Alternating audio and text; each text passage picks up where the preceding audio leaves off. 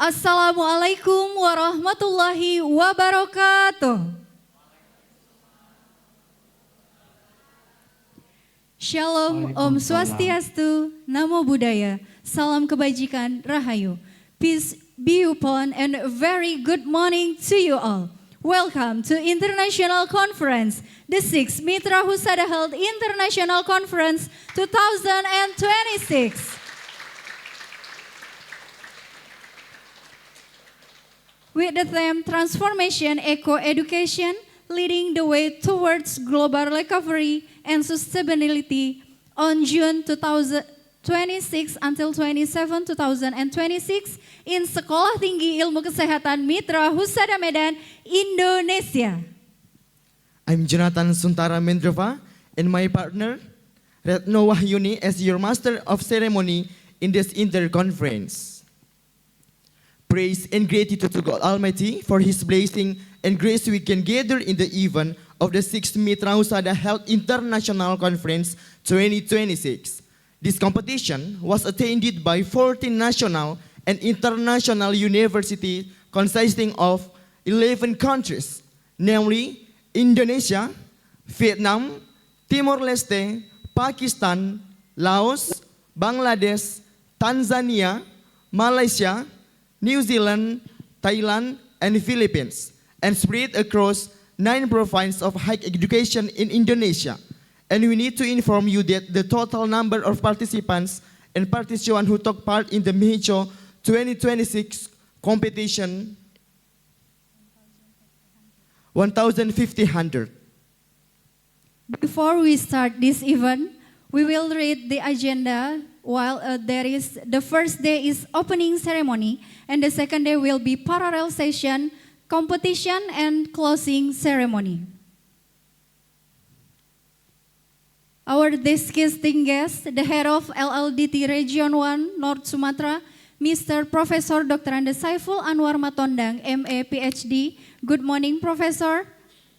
The Chairman of Foundation MITRA HUSADA Medan, along with the staff, the Chief of Stikers MITRA HUSADA Medan, Madam Dr. Siti Nurmawan Sinaga, SKM MKes, along with all of the staff. And also we say greetings and good morning, the representative of the co-host or campus partner from the Lincoln University College of Malaysia, representative by Professor Datuk Dr. Hajah Bibi Florina Abdullah. Good morning, Professor. Director Mahsa University, Professor Zahra Saad, Deputy of Director of Quang Tri Medical College, Vietnam, Ms. Letty Pau, First Vice Director of College of Health Savanaket, Laos, Mr. Nako Kam Seng Chan, MNSC, Stikers Medistra Indonesia, Jawa Barat, the Chief by Mrs. Dr. Leni Irmawati Sirait, SST MKes, good morning, Mirsis.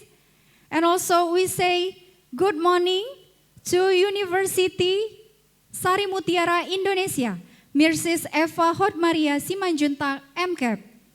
And also we say good morning to Horizon Universitas Indonesia, Mirsis Siti Sopiatun MKep, Poltekkes Kemenkes Langsa Aceh, Mirsis Cut Mutiah MKep. Universitas Awal Bros Batam, Stikers Flora, Heni Triana SKM MKes, Akbid Medika Bakti Persada, Mirsis Rika Novia Amra, Akademi Keperawatan Kes dan Binjai, Mr. Mompang Tua Parlagutan SKep Nurse MKep. We say greetings and welcome to Raja Mangla University of Technology Krungtep, Thailand, Mr. Sukit Purnaprasit. Welcome, sir. For the next University de Paz Timor-Leste, Professor Dr. Avelino Gutierrez, Korea. Welcome, sir. For the next Government College University, Faisalabad, Pakistan, Maulana Bashani Science and Technology University, Bangladesh, Tanzania Ministry of Health, Tanzania, West Africa, Mr. Ali Abdullah Ali. For the next Auckland City Hospital, New Zealand, School of Nursing, Philippine Women's University, Manila, Philippines. And also our host and also the participant university from Indonesia. Ladies and gentlemen, we continue our agenda. The first is singing national anthem of Indonesia Raya. To all the attendees, we invite to stand up, and to the all in virtual Zoom meeting, please be ready position.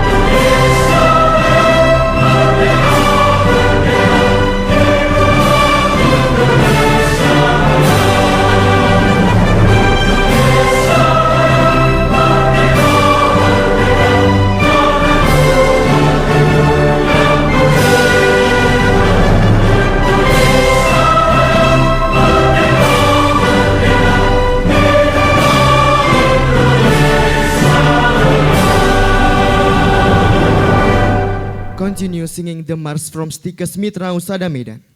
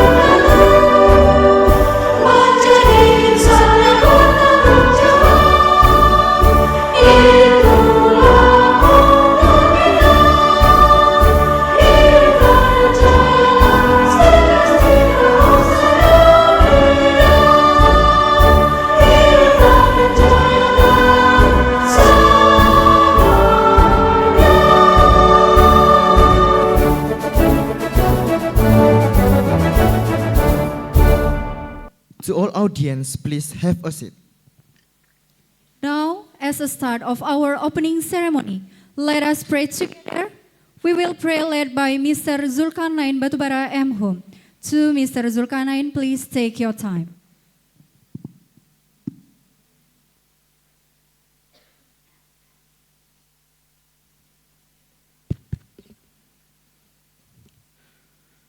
Assalamualaikum warahmatullahi wabarakatuh.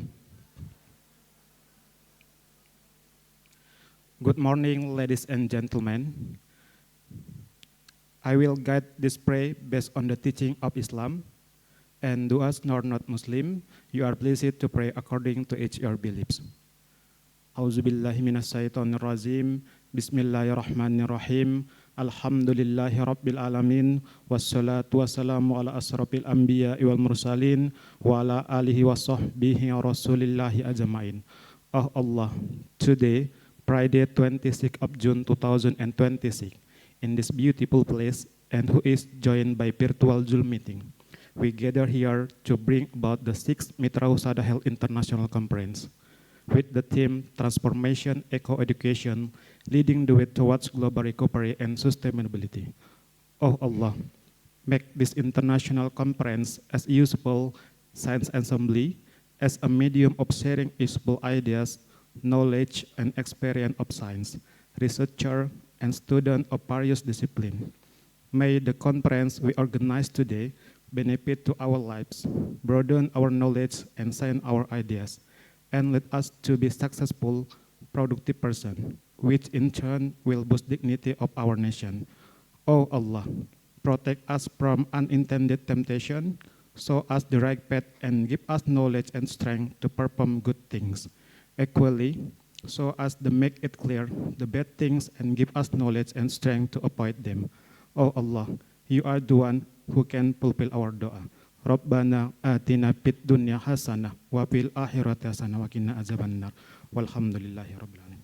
Assalamualaikum warahmatullahi wabarakatuh and good morning.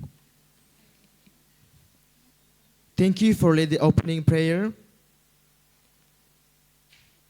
As a welcome to all of audience, let us all this performance by the students of Stikes MITRA HUSADA Medan featuring Indonesian dance. Please enjoy.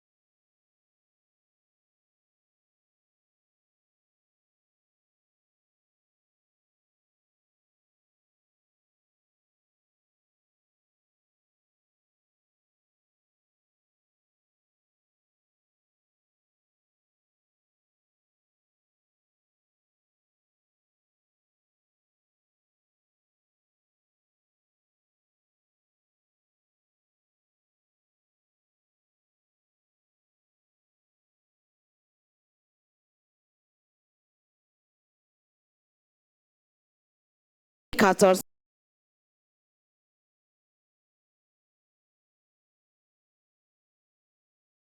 which require results and students to have international activities. So it's very, very important for student and teacher in kinerja in kalau di Indonesia namanya beban kinerja dosen or indikator key performance for teachers. Data related to participant and research article, we can report the academic enthusiasm for this year's conference was extraordinary. By the close of the registration period, the committee had received the following data.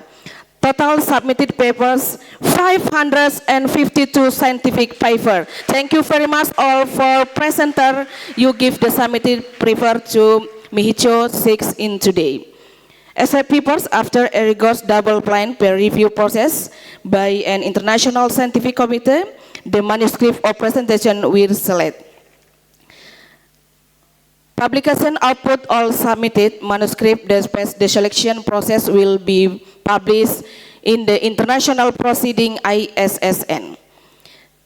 The number of registered participants of the learning management system and MIHHICo is 1,643. It's a very today. Terima kasih all, thanks to all participants. The objective of MIHHICo are to provide a global platform for researchers, academic, practitioners, and policymakers, and disseminate impactful research. To formulate innovative strategies for integrating sustainability principle into formal and informal education curriculum. To strengthen international research collaboration network between Indonesia and international universities. In closing, I would like to express my deepest appreciation and gratitude to the rector and all university leaders for the extraordinary moral and material support. I say thanks all to extend my gratitude to our international and domestic university collaboration partner, as well as the tireless work of all committee members who have carefully prepared this event. The research and participant will come to the discussion and network. The innovation idea emerging from this conference makes a significant contribution to a greener and more sustainable future for the Earth. Before the end in my result, please stand up. We want to yell. I'm so sorry for rector and leader for institution for region and Indonesia. We have a yell from Stikes MITRA HUSADA Medan. If I say Stikes MITRA HUSADA Medan, all participants and all presenters say innovative, integritas, service excellent. We try. Stikes MITRA HUSADA Medan. Inovatif, integritas, service excellent. Unggul, unggul, unggul. Thank you very much. Give applause for success for MIHHICo 6 in today. Thank you very much. Thank you for Mrs. Herna Rinayanti Manurung, STRK BDMKes, who has give the report.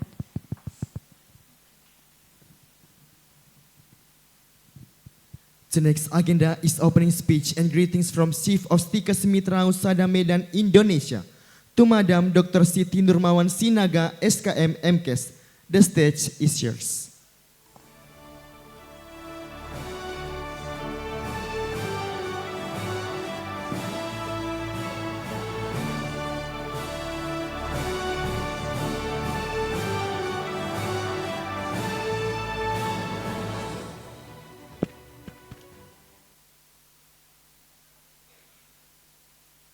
Good morning, ladies and gentlemen.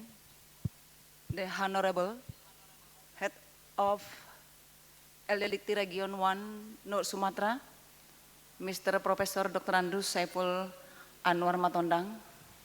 Welcome, sir. Pro Counselor Lincoln, University College, Malaysia, Profesor Datuk Haji Bibi Florina Abdullah, Deputy Director of Quang Tri Medical Vietnam, Miss Lee Tia Puang, Masai International Relations Director of Masa University, Malaysia, Profesor Zahra Binti Saad. All the keynote speaker, Lincoln University College Malaysia, Profesor Dr. Sandep Podar, College of Health Science Savannah Ket Lau, Miss Angkana Lasapon, Masa University Malaysia, Profesor Zahra Binti Saad, Universiada Daab PSG Timor Leste, Profesor Dr. Avelino, Raja Nangala University of Technology, Krung Thep, Thailand, Mr. Sukit Prasit, Quang Tri Medical College, Vietnam, Lee Dutch Koa, Tanzania Ministry of Health, Ali Abdullah Ali, Stikes Mitra Husada Medan, Mrs. Ribur Sinaga, Astaria Ginting, Tahan Escape, Kamalia Sinaga, Lisa Putri, Utami Damanik, Adelina Sembering, all the co-hosts and audience in this hall, and also joined by virtual Zoom meeting. It is the great honor for me, as the Chief of Stikes Mitra Husada Medan, to warmly welcome all of you this remarkable moment of collaboration at 6th Mitra Husada Medan International Conference, or MIHHICo 2026. This conference brings together participation from 11 countries, consist of Malaysia, Laos, Vietnam, Thailand, Timor-Leste, Bangladesh, New Zealand, Philippines, Pakistan, Tanzania, and Indonesia as representative for 6 provinces and 80 universities working hand towards of common goals today. They gather under a visionary theme that reflects the future direction to global education transformation, eco-education, leading the way towards global recovery and sustainable. This is meaningful global synergy is far more than a ceremonial event. The 6th MIHHICo represent a tangible implementation of strategic partnership guidelines and strengthening of the student affairs management and ranking information system, or singkat MAWA, both of the national and international levels. The cross-border collaboration demonstrates the achieving global recovery requires higher education institutions to work collectively, share knowledge, and build innovative solutions to address the challenge of our times. Commitment to impact ranking and eco-green initiatives. The theme closely aligned with our commitment to the time higher education impact ranking. Our focus extends beyond academic achievement within the classroom and appreciates the extent to which our institution can create meaningful and measurable contribution towards achievement of the Sustainable Development Goals, or SDGs. As higher education institution, the foundation of all innovation lies in the spirit of service excellence and meaningful contribution to the health sector are not only reflected in how we serve our students, but also in how to knowledge we created service associated with the highest standard equality and impact. Human health and environmental health are inseparable and concept widely recognized to one health, climate change, and environment degradation directly contribute to emergency virus global health and challenge. Therefore, through the collaboration of 1380 higher education institutions from 11 countries We are challenged to proud reset community engagement programs and healthcare innovation to are preventive, environmentally adaptive, and sustainable. We aspire to ensure that every idea generated through in this research and grassroots level and contributes to improving health, well-being, and quality of life of the communities around the world.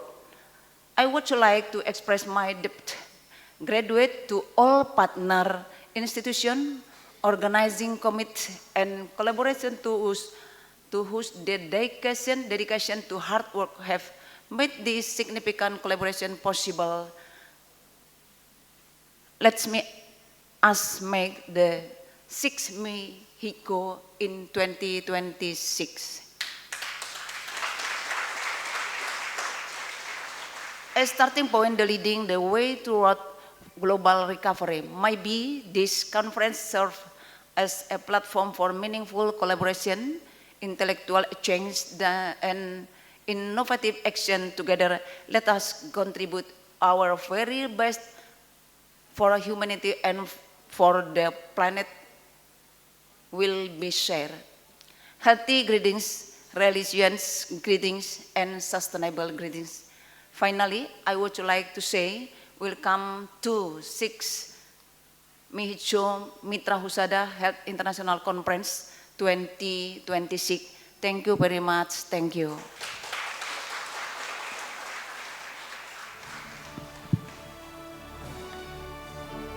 Thank you for Madam for opening speech and greetings. The next is opening remarks by the Pro-Consular Lincoln University College, Petaling Jaya, Selangor, Malaysia, to Professor Datuk Dr. Hajah Bibi Florina Abdullah. Hello, Professor. Okay, well, Professor, please take your time. Yeah, thank you. Assalamualaikum and good morning, everyone. Especially, I would like to address our Chief of Speakers, MITRA HUSADA Medan, Indonesia, Dr. Siti Nurmawan Sinaga, SKM MKes. And of course, to all the distinguished keynote speakers, respected delegates, esteemed colleagues, researchers, educators, healthcare professionals, ladies and gentlemen. It is indeed a great honor and privilege for me to be part of this 6th MITRA HUSADA Health International Conference 2026 here in the beautiful city of Medan, North Sumatra. First and foremost, I would like to extend my heartfelt congratulations to the organizing committee for bringing together scholars, educators, healthcare leaders, and practitioners from various countries under a highly relevant and timely theme, Transformation Eco-Education, leading the way towards global recovery and sustainability. We gather today at a pivotal moment in history. The world continues to navigate the long-term impacts of global health crisis, rapid technological advancement, and climate change, and evolving societal needs. These challenges remind us that education can no longer remain static. It must be transformative, adaptive, and sustainable.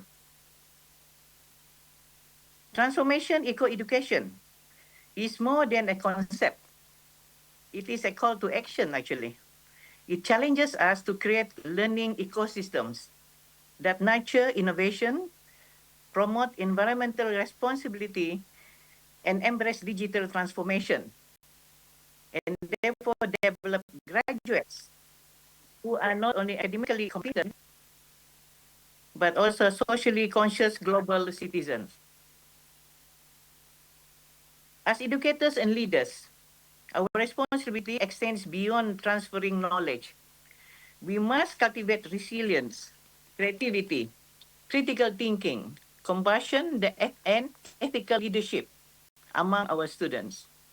The future healthcare workforce must be equipped not only with clinical expertise, but also with the ability to respond to global challenges, through interdisciplinary collaborations and sustainable practices. I'm particularly pleased to acknowledge the excellent relationship and long-standing collaboration between MITRA HUSADA and Lincoln University College, Malaysia. Over the years, our institutions have built a strong partnership founded on mutual respect, shared values and academic excellence, and a common vision of empowering future generations. These partnerships demonstrate that when institutions work together across borders, we create opportunities that are far greater than what any one institution can achieve alone. Through collaborative research, academic exchanges, innovation initiatives, and capacity building programs, we are building bridges that connect knowledge, cultures, and communities. Looking ahead, I believe the next level of institutional excellence lies in three key areas. First, we must embrace digital and AI-enabled education while maintaining the human touch that remains central to healthcare and learning. Second, we must strengthen international collaboration and multidisciplinary research that addresses real-world challenges and contributes to sustainable development goals. Third, we must focus on producing future-ready graduates, individuals who are globally competent, environmentally responsible, and technologically agile, and committed to serving humanity. These institutions that will thrive in the future are not necessarily the largest, but those that are most adaptable, innovative, collaborative, and purpose-driven. So let this conference serve as a platform for meaningful dialogue, innovative ideas, and strategic partnerships. Let us learn from one another, challenge conventional thinking, and work together to shape an educational ecosystem that supports global recovery and ensures a sustainable future for generations to come. So on behalf of Lincoln University College, Malaysia, I would like to express our sincere appreciation to MITRA HUSADA for their friendship, trust, and continued collaboration. We look forward to expanding our partnership and also achieving even greater milestones together in the years ahead. I wish all participants a fruitful conference, engaging discussions, and a memorable experience in Medan. Thank you. Assalamualaikum and a very good day to all of you. Thank you. Thank you so much for the Professor Datu who has given the opening remarks. The next is opening remarks by the first Vice Director of College of Health Savanakhet, Laos, to Mr. Nakhonekam Sengchan, MNSG, for their time issues.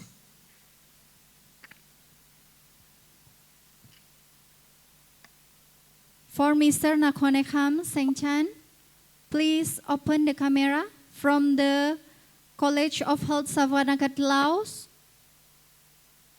Okay, please take your time, Mr. สวัสดีทุกท่านเรียนคณะบดีคณะบริหารมหาวิทยาลัยต่างๆระดับแขกผู้มีเกียรติครูอาจารย์นักขุดขั้วพนักงานสาธารณสุขและนักศึกษาทุกท่าน Good morning, everyone. Distinguished rectors and leaders of MITRA HUSADA Medan University College, honored guests, fellow academics, researchers, healthcare professionals, and students. ข้าพเจ้านครคำแสงจันทร์รองผู้อำนวยการวิทยาลัยศาสตร์สุขภาพสวนเขตรู้สึกเป็นเกียรติและยินดีหลายที่ได้เข้าร่วมกรมประชุมวิชาการนานาชาติด้านสุขภาพมีทางสระท่านที่6 I'm Nakhon Sengchan, Vice Director of College of Health Science Savanakhet. It is my great honor and pleasure to participate in the 6th MITRA HUSADA Medan Health International Conference. ก่อนอื่นข้าพเจ้าขอแสดงความขอบใจอย่างจริงใจต่อมหาวิทยาลัยมิตราฮุสดะสำหรับการเชิญของท่านการเข้าร่วมในครั้งนี้ มีความหมายอย่างยิ่งสำหรับพวกเราเนื่องจากครั้งที่4ที่สถาบัน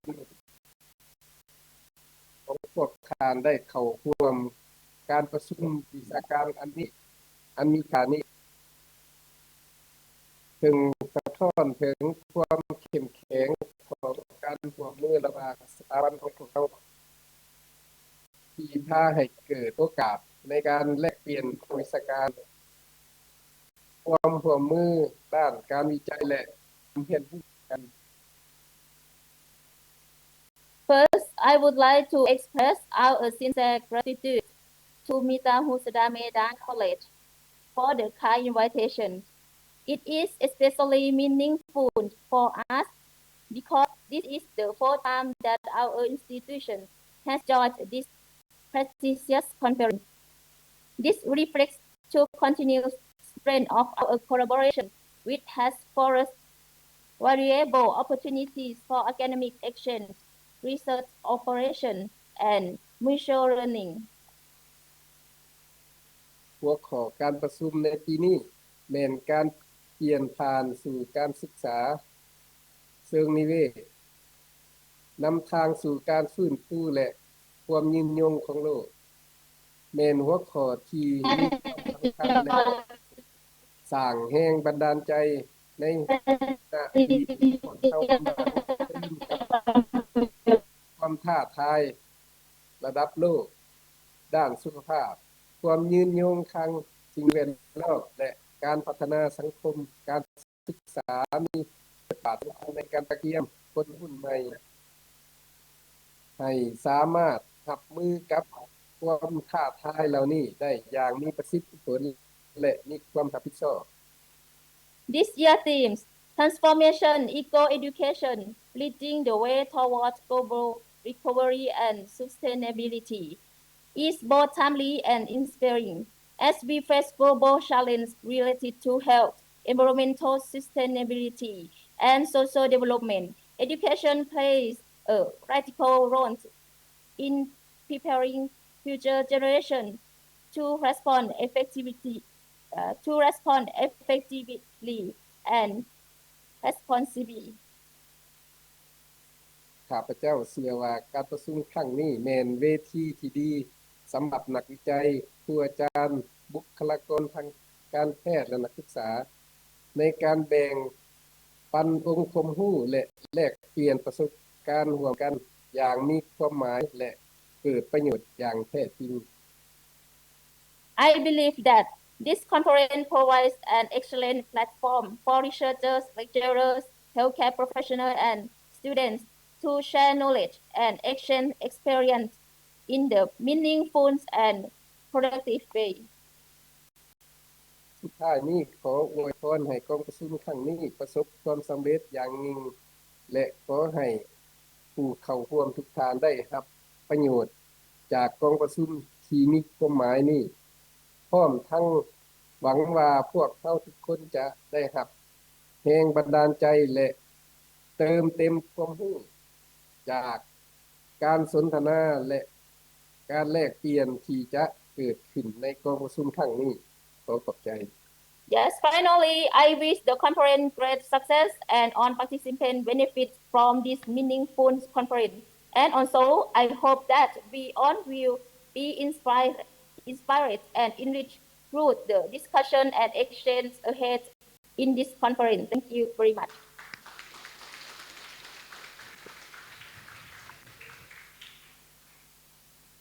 We say thank you for Mr. Nahonekam. Well, ladies and gentlemen, we continue the next opening remarks by the Deputy Director of Quang Tri Medical College, Vietnam, to Mrs. Lethy Pong. Good morning, Miss Lethy Pong. Okay, please take your time.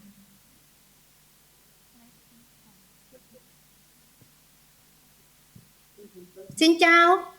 Salam alaikum. Waalaikumsalam. Sawadee. Sawadika. Swadika. Good morning. Good morning, Miss. Good morning. Good morning, Dr. Siti, the chief of Sedikit MITRA HUSADA, Medan, Indonesia. Good morning, everyone.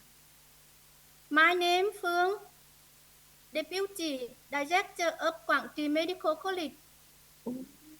I'm happy to join the conference today. This is the third time my colleagues and join Starkit International Conference. It's a good opportunity for us to meet and learn good lessons from professor and lecturer from Malaysia, Timor Leste, Tanzania, Philippines, Bangladesh, Laos, New Zealand. I hope we have a successful presentation and sharing digitally together. Again, I wish you all happiness and good success. Thank you very much. Okay, thank you very much. Thank you very much to Mrs. Letty Pong who has given the opening remarks.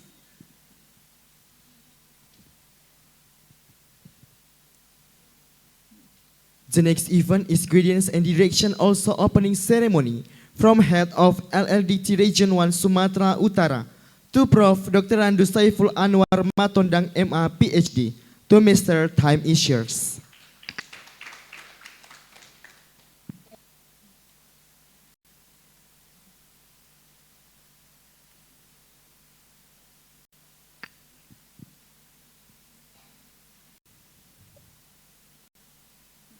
Bismillahirrahmanirrahim. Assalamualaikum warahmatullahi wabarakatuh.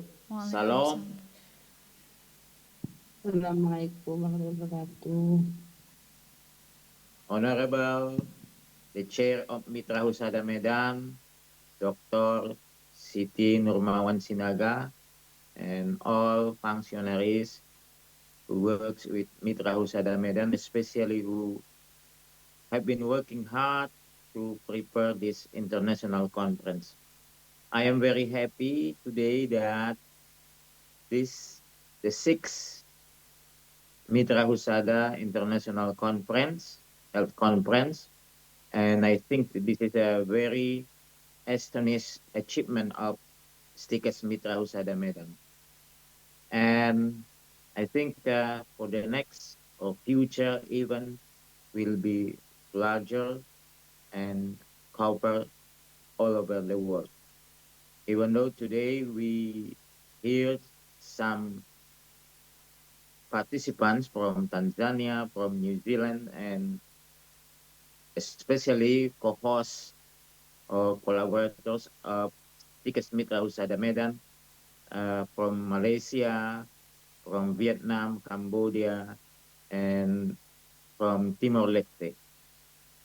Once more, I am very glad that STICAS MITRA HUSADA Medan has been working hard to prepare this event. And today I see the topic will be discussed is about eco-education transformation. Yes, especially our goals in Indonesia is to transform a higher education system from static one to be more dynamic, especially in two factors. The first is the need of our stakeholders in order to prepare our students much more professional in the future. The secondly, the use of digitalized instrument tools for health, for hospitals, and for clinics. And those two factors, most important thing to be discussed in order to prepare our students much better in the future. And the next is, I am also very glad today that our participants are coming from not only Indonesia, but from Tanzania, from Africa, and also from New Zealand. It is very important for us that Stikas Mitra Husada Medan is one of the higher education, especially for health education in Indonesia and North Sumatra, that achieve very important international collaboration in publication, in seminar, in conference, and also to more wider cover can be done in the future, like exchange experts, Mitra Husada, and our local partners from health in education in Indonesia would be joined to make our goal is wider than now. Not only for publication, seminar, or conference, but also we have can be expert exchange between or among the country of collaborators today. So that's my expectation for the future in order to make our young research talent to be recognized in international level, not only in books publication, journal publication.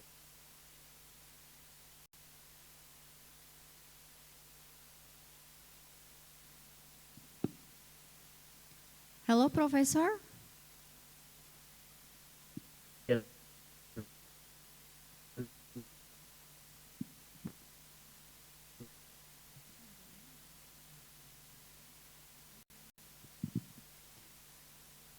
Maybe there are still unstable.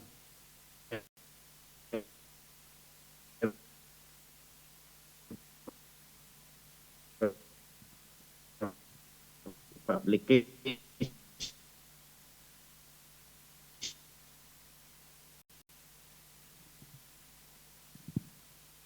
Well, ladies and gentlemen, we still waiting maybe for Mr. Professor Saiful Anwar Matondang.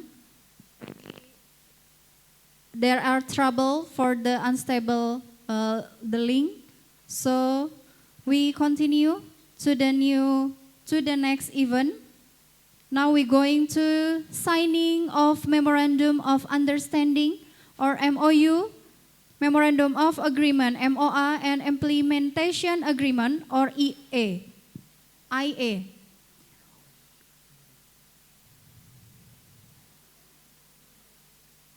Okay, we still waiting to Professor Saiful Anwar Matondang.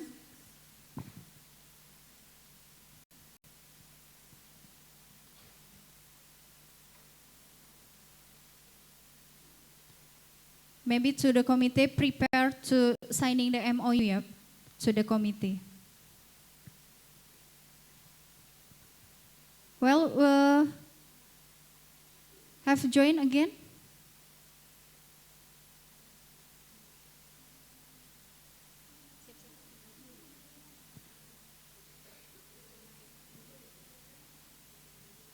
Well, to Mr. Professor Saiful Anwar Matondang, maybe there is the trouble from the link.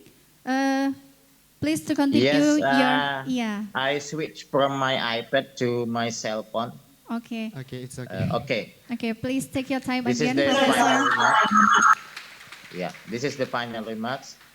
I welcome all delegates, all distinguished speakers and guests today, and I hope who come to Medan enjoy culinary of North Sumatra and also some tourist destination around Danau Toba and also in Bukit Lawang and Brastagi.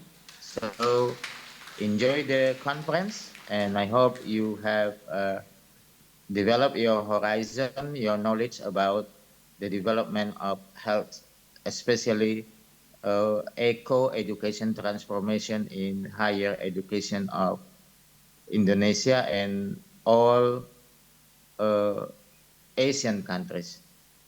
So I officially open this conference with basmalah as Bismillahirrahmanirrahim. Semoga conference ini membawa manfaat bagi kita semua. Amin. Thank you very Ya much. Rabbal See Alamin. you next time. Thank you for Mr. Professor Dr. Anda Saiful Anwar Matondang, MA PhD, who has opening the official this event and also give the guidance and direction.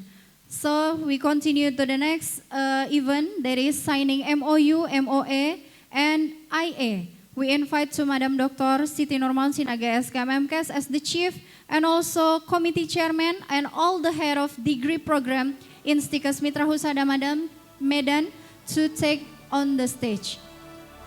The first institution from Quang Tri Medical College, Vietnam. We will signing and also take the picture implementation agreement. Representative by Vice Director Quang Tri Medical College, Vietnam, Mrs. Letty Phong. Miss Letty Phong. Okay, okay. Okay, we will take the picture, Miss Letty Phong. Okay, yeah, we can see you. Okay, we will take the picture. 3, 2, 1.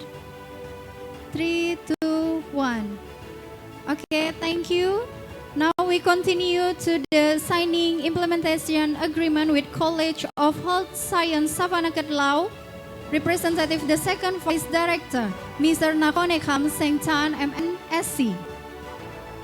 Savannah Law to Mr. Nakonekam Sengchan. Please open the camera.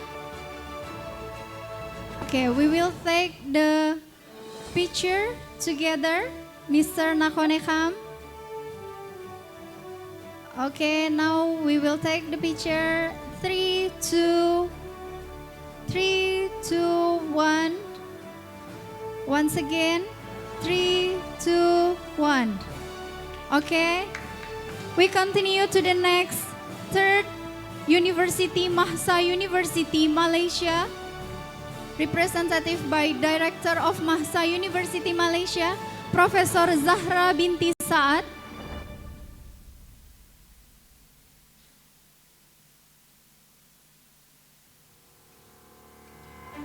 Hello, Professor Zahra. Yes, yes.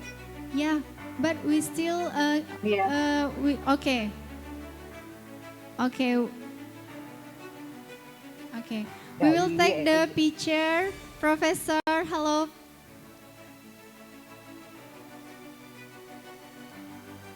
Okay, we will take the picture to signing the implementation agreement.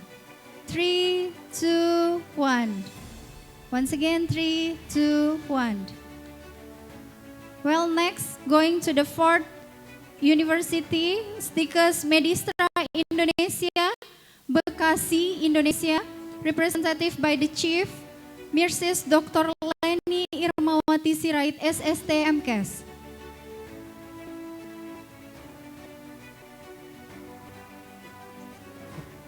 Okay, we will take the picture. 3, 2, 1.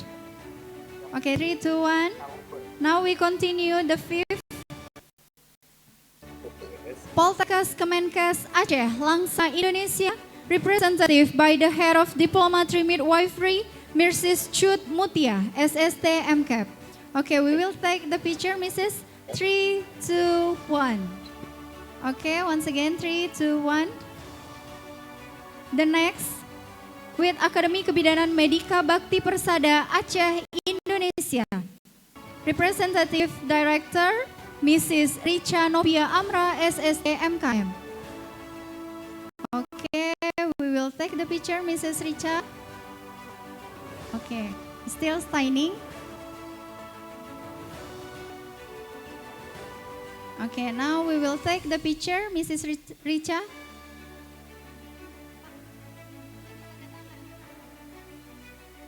Okay, maybe you can di bawah wajah, Bu. Di dekat dada. Di dekat dada, Bu.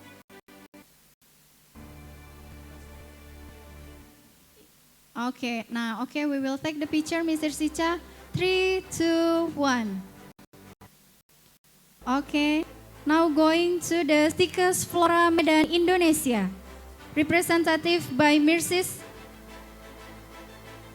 Heni Triana SKM SCAP Nurse MCAS. Okay, we will take the picture, Mrs. Heni. 3, 2, 1. Okay. Now we're going to the Universitas The Hasan Bengkulu, Indonesia. There will be signing MOU and IA by Dean of Faculty Health Science, Nurse Berlian Kandosianipar. Okay, we will take the picture, Mrs. Nurse Berlian. Okay, we will take picture 3, 2, 1. Okay, now we're going to the next. Now we're going to the next Akademi Keperawatan Kesdam Binjai, Indonesia, Mr. Mompang Tua Parlagutan. Okay, now we're going to the take a picture together. MOU, MOA, and IA. Okay, we will take the picture. Oh yeah, 3, 2, 1. Once again, 3, 2, 1. Okay, thank you so much. We're going to the next university. There is Universitas Sari Mutiara, Indonesia. Representative by the head of degree midwifery, Mrs. Eva Hotmaria Simanjunta, MCAP.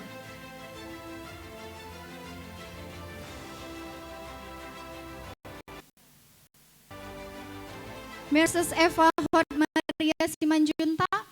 Okay, we will take the picture. We will take the picture. Okay, 3, 2, 1. Okay. Okay, thank you, Mrs. Eva. And the last to the signing MOA and IA with Horizon University Indonesia, West Java, Indonesia. Representative by Elda Wati SCAP MCAP PhD. Okay, Mrs. Elda, we will take the picture together. Okay, yeah. Nah, okay, we will take. Okay, once again, maybe, Mrs., because we cannot see the MOU, MOE, once again. Di bawah wajah, Ibu, mohon maaf. Di bawah wajah. Ya, ya, oke, ya, seperti itu, Bu. Oke, baik, kita ambil untuk dokumentasi 3, 2, 1.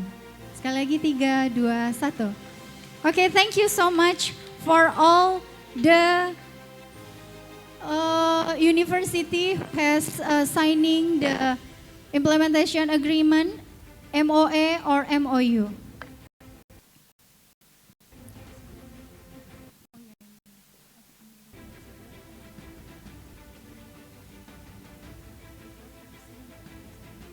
Ladies and gentlemen, before we are closing the open ceremony, now we are documentation photo. These are the agenda in opening ceremony in this international conference.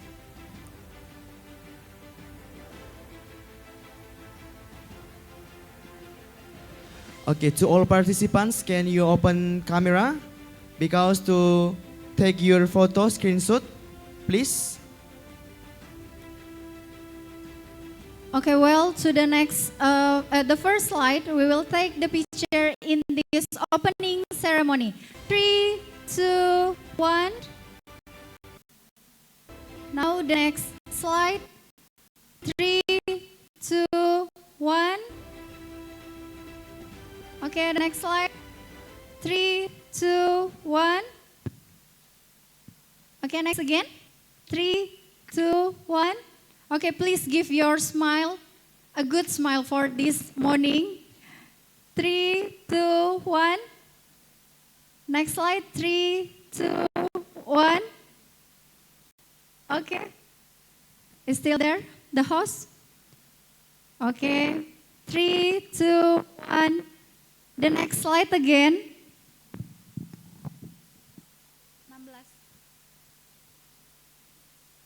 Okay, because there are 6 slides to take the picture in this opening ceremony, and that's all. We have take the documentation photo, and we will tell to you, the all audience or the participant, the committee will be send the drive or for the documentation photo, and you will be take the photo on the Google Drive.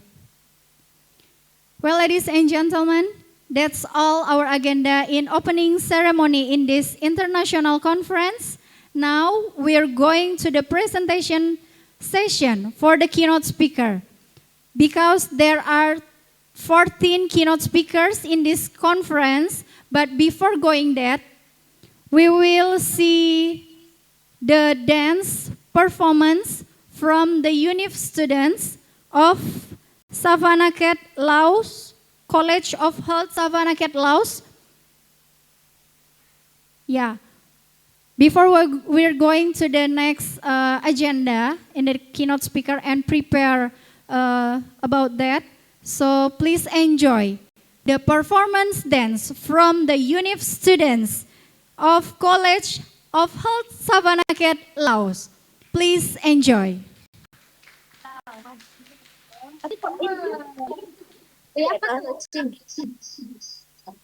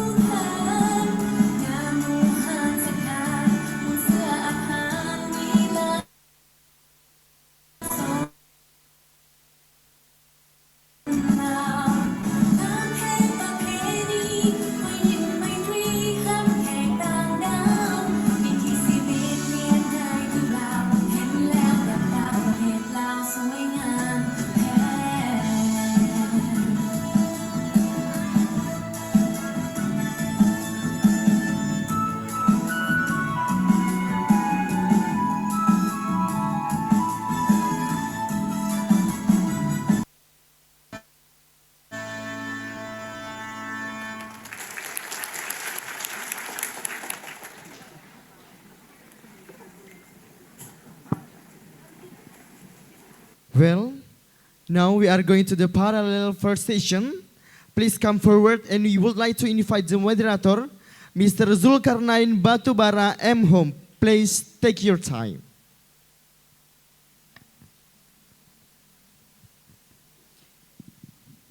But before the continue and prepare to Mr. Zulkarnain, please take your time. We want to greetings and say hello to the first keynote speaker who has joined in the virtual Zoom meeting, Miss Madam Christina Rosa T. Orbasa from New Zealand. Hello, Madam Christine. Hello, good morning. Good morning. morning, How Madam. are you today, Madam? All good. All good. Thank you so much. And our keynote speaker, the second keynote speaker, from Professor Dr. Zahra Binti Saad. Good morning, Professor.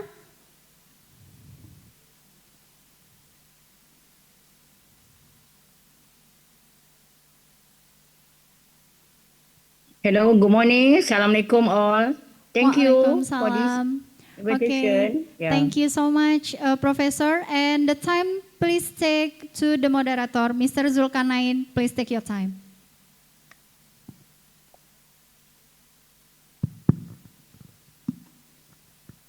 Cek.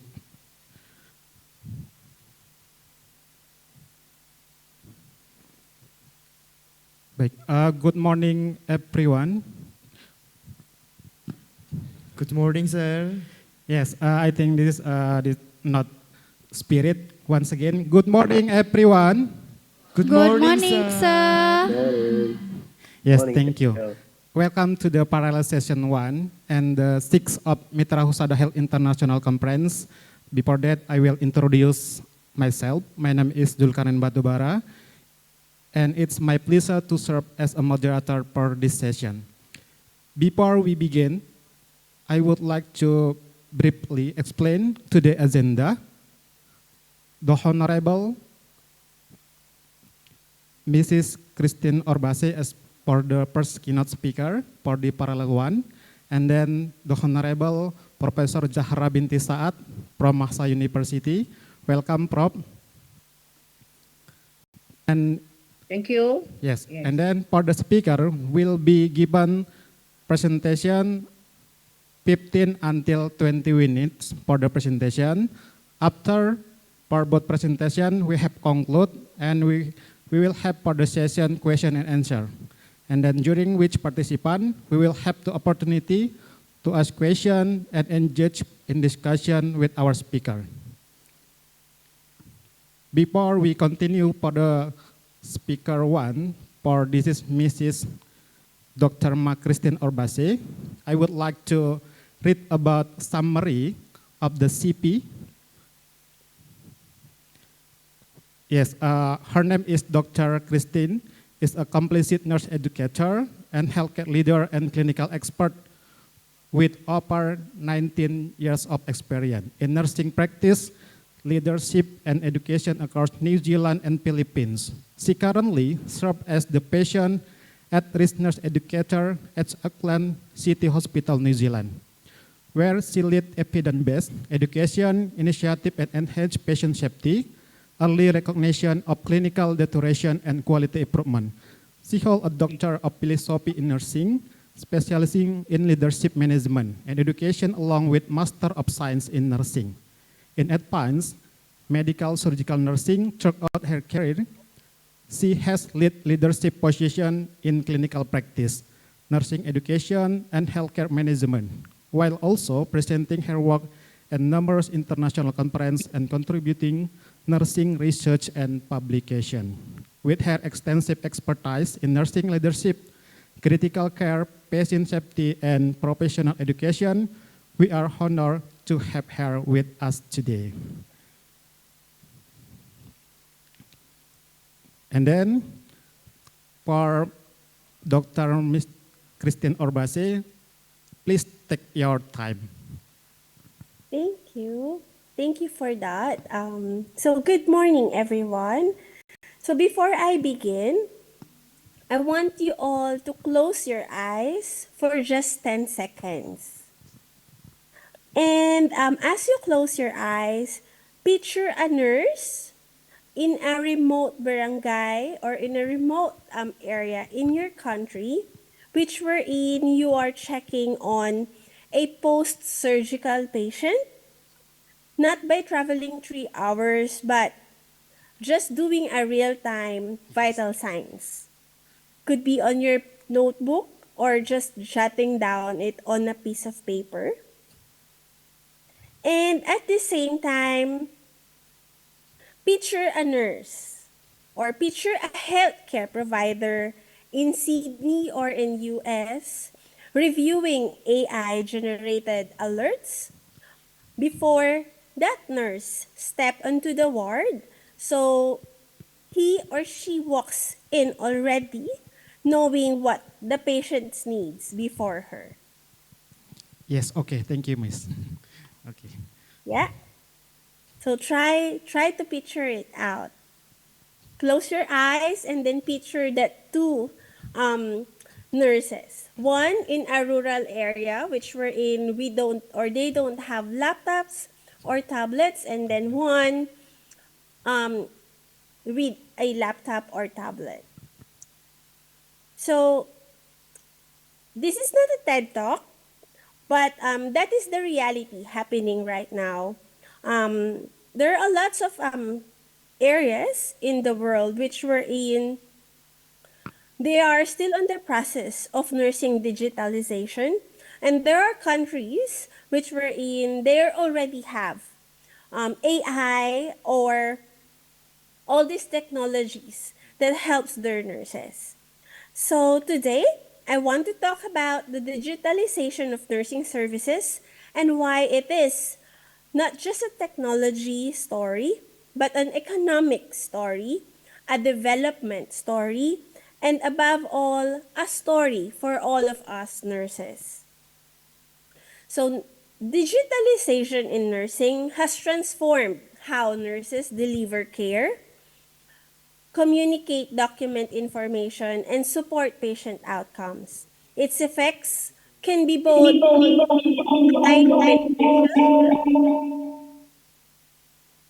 highly beneficial and at the same time challenging depending on implementation, training, and access of our technology.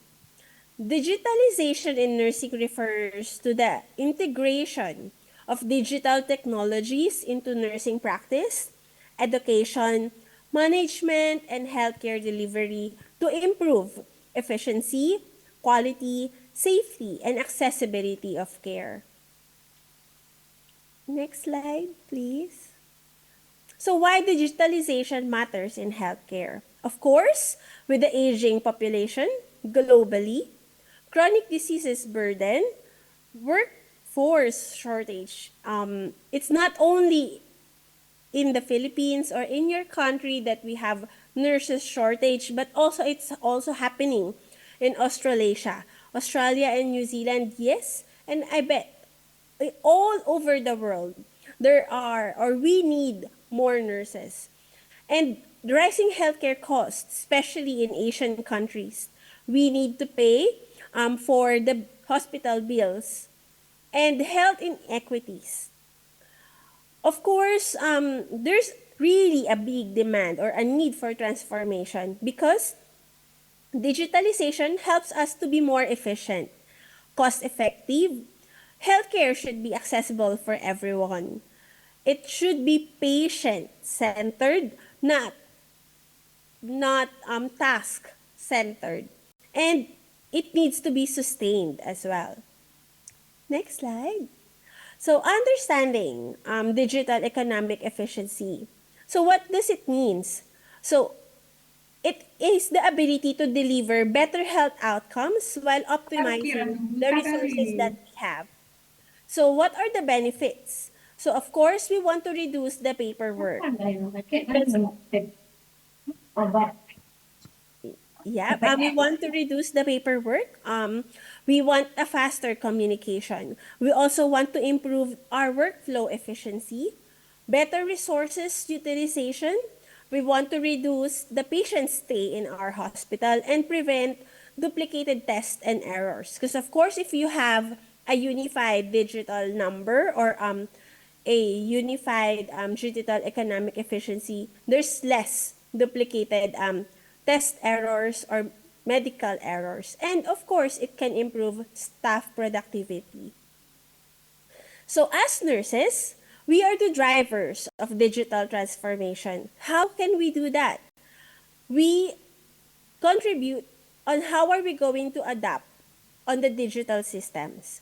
We are the one who collect data and do documentation. Still, even if we are going to that digitalization, we are the one who make clinical decision making. We need to educate patients. We have telehealth delivery, or we are the one who run the telehealth delivery. We need to still monitor our patient quality improvement initiatives, yes. And then, of course, as nurse leaders, we need to help shape that digital healthcare policies and innovation. Next slide. So there are a lot of key of digital technologies now in nursing. We have electronic health records or EMR. We have telehealth and virtual cares. That is what we do if we are unable to go to a specific rural areas.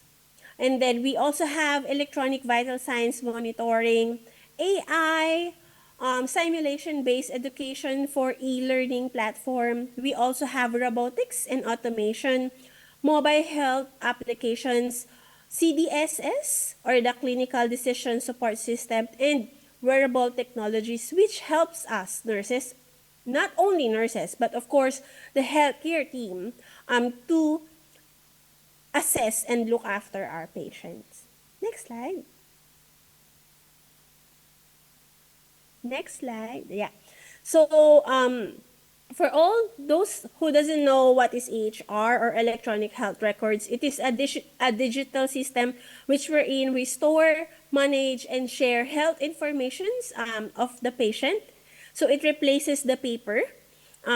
This is quite good because it improves accuracy and accessibility. Everyone, or the doctors, nurses, and specialists can see or can review the patient's details through computer. Telehealth as well. So as what I've mentioned earlier, we provide remote healthcare delivery using video consultations, which I know Indonesia, Malaysia, or Asian countries are also doing. Or if you're not, you're going into that stage as well. Here in New Zealand and Australia, and I know in other countries, like we are, or they're also utilizing video consultations. Yeah. So we also have mobile health applications which are in, they uses smartphones and tablets, and then you can just track whatever medications the patients need, vital signs, and care coordination if needed. Same with clinical decision support system. So this is where the alerts are coming from. So granting, for example, in our hospital, we do use this. So if there's a code or a patient who's deteriorating, there's a notification and alert for this medical team. Where are they going to go? What's going to happen to the patient, or what is happening to the patient? And it helps us for clinical decision making. Next slide. Yeah. So this is our EHR. So what is the benefits? Of course, it improved communication. There's less medication error. It's faster access to the patient's information as well. And of course, like there's better clinical decision making because everyone or all the medical team who is in charge of that patient, they can put their opinions and thoughts as well. And it's easy for them to communicate with each other. Yes, next slide. So yeah, as what I've mentioned, that is our EHR. So this is how it works. So it goes like EHR can be more on opioid medication management. It is also for risk screening, managing deterioration. So if you want some blood products as well, so yeah, you can use that one. Next. For the telehealth and virtual nursing, so as what I've mentioned, this is how we do it. So you can, if you have a tablet, a phone, or a laptop, you can just talk to your doctor via Zoom or Teams, and then yeah, you can tell them what you need. So this is quite good because it reduces travel costs and hospital admissions as well. But of course, there are pros and cons with this one because you cannot, you need to maintain that confidentiality and privacy as well. And it's, if you have wounds, it's quite hard for you to show that, oh, this is the wound. So yeah, there's pros and cons with that one as well. E-vitals and remote patient monitoring. Yes, this is what we use in our hospital. So it really benefits our nurses because rather than writing it in the notes, we just put it in the tablet, and then you can see the trend. And as the code team, it's also easy for us to see what is the real-time clinical monitoring that the ward nurses are doing for this patient. So yes. Next is, I'll show you how it works. So this is how it works in our hospital. So they just plot the respiratory rate, take the oxygen if they're on oxygen, and then whatever the nurses puts in here, it will automatically calculate whatever the score, and then upon the score, they will escalate it automatically to the healthcare team. Yep, AI, or we also, here in New Zealand, we use Claude, or there are a lot of AI in nursing, like Triagely, Armed Taskers, all of those AI-assisted diagnostic apps, chatbots. So we are using that one, and it's really helpful for us. It improves our clinical accuracy and resourcing of allocation. Next is robotics and automation. So we have, on the next slide, please. Next slide. Yep, so these are our robotics. So Australia have their own robots, which were in the, they go to the patient. So if you can see, this is the robot, and then this is their tablet. So they can just choose in there what do they want. How can the robots help them? But here in New Zealand, what we are using at the moment is robotics for our operations, like orthopedics, sometimes Opta, but yeah, mostly orthopedics. That's what we use. So this is the one that we use for our theaters, especially in the private hospitals. Yep, next slide. So we also have virtual reality for dementia patients. So we have Neurons VR. This is also like available in Australia. So they wear like a virtual reality one.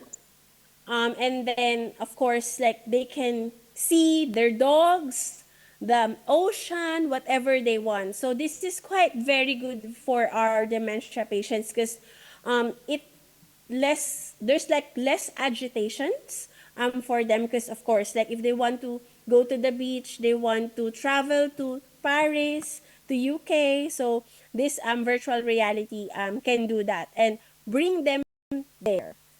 So yeah. Next is mobile health and technology. So as what you can see, we have lots of mobile clinical apps that we use, medication reminder, health tracking applications that our patients are using. So it's available in Australasia as well. So it improves self-management for patients, and they also have a real-time communication with the healthcare team. Next slide. What are the benefits of this nursing digitalization? After presenting to you all of those nursing digitalization that's happening currently, there's a lot of benefits, of course. First is it improves patient safety.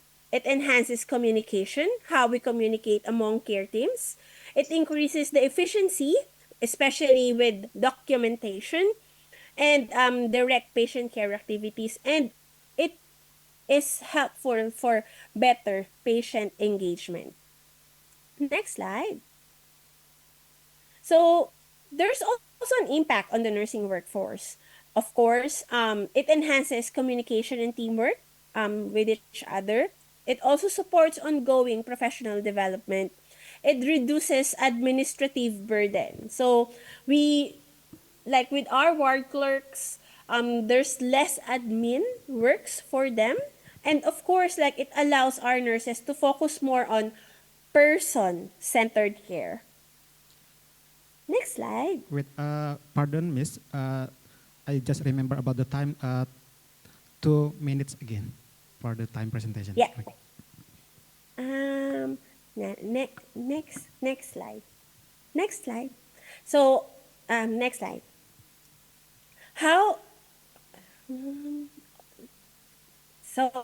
For supporting the sustainable. Next slide.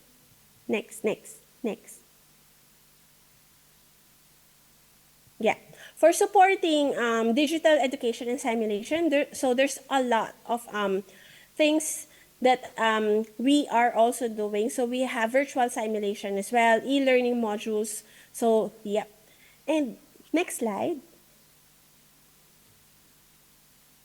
So yeah, so how this is linked to sustainable development goals of for good health and well-being, quality education, gender equality, decent work and economic growth, industry and innovation and infrastructure, and it reduces inequalities, and of course, partnership with the goals.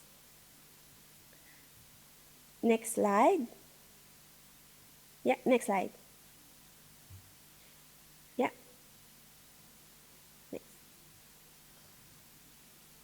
Next slide. Yeah, so these are just like the challenges in nursing digitalization. Of course, if there's like a pros, there's also cons. So what I wanted you to be mindful of is always look after the privacy and confidentiality of our patients. And of course, like make sure that you are really trained for this in order for you to operate this nursing digitalization technologies as well. Yep, next slide. Yep, next slide. Yes, next slide. Next slide. Next. So this is just like the future trends in the nursing digitalization. So we are looking into the whole world to have these future trends in nursing digitalization. Of course, one day those robots will also go in Asian countries. AI, assisted nursing, the wearable the health technologies, all those digital nursing education and simulation. Yes.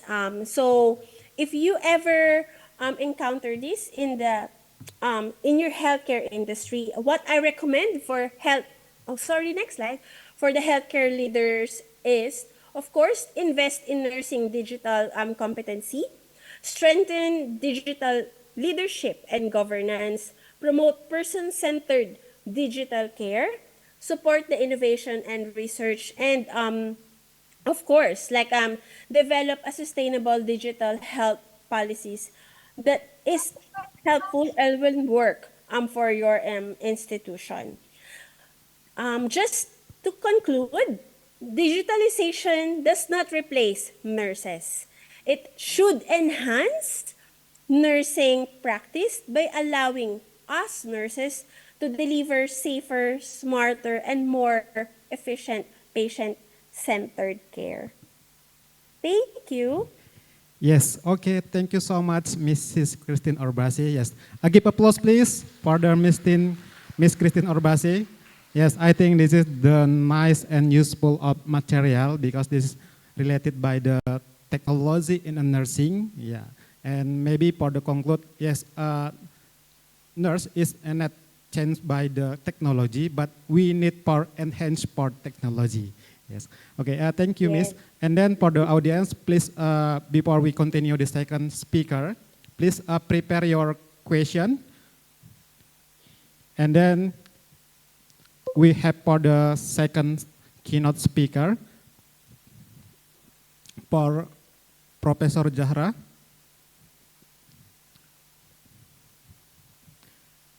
Hello. Hello, Professor Zahra. I can't hear.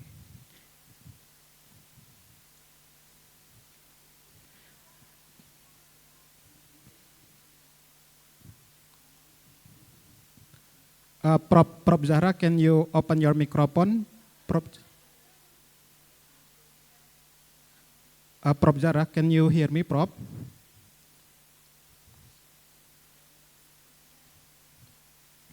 Once again, Prof. Zahra, can you hear me, Prof?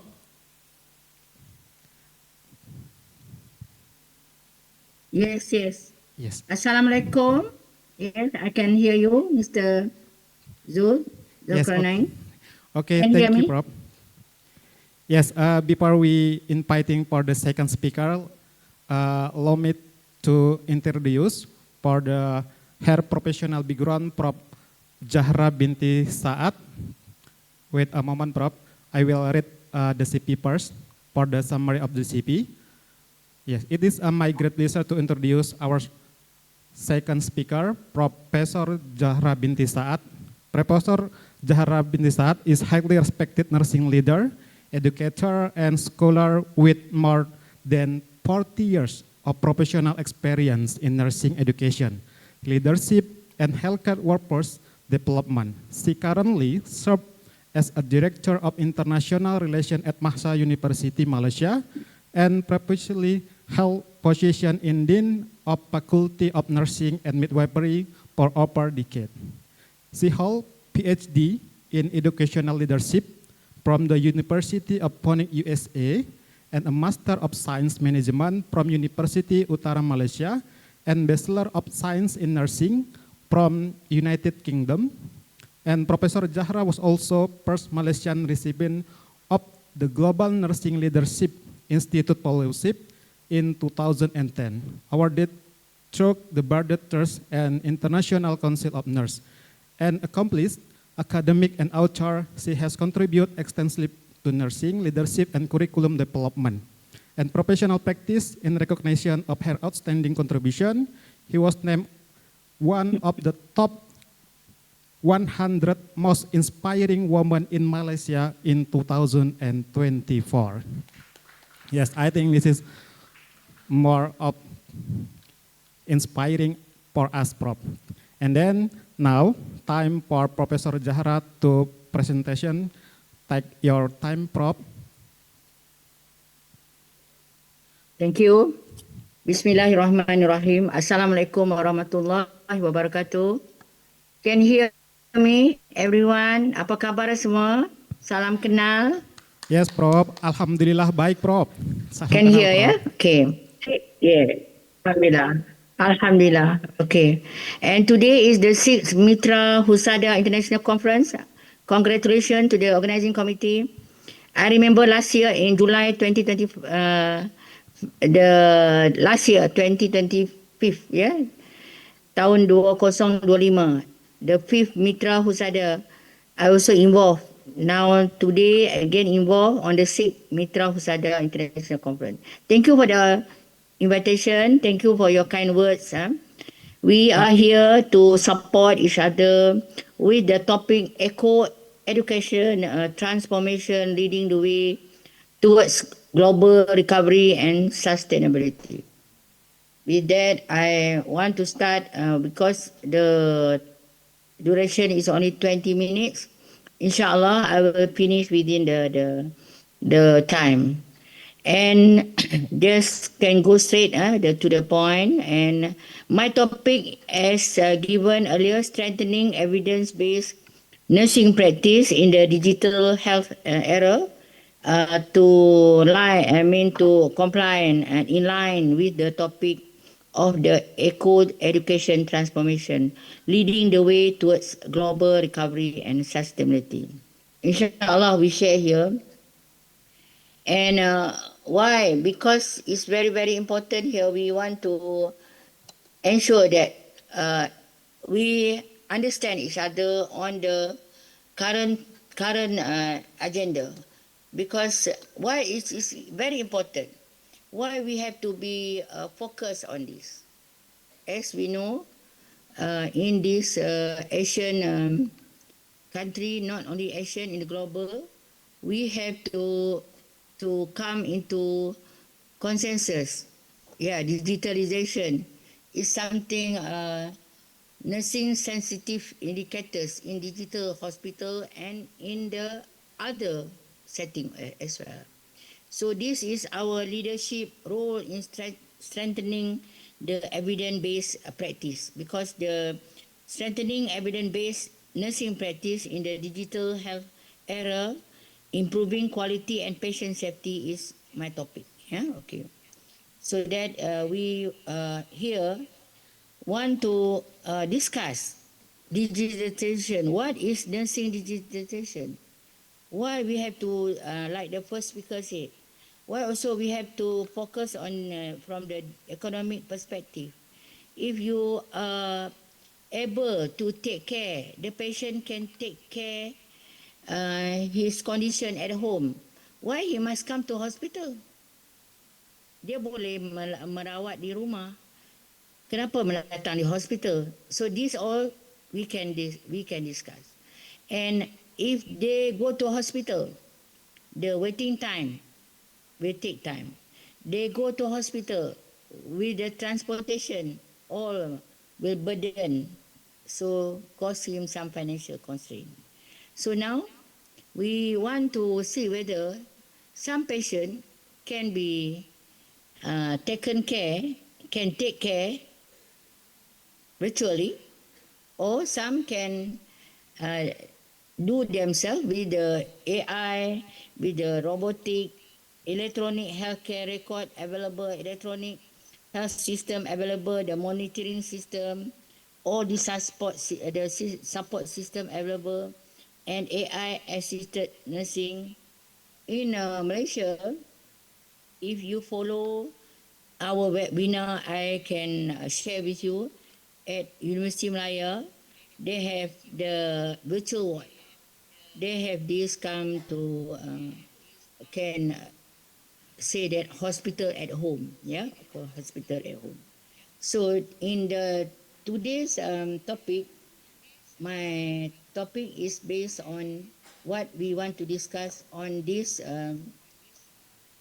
on the okay. Now we can go to the next slide. Okay, we can go to the next slide. Okay. Okay, because whatever we do, we should be together, because this concept of digitization, we must have the collaboration. How about the medical device? How about the AI, automate, all this, we want to be together, because in having these skills, we should have people who have interest. Then some maybe do not know how to use all this AI technology. They have to learn, because we have no choice. There really a need. That is not an option. We have to learn, and we need to learn, because the topic today is strengthening evidence-based nursing practice in the digital health era, improving quality and patient safety. Because at the end of the day, patient safety is our focus. At the end of the day, we want to give a quality nursing care. Okay, next slide. Next one. Because important of us, I can understand with 300 over with participation virtually, also more than 1,000 plus. The importance of quality in nursing and midwifery. We have also other healthcare. The direct impact on patient outcome is, of course, will be the patient safety and patient satisfaction. That is most important. So enhancing the professional reputation and trust in healthcare institution is our aim. Okay. So with that, let us see overall the benefit of having this.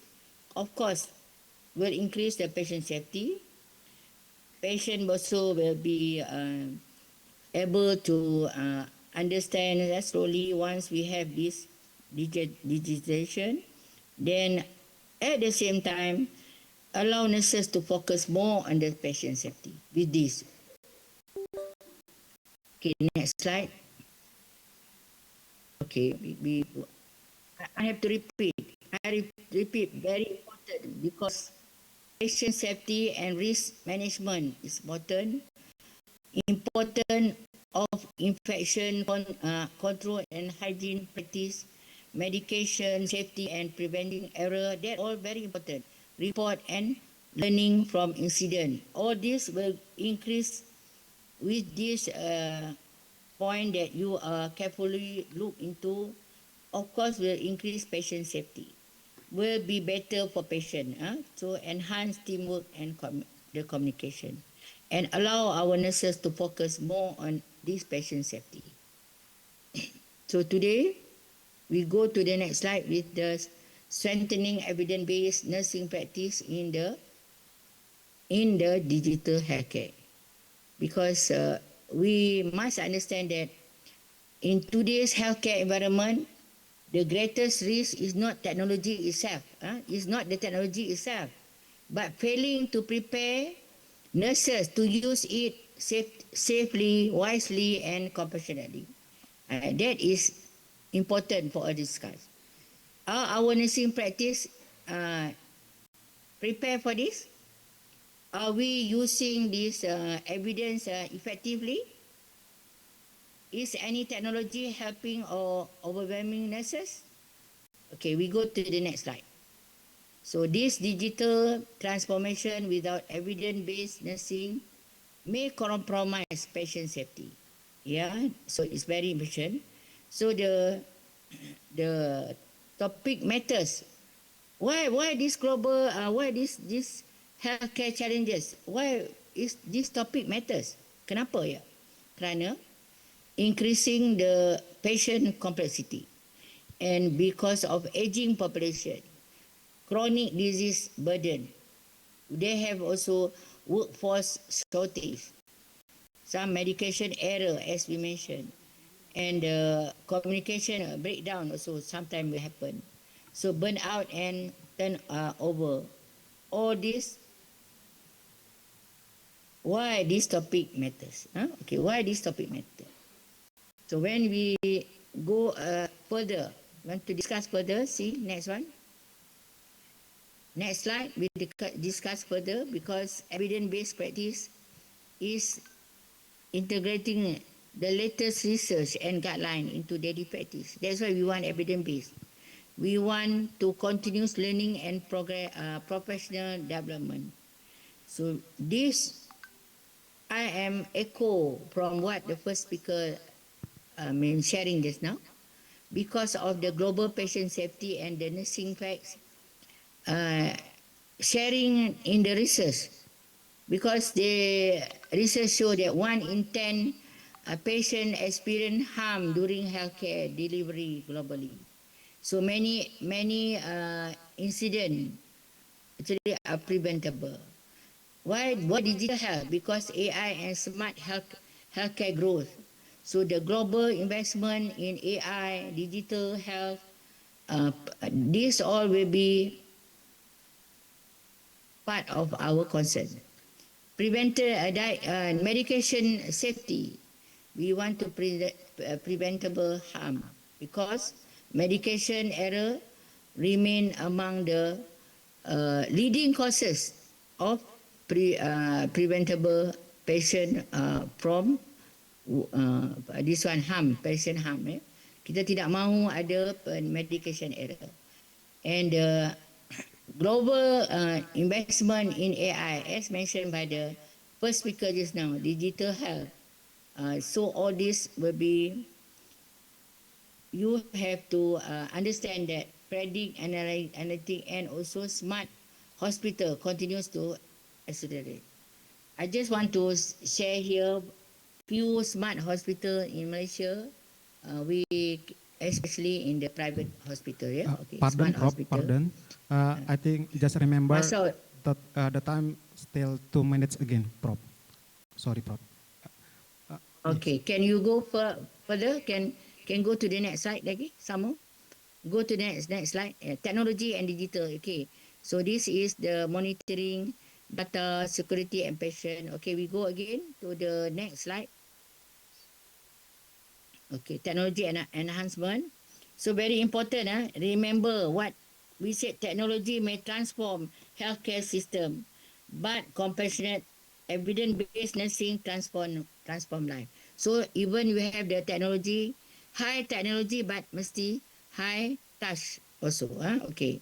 So whatever it is, evidence-based still is very important, because evidence-based nursing practice is the core for us, because evidence-based practice is not replacing nursing judgment.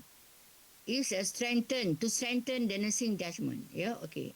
Why? Because the best quality nursing practice is evidence-based practice, transform knowledge and safer patient safe.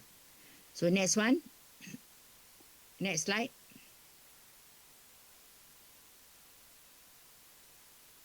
Okay, evidence-based. We go to the patient-centered care. All what we do is toward the patient-centered care, because every decision we make at the bedside should be informed by the best available evidence. No, with the digitalization and with the AI and all this, you should be able to screen. Whatever it is, you cannot trust the AI 100%, of course. You must have knowledge. That's why whatever it is, your knowledge is your power. You should use the decision making based on your professional knowledge. So every decision we make at the bedside should be informed by the best available evidence. So today that evidence travel through digital tools. So that evidence today travel through the digital. So our role is to connect the two. Understand? To connect the two. So in the remote healthcare example, healthcare is now in the remote. Okay, so patient expect personalized also. So how to give the up-to-date care?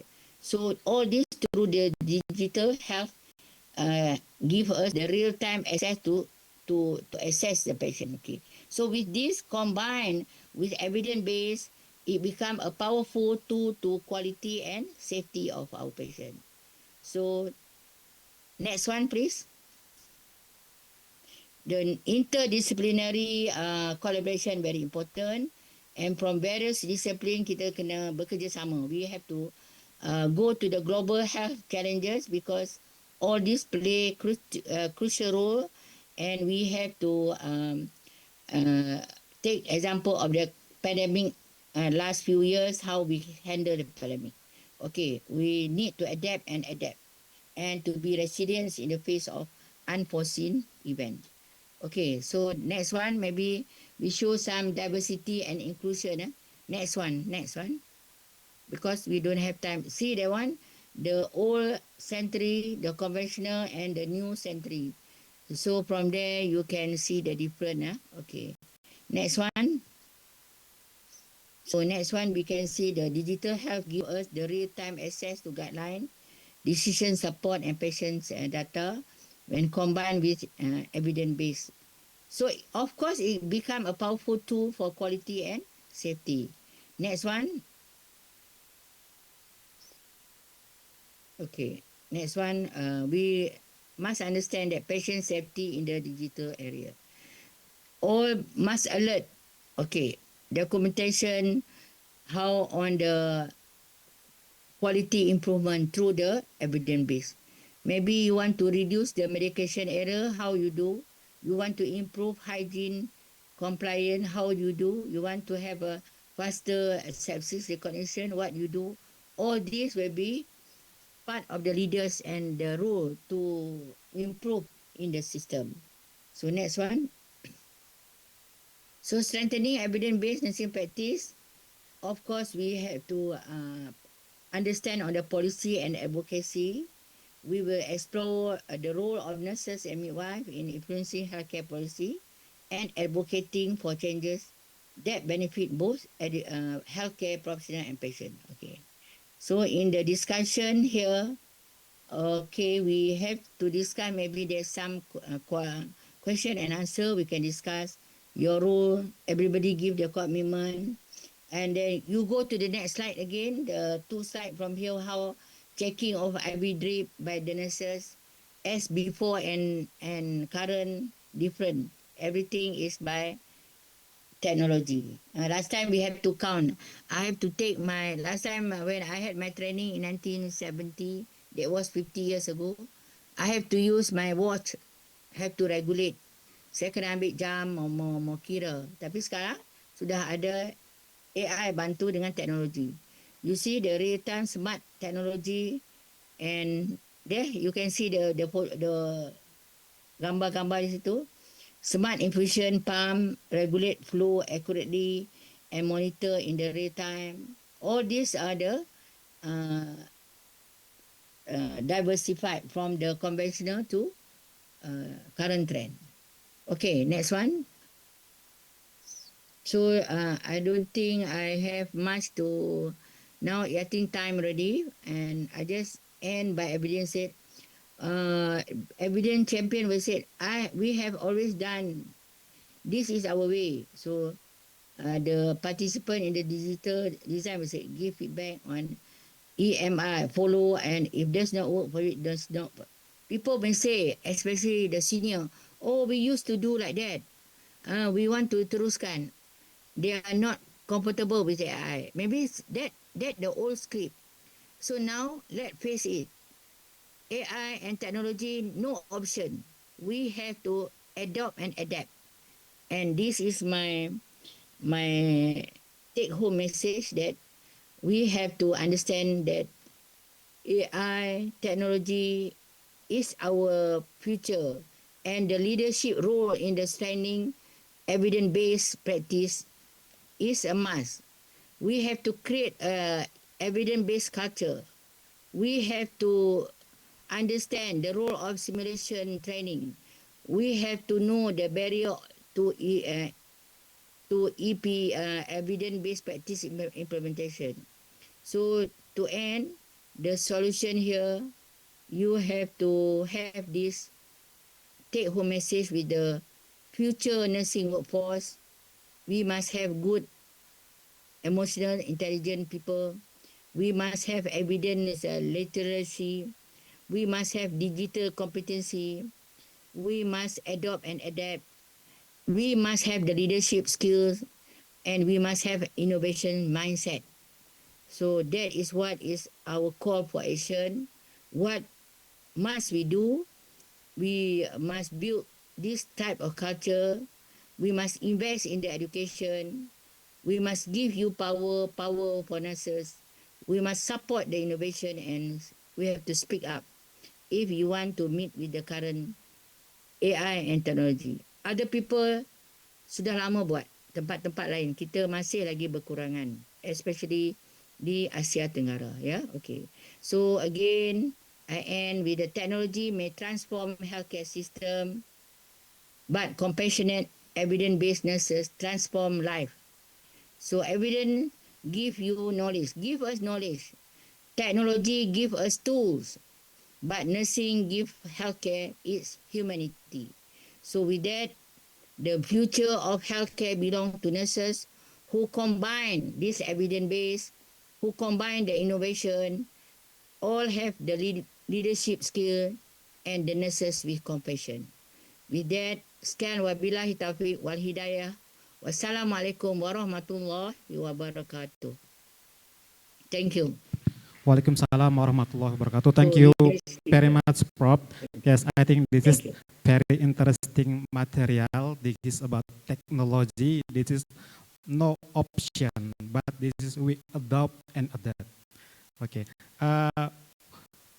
We will invite again for the Mrs. Christine Orbase. This is for the question and answer for participant.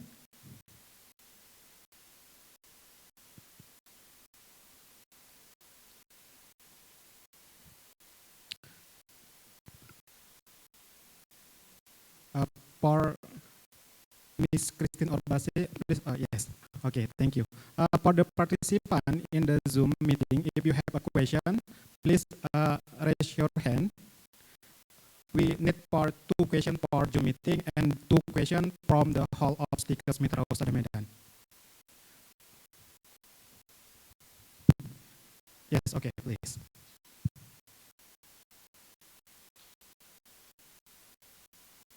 Yes, okay, don't forget to mention about your name, institution, and who is the question for who give.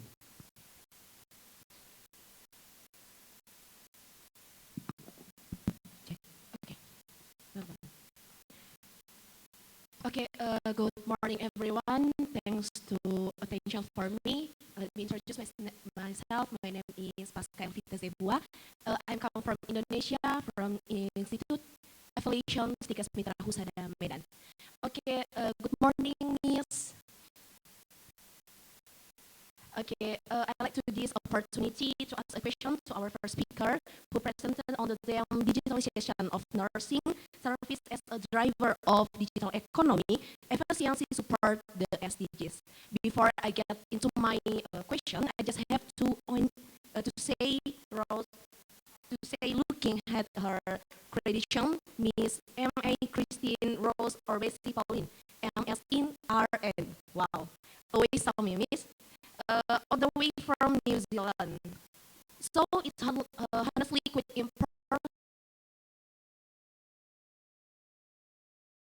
sharing your insight with us today. But I like to go ahead with my first question. It's that right? Well, you connect nursing digitalization to SDGs 10 on reduce inequalities, but also acknowledge the digital divide. Once again, the digital divide as a challenge.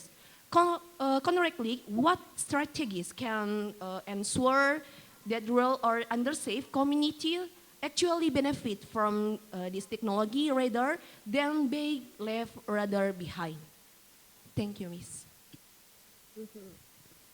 Yeah, thank you for that that question. Actually, there are a lot of as what I've mentioned, there's a lot of ways that as nurses can bridge that challenges and gap.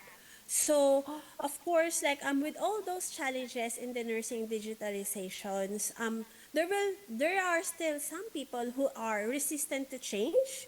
There are limited digital literacy, which I know like with your generation, there's a lot of nurse techie. Like you're much more into technology savvy with your generation than the previous generation that we have in the hospital.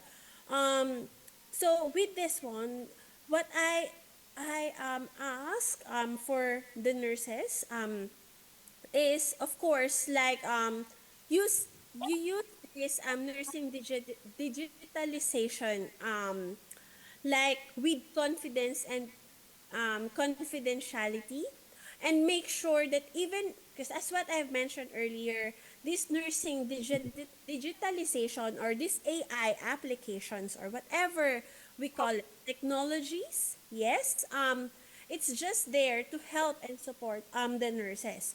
But at the end of the day, these technologies, these computers, they can still commit mistakes as what human beings do. So, as what I've mentioned, it's just a support. It will just support us to make our work easy. But what I encourage you to do is still use that critical thinking skills, use that human touch, because that is still very important to the patient itself. And don't be task focused that, oh, this is the task, this is what the computer or this technology are like telling me to do. No, use your mind, use your critical thinking skills, use those nursing skills that you've learned in the nursing schools to look after your patient. Because at the end of the day, if we commit mistakes, much more than them. And there are times that computers can shut down. What should we do? We need to go back to that traditional nursing, isn't it? So always remember that. It's just like a support to make our work easier. But it still depends on you as a nurse. How are you going to look after your patient? Did I answer your question right? Yes, all right, Miss. But well, Thank you. based on Miss experience, what impact does? Sorry, once again, based on Miss experience, what impact does this have on society? In yeah, method critical thinking and Miss experience. Yes. So based on my experience, of course, because I'm as the patient at risk nurse educator of Auckland City Hospital, I am using these simulations, high fidelity simulations. I am a witness to those robots, all those high technologies as well. But at the end of the day, it's just like a support.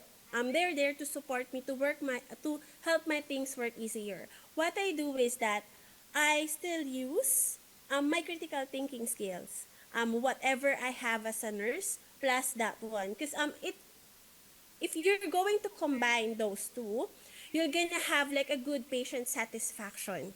You have like you're gonna get the trust. You'll have that trust. You'll build that good rapport with your patient.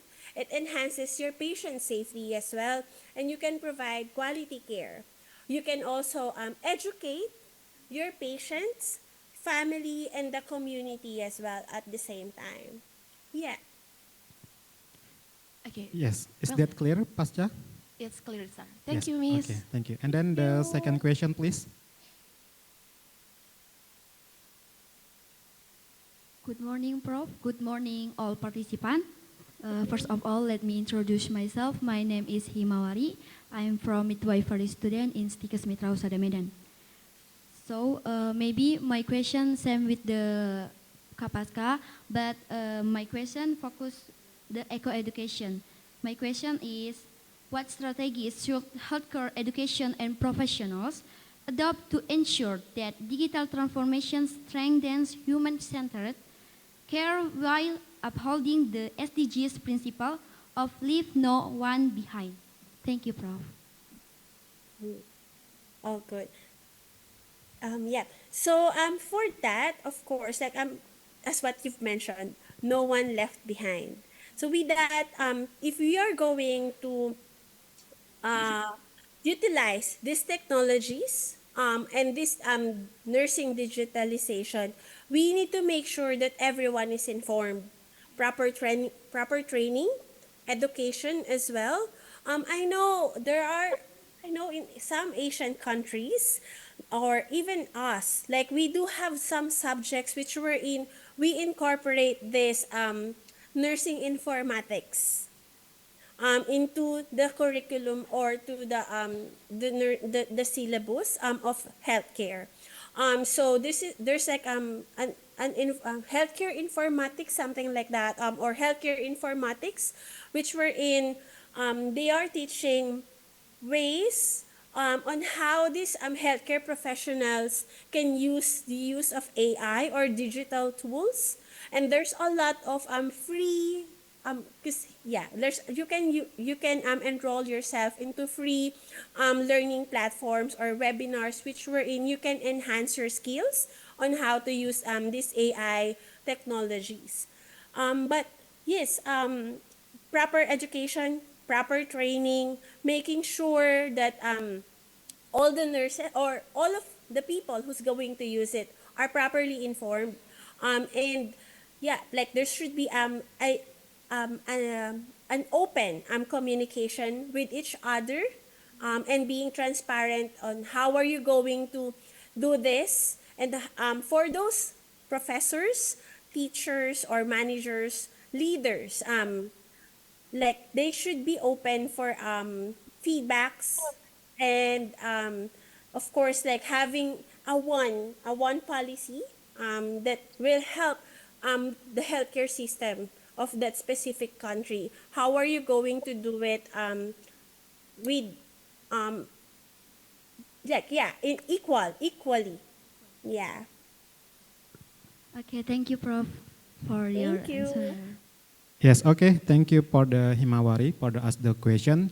Maybe we have opportunity to question again to Prof Jahara. if you have a question, please.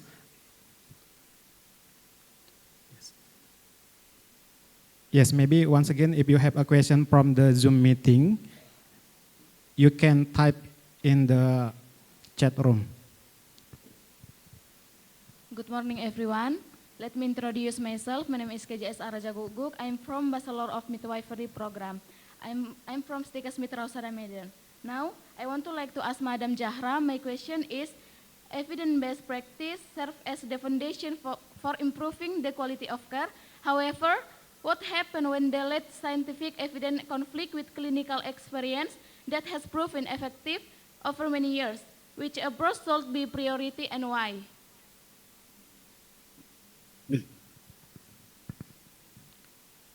Okay, I can, yeah. Yes, please, Prof. Yeah, yes, I can answer. Thank you for the question. I'm following, I think more or less is same what I'm going to echo with the feedback from the first, our first speaker from New Zealand. The most important for every nurse, let me say it again. Every nurse must have a good critical thinking. Good critical thinking, because critical thinking is the objective analysis and evaluation of information to form a rational judgment. So at time, you must understand the AI or the technology also can make mistake. They can make mistake.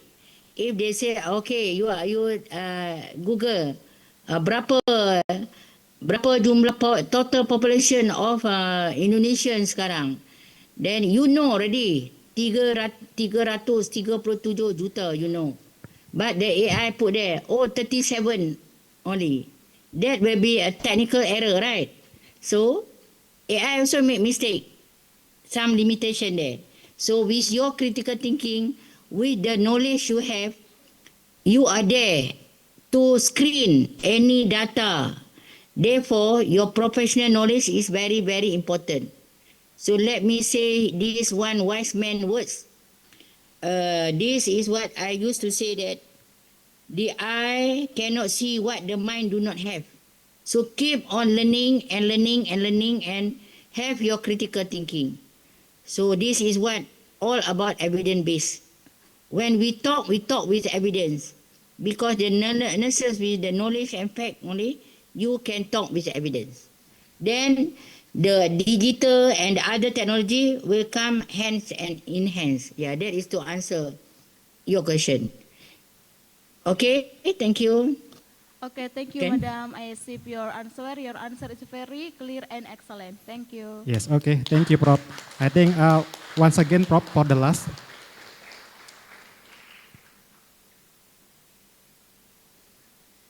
Okay, good morning, ma'am. My name is Deli Putriani Nasution. I'm from Midwifery Diplomatry, Stikas MITRA HUSADA Medan. Thank you, ma'am. The presentation you delivered was very again allowing us to understand it well. My question is, the presentation stated that granting autonomy to nurses and midwives can improve service efficiency. To what extent so the autonomy be limited so as not to conflict with the authority of other professions, especially doctor? I cannot catch because I can't hear the initial part, Mr. Yes, okay, ma'am. I will help. Yeah, this is about this Can you presentation. summarize? Yeah, I can hear clearly the first Yes. question, the one initial. Can you summarize? Yeah. Okay, about the summary of the question, this is you have a presentation about strengthening about nursing technology. This is a fact about economy, efficiency, and then autonomy with the technology. How about that, Prof? Okay. So if we take into consideration economy perspective, if the AI and the technology we impose, we practice, the patient is supposed to be hospitalized. However, the doctor and the healthcare provider thinking that they can be warded or take care at home. So that also will reduce from the economy, dia berdatang nak transportation, wasting their time for the to see doctor, that from the economy. So we should act and take this as a challenge for us to have the home, the virtual hospital at home, virtual hospital at home, which I can see benefit to many patients. The patient supposed to be admitted, but the patient can be admitted at home. So this is been applied and few pilot project done in Malaysia. I'm not sure in Indonesia and other country, but in Malaysia I can follow. This is from economy perspective.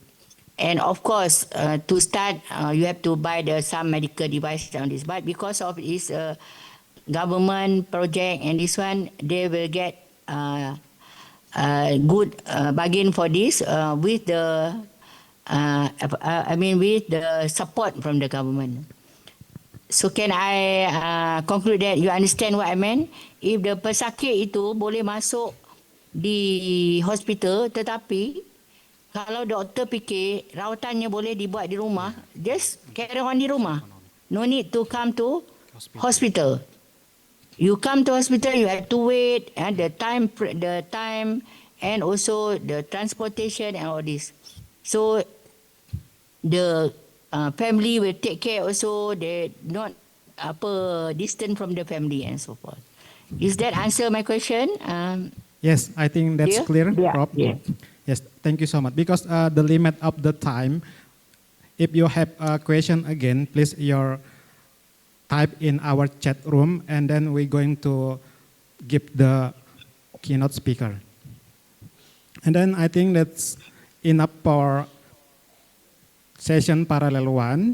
We hope that today's discussion have provided new knowledge, meaningful insight, and opportunities for the future collaboration. Once again, thank you very much for Prof. Zahra Binti Saad and Madam Christine Orbase for the time or memorable time for the event. Thank you so much. And the last I say, Assalamualaikum and good morning, and back to Master of Ceremony. Well, thank you so much to Mr. Zulkarnain. Now we're going to give a symbolic awarding of certificate to the keynote speaker that will be given by the Chief of Stikes MITRA HUSADA Medan. We will give the certificate, and also with the committee chairman.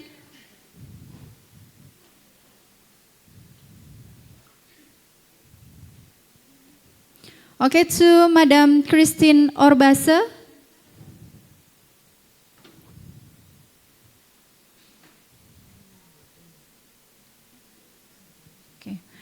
Okay, to Madam Christine Orbase, this one, the certificate as the narasumber in this, keynote speaker in this MITRA HUSADA Health International Conference 2026. We will take the picture, Madam Christine. Okay, 3, 2, 1. Okay, thank you. And the next to Professor Dr. Zahra Binti Saad.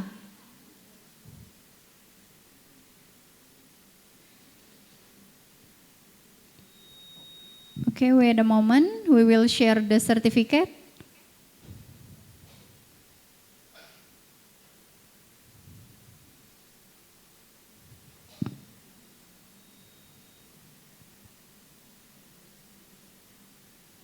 Okay, we will take the picture, Professor Zahra Saad. Okay, 3, 2, 1. Okay, thank you so much to the Chief of Stikes MITRA HUSADA Medan and the Chairman Committee. And also we give to the moderator, Mr. Zulkarnain, as the moderator in this parallel session keynote speaker. Okay, 3, 2, 1. Okay, thank you so much. Please give applause to the first parallel session keynote speakers.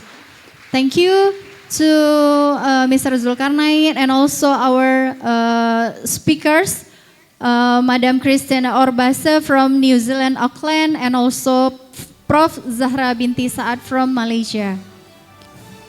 Well, to the audience, we're going to the next parallel second speakers.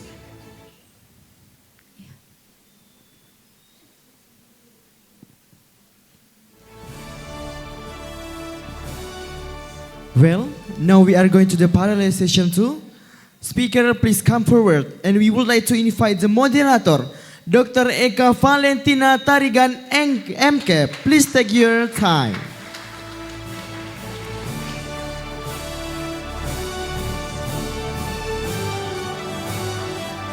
While waiting, Mrs. Eka will be prepared. We will greetings and welcome to the second parallel session. Professor Sandep Podar. Okay, to the next speaker. Professor Dr. Avelino Guterres Korea from Universidade da Paz, Timor-Leste. Good morning, Professor Avelino. Good morning to everyone, and moderator, thank you. Okay. Thank you, Professor. To Mrs. Eka Valentina, please take your time.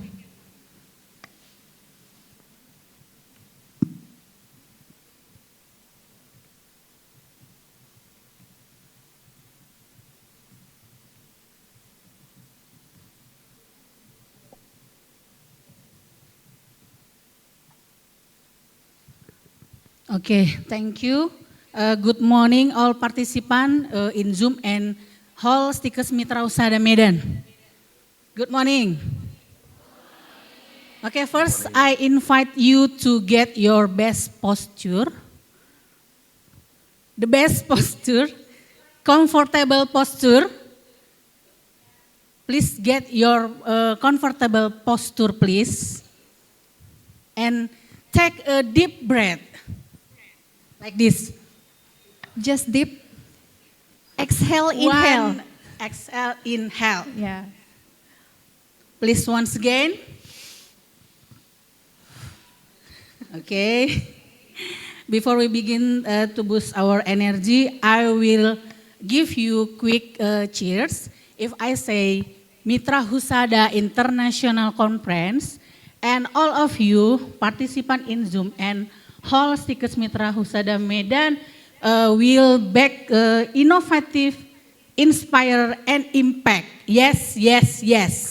If I say MITRA HUSADA International Conference, you will answer innovate, inspire, and impact. Okay? Okay, MITRA HUSADA International Conference. Innovative, inspire, and impact. Yes. Once again. Okay.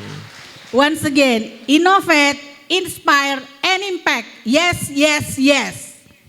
MITRA HUSADA International Conference. Innovative, inspiring, and impact. Yes. Okay, thank you. Okay, we are deeply honored to be joined by two distinct speakers who have come from Lincoln University.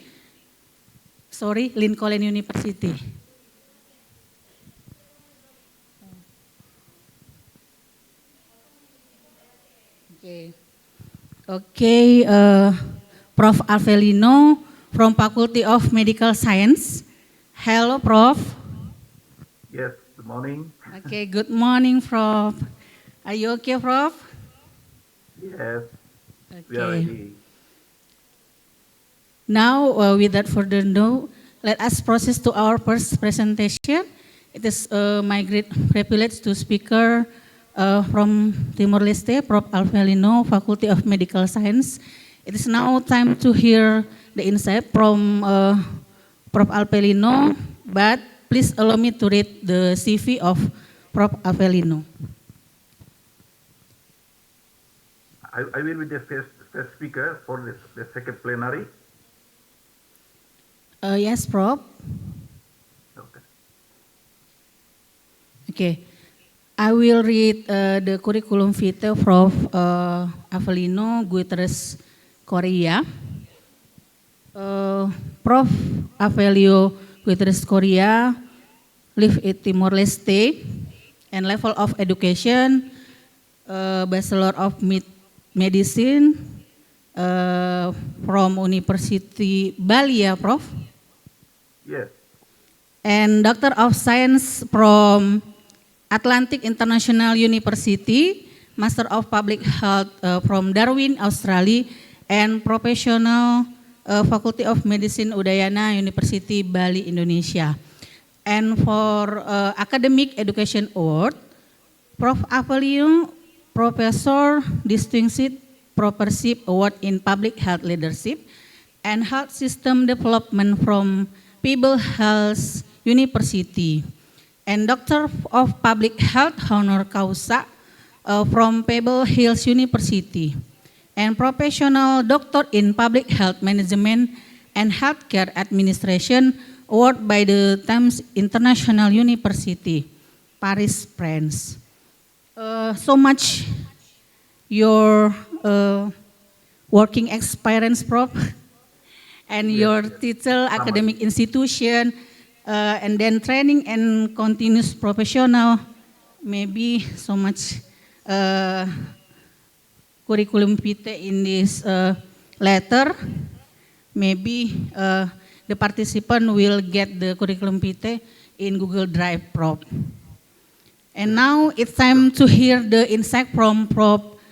Alpelio. If you are ready, we are listening to your presentation, Prof. Are you ready, Prof? Yes. Okay, time is your, Prof. Okay. Thank you very much for moderator.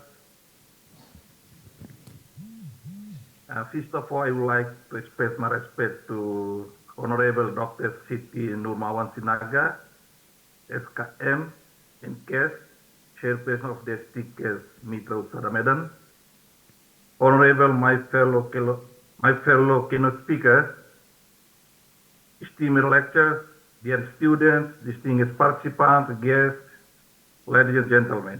Good morning, everyone from Timor-Leste. Good morning, Prof. First of all, I would like to thank the organizing committee, especially the STIKES MITRA HUSADA Medan, for organizing extraordinary conference today and for inviting me to serve as a keynote speaker for the section entitled Innovative Digital Education in Nursing and Midwifery for Health and Sustainability.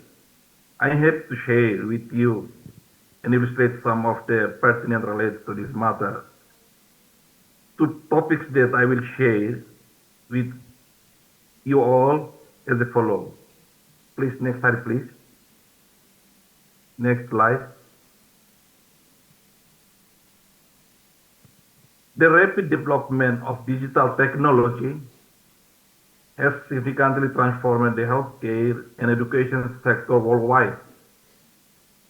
In nursing and midwifery education, innovative digital learning approaches have become increasingly important for improving the quality of teaching and learning. Digital education provides opportunities for students and healthcare professionals to access information, develop clinical skills, and enhance critical thinking through flexible interactive learning methods. Nursing and midwifery professionals play a vital role in promoting public health and achieving health sustainability. Therefore, the integration of innovative digital education is essential to prepare competent health workers who can adapt to technological advancements and respond effectively to community health needs. Technology as a learning platforms, virtual simulations, mobile applications, telehealth training, and artificial intelligence are increasingly used to support nursing and midwifery education. In addition, digital education contributes to health sustainability by improving access to education, reducing geographical barriers, and promoting continuous professional development. Students and healthcare workers can learn anytime, anywhere, thereby enabling equal education opportunities and improving healthcare service in both urban and rural areas. This paper discusses the importance of innovative digital education nursing and midwifery and its contribution to achieving sustainable health outcomes. Next slide, please. The concept, next slide. The concept of digital education in nursing education. Digital education encompasses a wide range of technological and digital tools designed to enhance and facilitate teaching and learning. In nursing and midwifery education, various digital learning methods are employed to ensure students receive comprehensive and engaging training. These methods including online classes, accessible from anywhere, allowing for flexible scheduling and greater diversity of learning formats. Virtual laboratories offer students to change to engage in practical and hands-on experience and in a simulated environment where they can practice crucial skills without the intermediate pressure of clinical settings. Stimulation-based learning is another critical component, providing immersive scenarios that mimic real-life clinical situations. This approach not only cultivates critical thinking and clinical decision-making skills, but also helps build students' confidence as they prepare for real-world challenges. Additionally, electronic libraries serve as invaluable resource, providing students with access to vast collection of research materials, journals, and articles essential to their studies. Mobile learning applications further enhance the education experience by enabling students to continue their learning on the go. These applications often include interactive features that support collaborative learning and active participation, fostering a sense of community among peers. Overall, digital education significantly enhances learning effectiveness by using interactive, student-centered approaches. By streamlining access to education resources, it promotes self-directed learning, empowering students to take charge of their education and to engage deeply with the content. This modern approach not only accommodates diverse learning styles, but also prepares nursing and midwifery students for the evolving healthcare landscape. Next slide, please. How about innovative technology in nursing and midwifery education? Next slide, please.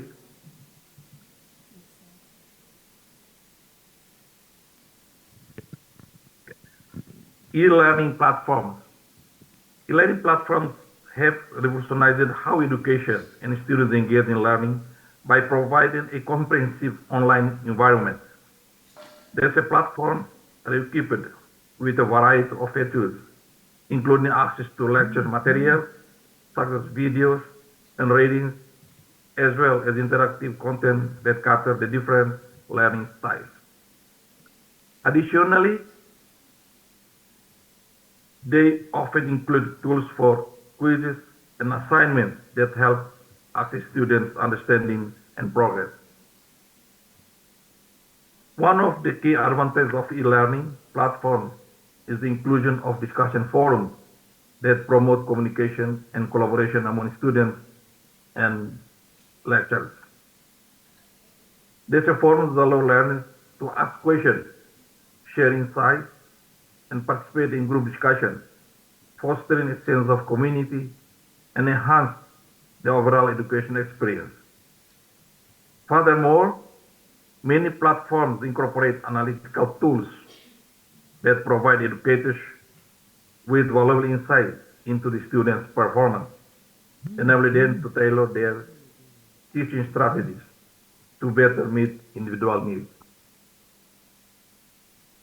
Overall, e-learning platforms create a dynamic and flexible learning environment that can adapt to the evolving demands of modern education. Next slide, please. Virtual simulation.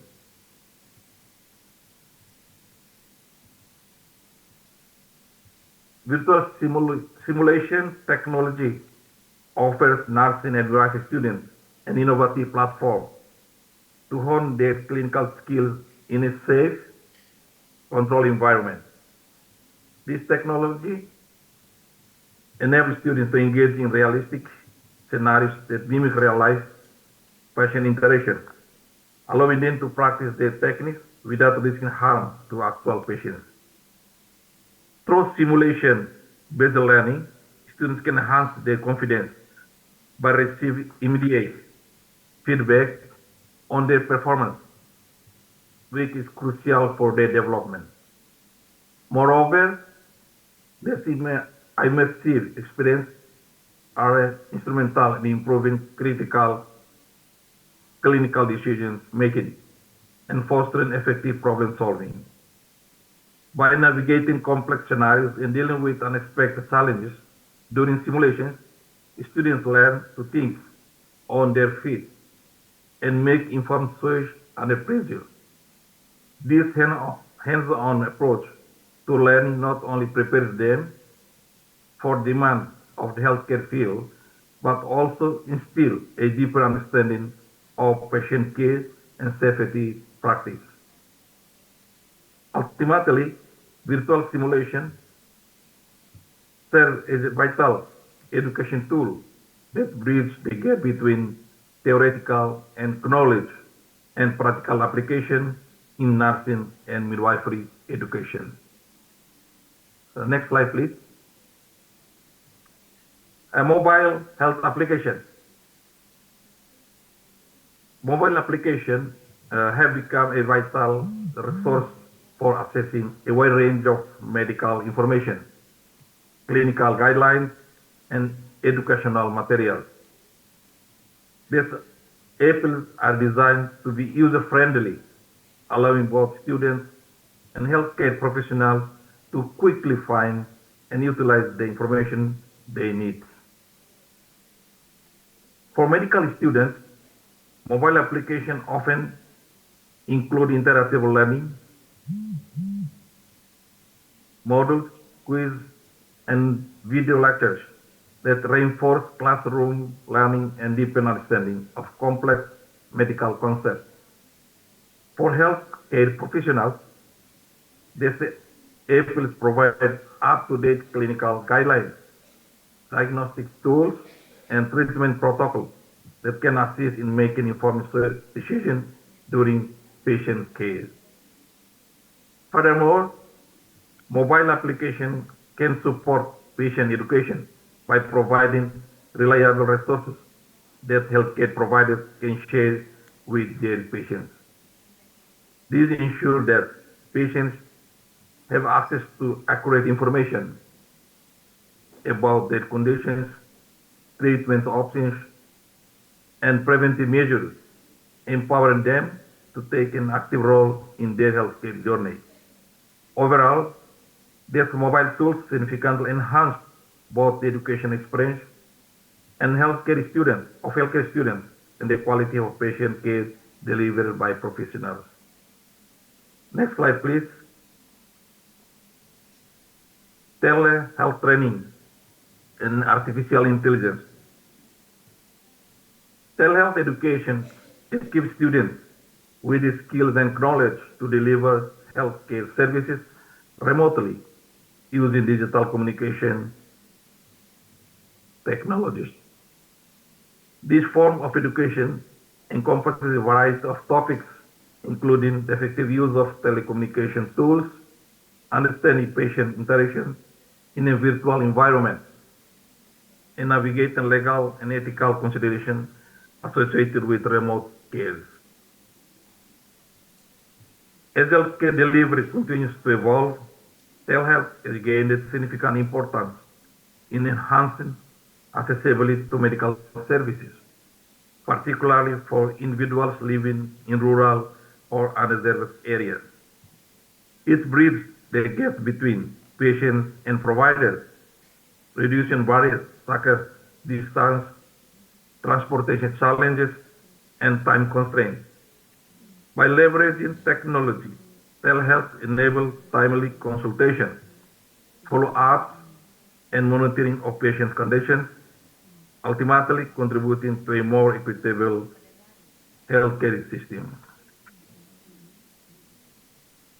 Artificial intelligence has the potential to greatly enhance personalized learning experience by tailoring educational content to reach students' unique needs. Through sophisticated data analysis, AI can track a student's progress, identify strengths and weaknesses, and suggest targeted resources to facilitate improvement. Furthermore, AI-powered virtual tutorial systems provide a real-time assistance, allowing learners to engage in complex topics at their own pace. The combination of technology enables students to maximize their learning and effectively adapt to their individual learning styles, thereby fostering a more conducive environment for academic success. Next slide, please. About the benefit for health sustainability, innovative digital education plays a crucial role in promoting health sustainability through various impactful avenues. First, improving access to healthcare education. Digital platforms enable individuals in remote and underserved areas to access quickly and quality healthcare education that they might not otherwise have. By leveraging online courses, webinars, and teleeducation, healthcare knowledge become more reachable, empowering local communities to improve their health outcomes. Second, enhancing the competence and readiness of healthcare professionals. Through digital education, healthcare professionals can engage in up-to-date training and skill enhancement. Interactive simulations, virtual labs, and advanced online modules help them stay current with the latest medical practice, technologies, and patient care protocols, ultimately leading to better patient care. Third, supporting lifelong learning and continuous professional development. The rapid pace of advancement in medicine necessitates ongoing education for healthcare providers. Digital education platforms facilitate lifelong learning by offering flexible, diverse learning opportunities that professionals can pursue at their own pace, helping them remain knowledgeable and competent through their careers. Four, reducing education costs and resource limitations. Online education can significantly cut educational costs, making it more accessible for both learners and institutions. By minimizing the need for physical infrastructure, travel, and printed materials, digital education alleviates financial burdens while maximizing resources allocation.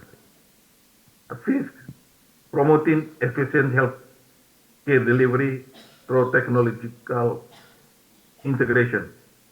The integration of technology in healthcare education fosters a more efficient delivery system, digital tools such as telemedicine and mobile health applications, enhance accessibility and streamline communication between healthcare providers and patients, ultimately leading to improved healthcare services and outcomes. Next slide, please. Next one. Please go to next one. Next. Yeah, challenges. Even we talk about the benefits, but also we face a lot of challenges in digital education.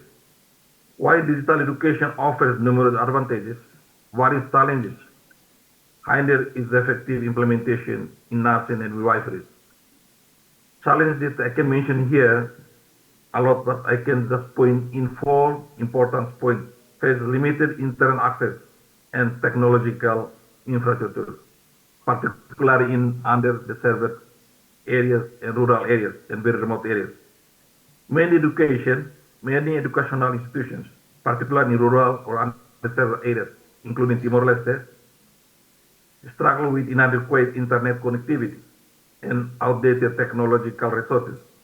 This lack of infrastructure can disrupt learning and prevent both students and educators from fully engaging with digital platforms. Second, lack of digital literacy among educators and students. The successful integration of digital education relies heavily on the ability of both educators and students to navigate online tools and resources effectively. Unfortunately, there is often a significant gap in digital skills, which can impair learning and limit the use of available technologies. Third, high cost of technological equipment and software. The financial burden associated with purchasing necessary technological can be prohibited for many nursing and midwifery programs. High prices for computers, tablets, specific software, and ongoing subscription fees may deter institutions for adopting digital education strategies. Fourth, difficulty in conducting hands-on clinical training virtually. Nursing and midwifery education heavily relies on practical, hands-on experience to build essential skills. Virtual formats can struggle to replicate this experience effectively, resulting in students missing out on critical clinical training vital to their future careers. Fifth, data privacy and cybersecurity concerns. The shift to digital education raised significant concerns about the protection of sensitive patient and personal information. Institutions must prioritize robust cybersecurity measures to safeguard against potential breaches, ensuring that both student and patient data are handled responsibly and securely. This challenge must be addressed to fully harness the potential of digital education in nursing and midwifery, ensuring that students are adequately prepared for their professional roles. To overcome these challenges, government educational institutions should invest in digital infrastructure, provide training programs, and develop effective digital learning policies. Next slide, please. Next slide, yeah. Future perspective. Back to the future, please back, okay. The future of nursing and midwifery education is poised for a transformative shift driven by digital innovation. As the education landscape evolves, hybrid learning models that integrate online instruction with traditional face-to-face interaction are expected to become increasingly prevalent. This approach allows for greater flexibility, catering to diverse learning styles and schedules while promoting a more comprehensive educational experience. Pardon me, Prof. The time for presentation, 5 minutes again, Prof. Thank you. Okay, I finish my presentation. Thank you very much. Okay.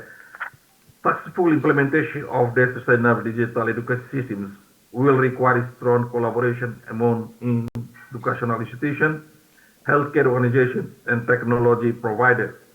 By working together, these stakeholders can create robust frameworks that not only enhance educational experience for nursing and midwifery students, but also prepare them to meet the demands of an ever-evolving healthcare landscape. This collaborative effort will be essential for keep pace with technological advancements, ensuring high-quality training that ultimately benefits patient care. Last and conclusion, please, to the last slide. Conclusion. Innovative digital education play an important role in improving nursing and midwifery education and supporting health sustainability. The integration of digital technologies such as e-learning, virtual simulation, telehealth, mobile application, and artificial intelligence enhance the quality of learning, accessible and professional competence. Although several challenges remain, digital education offers significant opportunities to strengthen healthcare systems and prepare competent healthcare professionals for the future. Continuous investment, technological development, and collaboration among stakeholders are necessary to achieve sustainable and effective healthcare education. This is my humble contribution to this international conference, and I thank you, and I give back to the moderator. Thank you.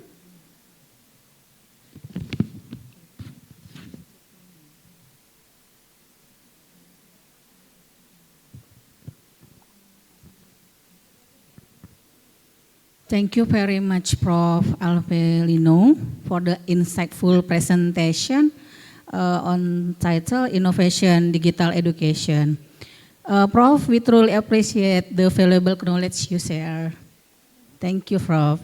Now, ladies and gentlemen, we will move on to our second speaker from the session parallel from Dr. Sandep Podar. Are you here, Prof? Okay, before we begin, please allow me to read his curriculum vitae. Thank you.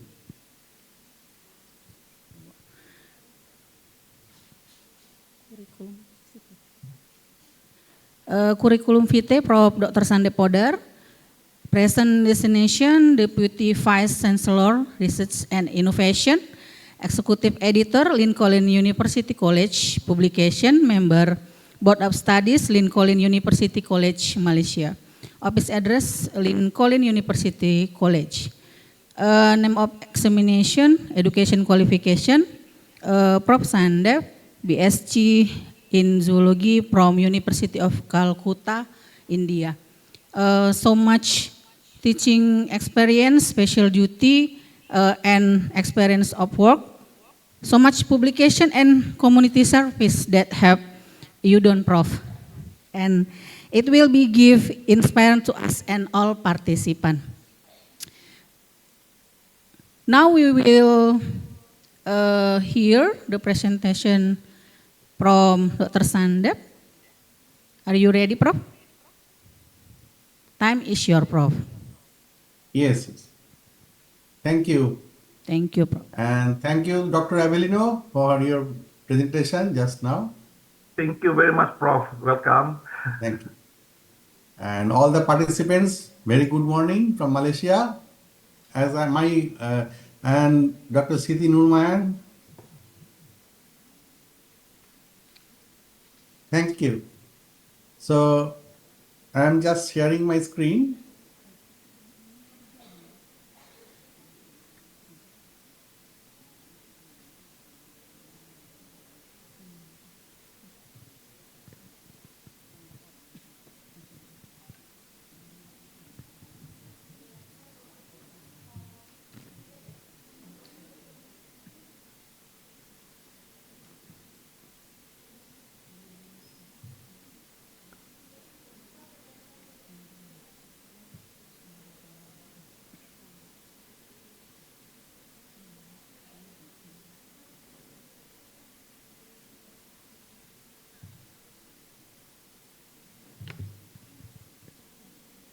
Please allow me to share.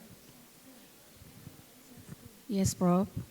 We will prepare to share the presentation, Prof. Oh.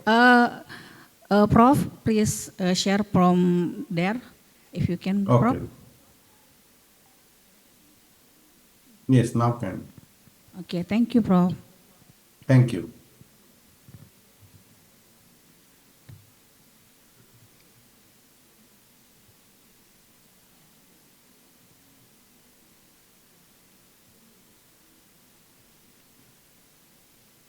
Okay, my screen? We can see, Prof. Okay, thank you. Okay, we can see now.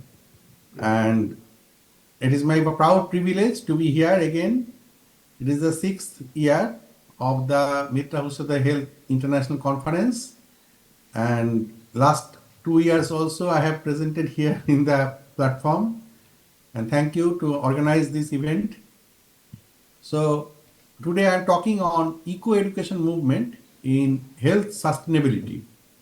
As per the theme of our conference this year is the leading the way transformation of eco-education and leading the way towards global recovery and sustainability.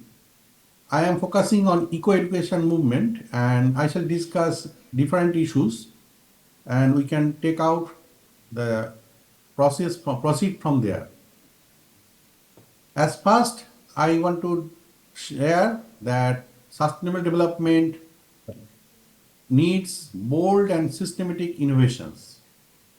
At first, innovation industry revolution started at 1.0, that is the mechanization of water and steam powers. That time, the UK, the moth become colored, black colored because of the smoke from the industry. This is the environment become so smoky, so the moth also change its color to hide in the environment. After that industry revolution 2.0 to 3.0 and 4.0 arrive, and 4.0 is the application of AI technology and etc., networking, IoT, all. And now we are in industry revolution 5.0, but also same like industry revolution 4.0, but it is more perspective on individual application of the internet and AI technology. That is the personalized care. So this is the main difference is the personalized care for each individual is focused by the AI technology. And specifically, main thing is the sustainable human-centric approach. And as we are going for resilience, human-centric and sustainable, there is the 3 pillars we are focusing on today's industry. And when we're talking about the industry, it is of course focused on the 3 P factors. There is a people, planet, and profit. So people is all the people we are working in hospital, patients, and all the means general community persons. We are all here. And the planet is the earth, the environment, and profit is from the business. For that we are working. Means without the profit, the business cannot run and we cannot survive. So people, planet, and profit are the 3 main P factors of the sustainable strategy. So this is the side of the industry revolution and why the industry is related in our today's area and how the planet is related with the people and the industry. Now I just sharing some equipments like the previously, as I telling the industry revolution, previously we measured the temperature by the mercury thermometer. Now from the very far we can put a gun and measure the temperature. This is the advancement of technology. Without the using of the touch of the patient, from the very far we can manage to measure the temperature. Even when we travel to the airport, we can very far from the computer can screen our temperature and also monitor the health condition of the people traveling. So these are the advantage of AI technology in the industry revolution from the previous level to now. And of course, we know that there are different AI application in different aspects of our human healthcare in nursing and midwifery, etc. There is the machine learning, supervised learning, unsupervised learning, and reinforcement learning. Then clinical decision-making support, that is the expert system. They can easily compare the data and give an outcome that it is high or low like that. Drug interaction, this drug is positive or not, they can detect previously by checking the history and database. So of course the robotics, when we travel by the what we call, we use the COVID technology, we use the robotics, and also patient care, geriatric care, we using the robotics now. The patient is delivered with the pharmacy or medicines, food, everything by automated trolley, and also so the infection can be prevented for the healthcare support workers. So this is the personalized care for the healthcare supporter workers and also to the patients. If the patient is infectious more, then we use the robotic system to serve the food and etc. Not only that, surgical robots also there, the geriatric care robots are there, and etc. And there are also CNN, RNN, and deep learning features, and computer vision and NLP, that natural language processing system, that speech recognition, sentiment analysis, language translation, all these aspects are interlinked into the today's the care of the Industry Revolution 5.0. And we are getting the articles in our Malaysian Journal of Nursing. These are the articles published. There is the machine learning early warning system. By the machine learning, the critical care patients can be forecasted that it can be what we call dangerous for them or something. Then also innovation of nursing application, that different hemodialysis therapy in CKD and etc. we can apply this and increase that or decrease the urea that will detect the kidney condition, that the CKD condition of the patients from the very beginning. It is the app. So these are the papers now coming up, the articles, the research area in the today's application of AI technology and etc. Now, when we are talking about the industry and health, then the One Health concept coming up. That is the today's main discussion session of mine, that how the human, means we are the animal, and also animal, human, and environment total connect with each other. So WHO have developed that One Health concept, and by promoting the coordination of communication across multiple sectors, that is the One Health approach. And it is a cycle, like when the human is infected, now human is given suppose antibiotic, and the patient is not properly cured, but the bacteria is not properly died with the antibiotic, then the bacteria is passed out from the human body to the water system, and that water system from the water, again it go to the fish or the water to the animal body, and that fish is consumed by the human, and also that water directly go to consumed by the human, and also the water may be released in the pond or river, and that river water is affect the other human who is taking bath in the river. So the infection is not cured in the first cycle. So second cycle is starting, because the infection is, the bacteria is not died, resistant bacteria, that bacteria become more resistant and more virulent during the process, and fish and other animals also affected, and agriculture also going to affect. So whole this cycle is affecting.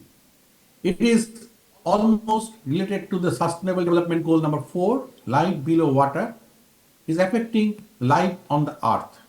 Same, life on the earth means the human is affecting the bacteria to the life below water.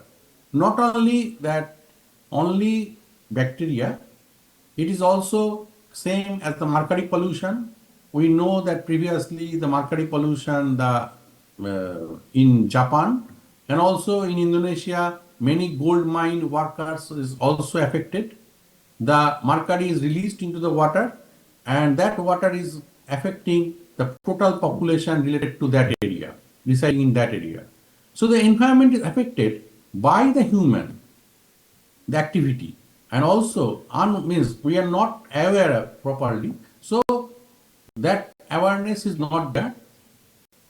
So the environment is affected, and when the life on earth is affected, life below the water is affected, again human is affected himself. So this is the cycle. Now the interaction pathway is like this, that when total we think, total concept, that habitat disruption, environmental contamination, means it is affecting the animal I am talking. Suppose we cut the tree, it is habitat of the reptiles and the birds, all is affected. So the reptile become out from the environmental contamination, and that pathogen inside the, what you call, the body, like the COVID, spread out from there. And it affect the human, and of course, that is the increased human-animal contact is there. So the climate is affected by the habitat disruption and by the human activity, and that is the affecting the human again. This is the cycle. So one health concept is human health, environment, and animal health. All these three components is very important. That human health, we are thinking about our security, secure food, diet, and also social determinants, that we have money and business, etc. Population, we can move here and there, etc. And climate, we have to think that climate changing or not, we don't think. When we are human, we are talking about thinking about our diet, we may waste some food, that is giving pressure on the climate. We, as I told, that the bacteria out, it giving the pollution, also industry water, the gold mine water is coming up into the water, so water is polluted. Not only gold mine, many industry effluent water is coming up into the water, and that affect the water. Same way, air also. And of course, we are cutting the tree, deforestation and biodiversity is lost. So when the biodiversity is lost, there is no pest control. Like the bird is not there, so it cannot eat the insect. So we have to give pesticide, chemical pesticide. So that will affect the animal health and also the human health in circle. Suppose when you are talking about animal, how it happened, the direct contact, like bite, it is the example is rabies, or bad bite it causes, and indirect contact, like the water is affected by the rodent urine, rat urine, spread by leptospirosis, very dangerous disease, leptospirosis, the rat urine disease, and that is released in the water, and that water is taken by the human, or it may, the rat may urine on the Pepsi bottle in the storeroom of the warehouse, and that Pepsi bottle, when we touch in the mouth, if the urine contain the leptospirosis, the human is affected with the leptospirosis virus. So that is also vector-borne, mosquito, dengue, malaria, all of us know very well, and foodborne, undercooked meat, unpasteurized milk, all like botulinum, like many types of diseases, it happens through the foodborne diseases, and airborne, as we know that COVID-19, etc. There are many things like TB also, we can tell about airborne. So these are the animal is affecting the human. But how animal is affected? Because the deforestation and human affect the trees cut, so the animal and bacteria come more closer contact and they are more infected. And then when they come out from their locality to human locality, they spread the disease more virally. So this is the means One Health concept, and WHO is focused on human, animal, and environmental health. Ramon San Pascual have declared that he argues that the harming the environment while treating the patients, creating a vicious cycle. So, as I just now told, that when we are treating the patients, if the bacteria is not properly killed, it is more dangerous. It is going to be more virulent bacteria in future. So same thing. So how we can prevent? Like there is different healthcare, green healthcare approach, as we are talking about the AI technology and etc.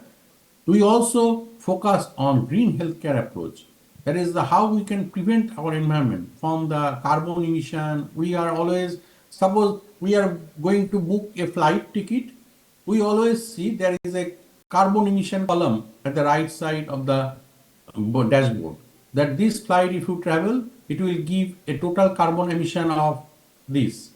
But we don't look about that. We look about money.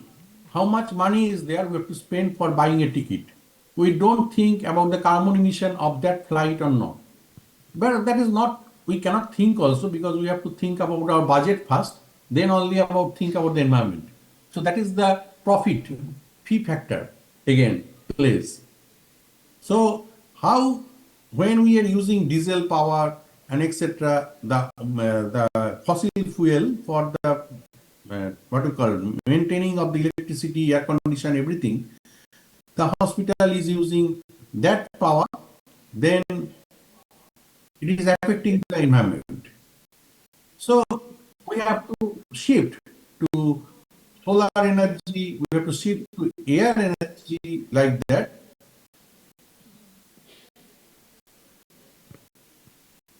Is it echoing? Yes, Prof. So when the renewable energy is there, switch, there is some echo is coming. Is it audible okay? We can hear, Prof, your voice.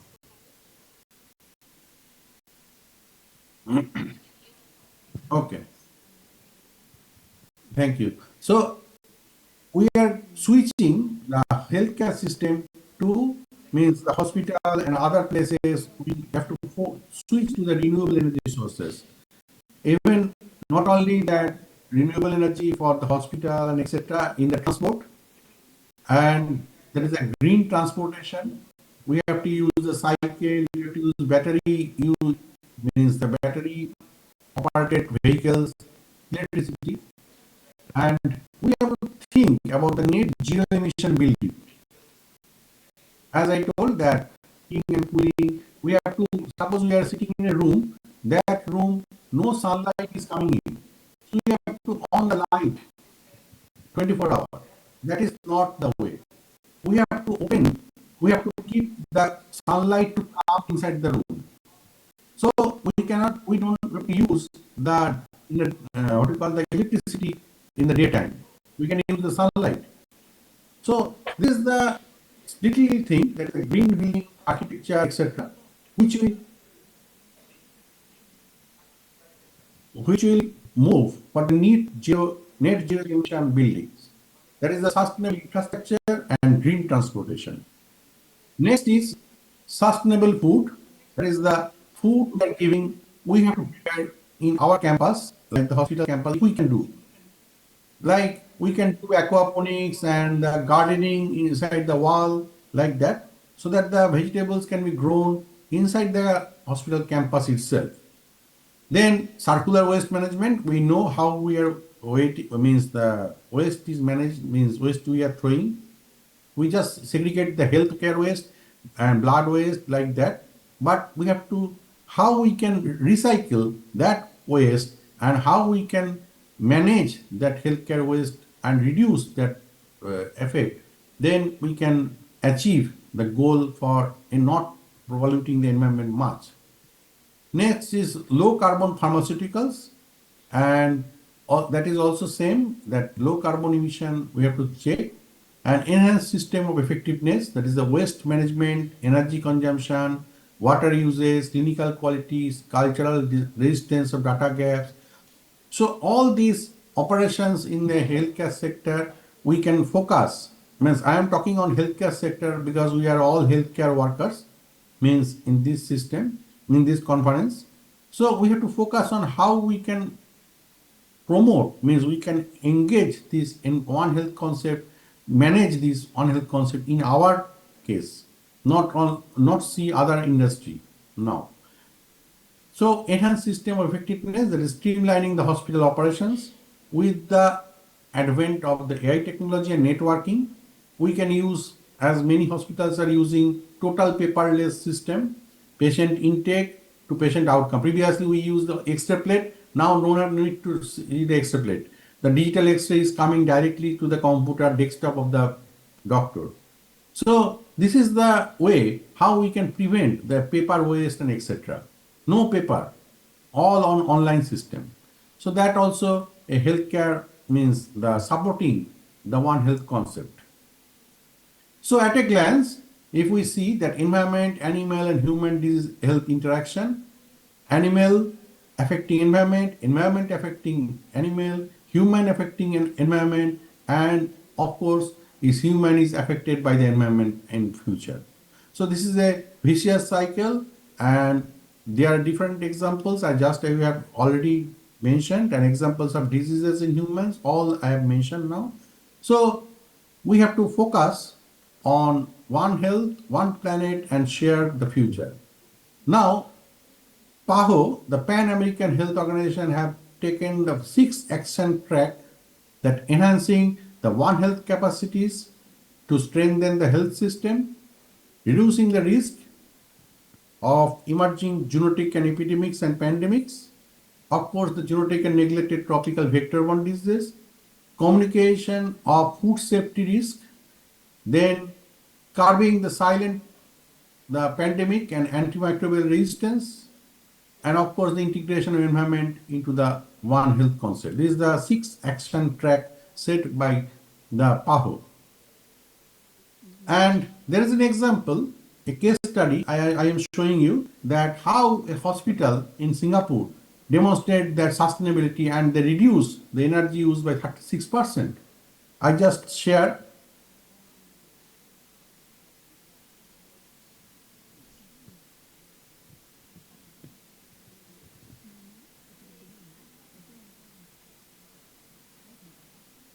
This isn't a park, it's a hospital in Singapore where patients I think you can come hear. alongside gardens filled with butterflies, birds, dragonflies. This is Kutek Point Hospital, where nature is built into almost every part of the experience. So the hospital is built Patients up with many trees and etc. with over greenery, 700 species of plants and across the site. water also And rooftop gardens grow stored along from with rainwater spaces designed for specific and needs, recycled. like a dementia garden. It's based on something called biophilic design, which means bringing nature into buildings to support well-being. Because research shows that patients with access to nature can recover faster, feel less All these are and eat human-rated publications. Projects like this are helping to rethink what hospitals could look like in the future, as not just places for treatment, but spaces that support healing. Would you prefer to stay in a hospital like this and tap like if you would and share to spread the word? This isn't a park, it's a hospital in Singapore where So this is the case example, means how we can change our environment and support the One Health concept, and also act now. The sustainability in healthcare is we are not late if we are reducing the cost, like we are using the water bottle, simple use. In the conference we are using the water bottle for drinking water. We don't have to use the plastic bottle. Then we can save the plastic, the pollution at our level. So the long-term health and people of the planet, we have to think. Again, I am telling the patient care, integrating, and WHO. There are many topics in WHO. You can check later on. There, I just shared the WHO website, One Health concept. Here you can see the WHO, and there are different fact sheets and initiative in the groups, that One Health high level triplicate and resolutions and decision what they taken, technical work, and also there are different news and also training.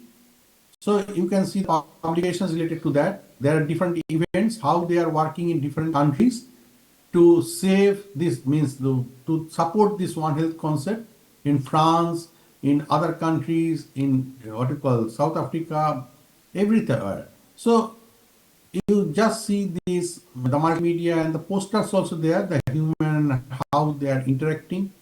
So you can go through this, so you have an idea and you can work at your level to support the environment and miss the zero health cost. So at a glance, there is a technology. That technology we can do the surveillance audit and also we can predict the disease, how it can harm, the machine learning, etc. So we have to risk assessment of early warning so that we prevent the disease. And of course the government policies and laws, we have to think how we can achieve, and the governance should support the data infrastructure they should give. We are talking about technology, suppose you don't have mobile, no internet, nothing to talk about then about AI technology. If there is nothing, no electricity, we cannot talk about the technology. So the data infrastructure, cross-sectoral collaboration should be there, the electricity generation, the AI technology, networking, and of course the system, the person should be trained to run the show. Suppose I am given an Android phone, I don't know how to operate. So it is no use. So the technology training should be there and application, then only it will be fruitful. So surveillance, prevention and control all can be done by the collaborative approach of this. These all slides, means the pictures have been taken from different journals. You can see the links are there and the below, and you can read the articles in future. So let's work together for a healthier future for our communities and the environment.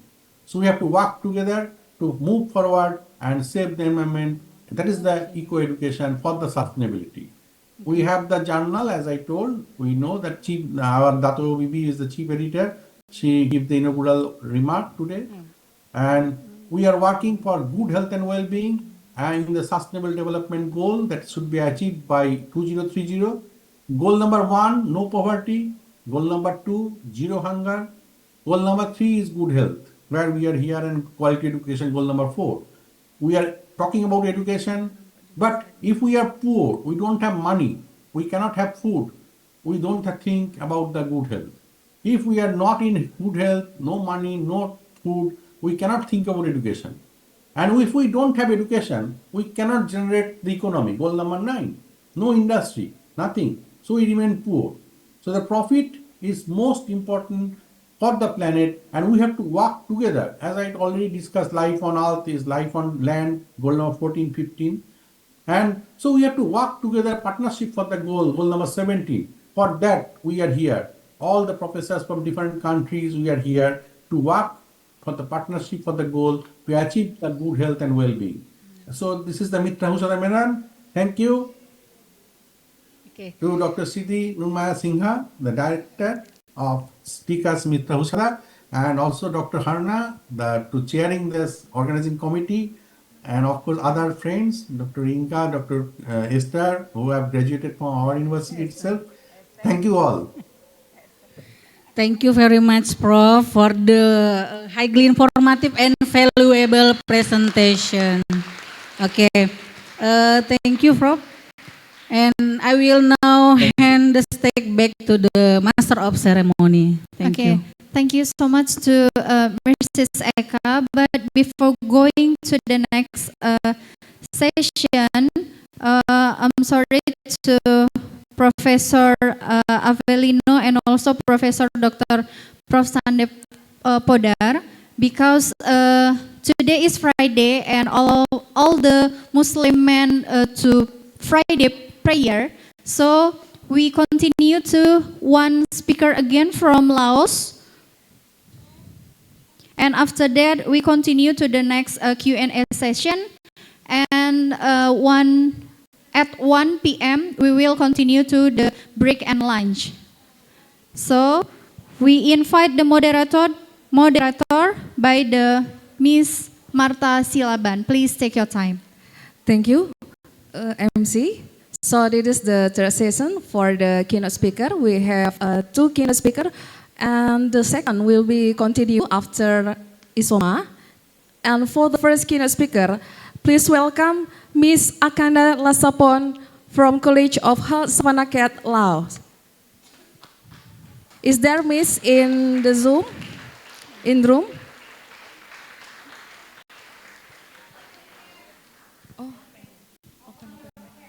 Please open the cam, Miss. Sabaidi, Miss. Hello. Sabaidi, Miss. Yeah. Sabadi. How are you, Miss? Okay. Let me read the curriculum vitae. So, Miss Angkana Lasabong, MDM, TMIH, from College of Health, Savanaket, Laos. Date of birth, 23 February 1989. Academic position, academic staff, and international coordinator. Since 27 until 2013, Bachelor of General Medicine, University of Health Science, Laos. Since 2013 until 2015, Master of Tropical Medicine and International Health, Institut de la Francopine for la Medicine Tropical, Laos. And in 2017, received a certificate in neuroepidemiology and tropical parasitology from University of Limoges, France. Works since 2017 until 2021. Volunteer in Communicable Disease Control Department. Assisted is the Mother and Child Health Project and the Food Assistant Project. Since 2021 until now, academic staff and international coordinator, College of Health Science, Savanaket, Laos. And it's the time for Ms. Lasapong to present with the topic is community-based student practice for sustainable health and environmental. Ms. Lasapong, time is yours.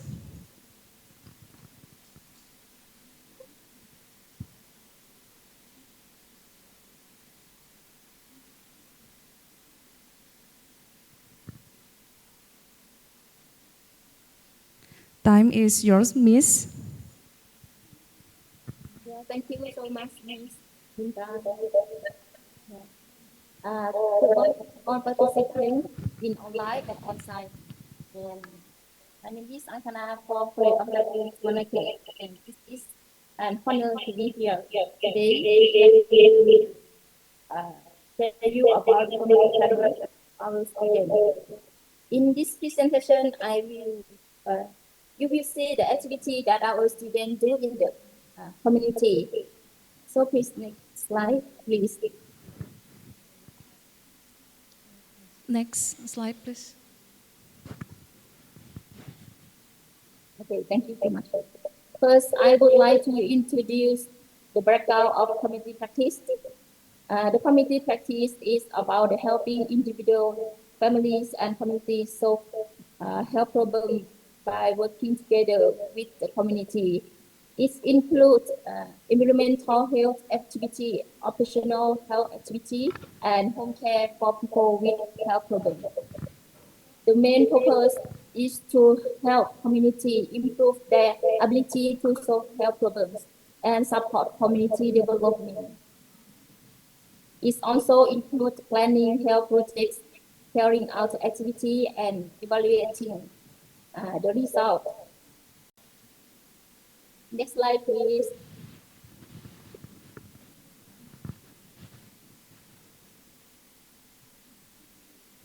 Then, the community practice is an important subject in our curriculum. It's organized in the last year of study after students finish their course in the class. In the real community practice, students can apply their knowledge and skill to solve real problems in the community. And they also have experience. They also have the real experience in the community life by staying with the family and staying in the family in their home. Here, I would like to show you some pictures of student life in the community. Next slide, please. Next slide. And now let me explain the main activity the students do in the community. So come back to this one. The first activity. Come back, Miss Ma'am. Slide 4, please.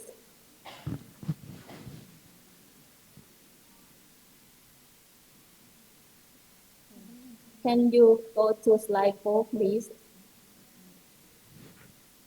Slide 4, Madam.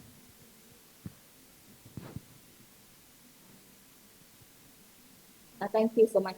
This slide, yes. We stop in the slide 4. Okay, thank you. Yeah, for the first. Slide 4. Slide 4, please. Okay, thank you so much. Stop here. Okay. So the first activity is the committee survey after the handover ceremony between college, district health office, and the village. Students work with the village leader to walk around the village and collect the information they observe and record the important place such as patient's house, the village head house, shop, and another key location for the community mapping. And the second activity is identify community problems. Students collect data using questionnaire. This includes information about family and household and public health topics such as safe eating, safe living, pest management, reproductive health, mother and child health, and postpartum care, and mortality and mobility in the village. After collecting data, they analyze and diagnose the community problem. And after that, students hold the community meeting to discuss and vote for the priority problem that villagers want to solve the most. Then students write the project and implement activity to solve and select the problem.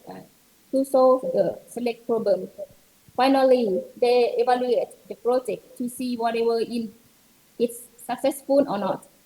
And these pictures shows students doing a survey in the village, collecting and analyzing data, and participating in the community meeting. So next slide.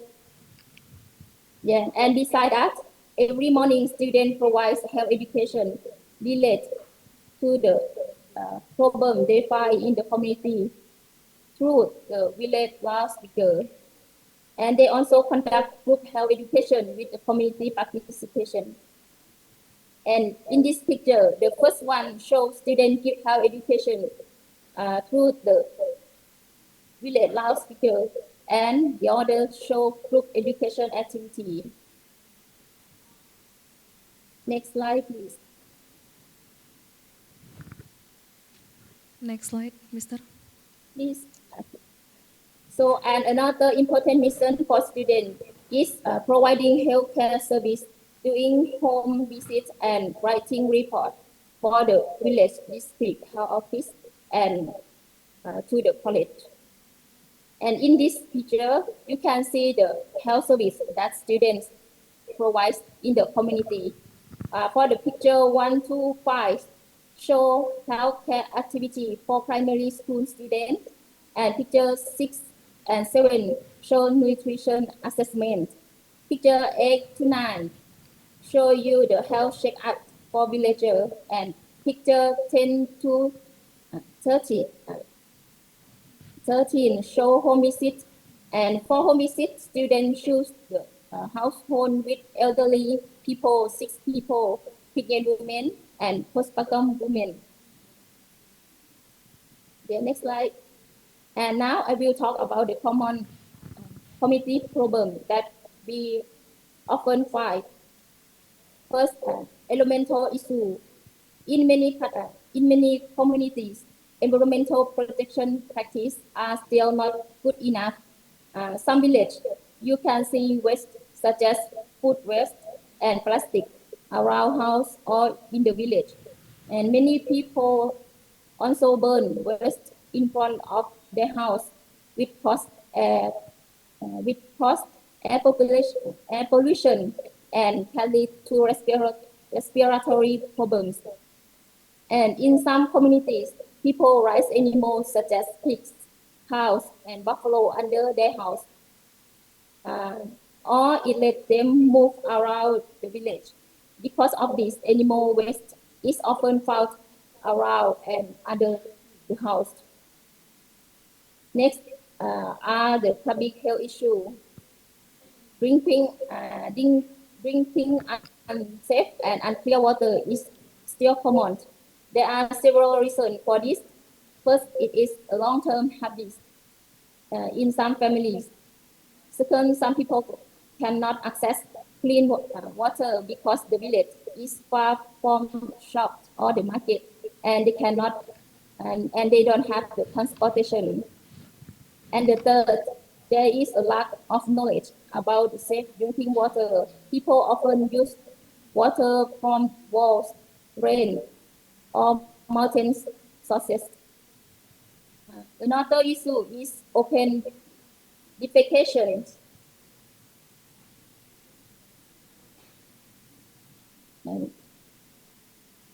Slide 7. Slide 7, please. Go to slide 7, Mister. Please go to slide 7. Yes, this is. Okay. Yes, so we come back to the public health issue. Yes, the drinking unsafe, and the second is open defecation. Some community don't have the toilet, or the toilets are not enough. Some people prefer to go to the forest because they are used to it, and or find the toilet difficult to use or uncomfortable. For low vaccination is also the problem. Some parents don't bring their children for vaccination because they are afraid their students will get sick, and some believe their children are still healthy without vaccination. Another reason are lack of time and lack of knowledge about the importance of vaccination. So let's move to the another slide. Slide 8. Yeah, 8. Okay. And in response to this problem, students take action through community interventions. First, students work with local leaders and encourage community participation. This is very important because community members need to work together to solve their own problems. Now I will explain two main environmental health activities. The first problem is improper waste management, such as littering and burning waste in the yard. To solve this, students provide health education to the community. They also organize community cleanup activity. And in addition, they help build garbage bins and create waste pits for proper waste disposal. The second problem is raising animals under house, which can cause health problems.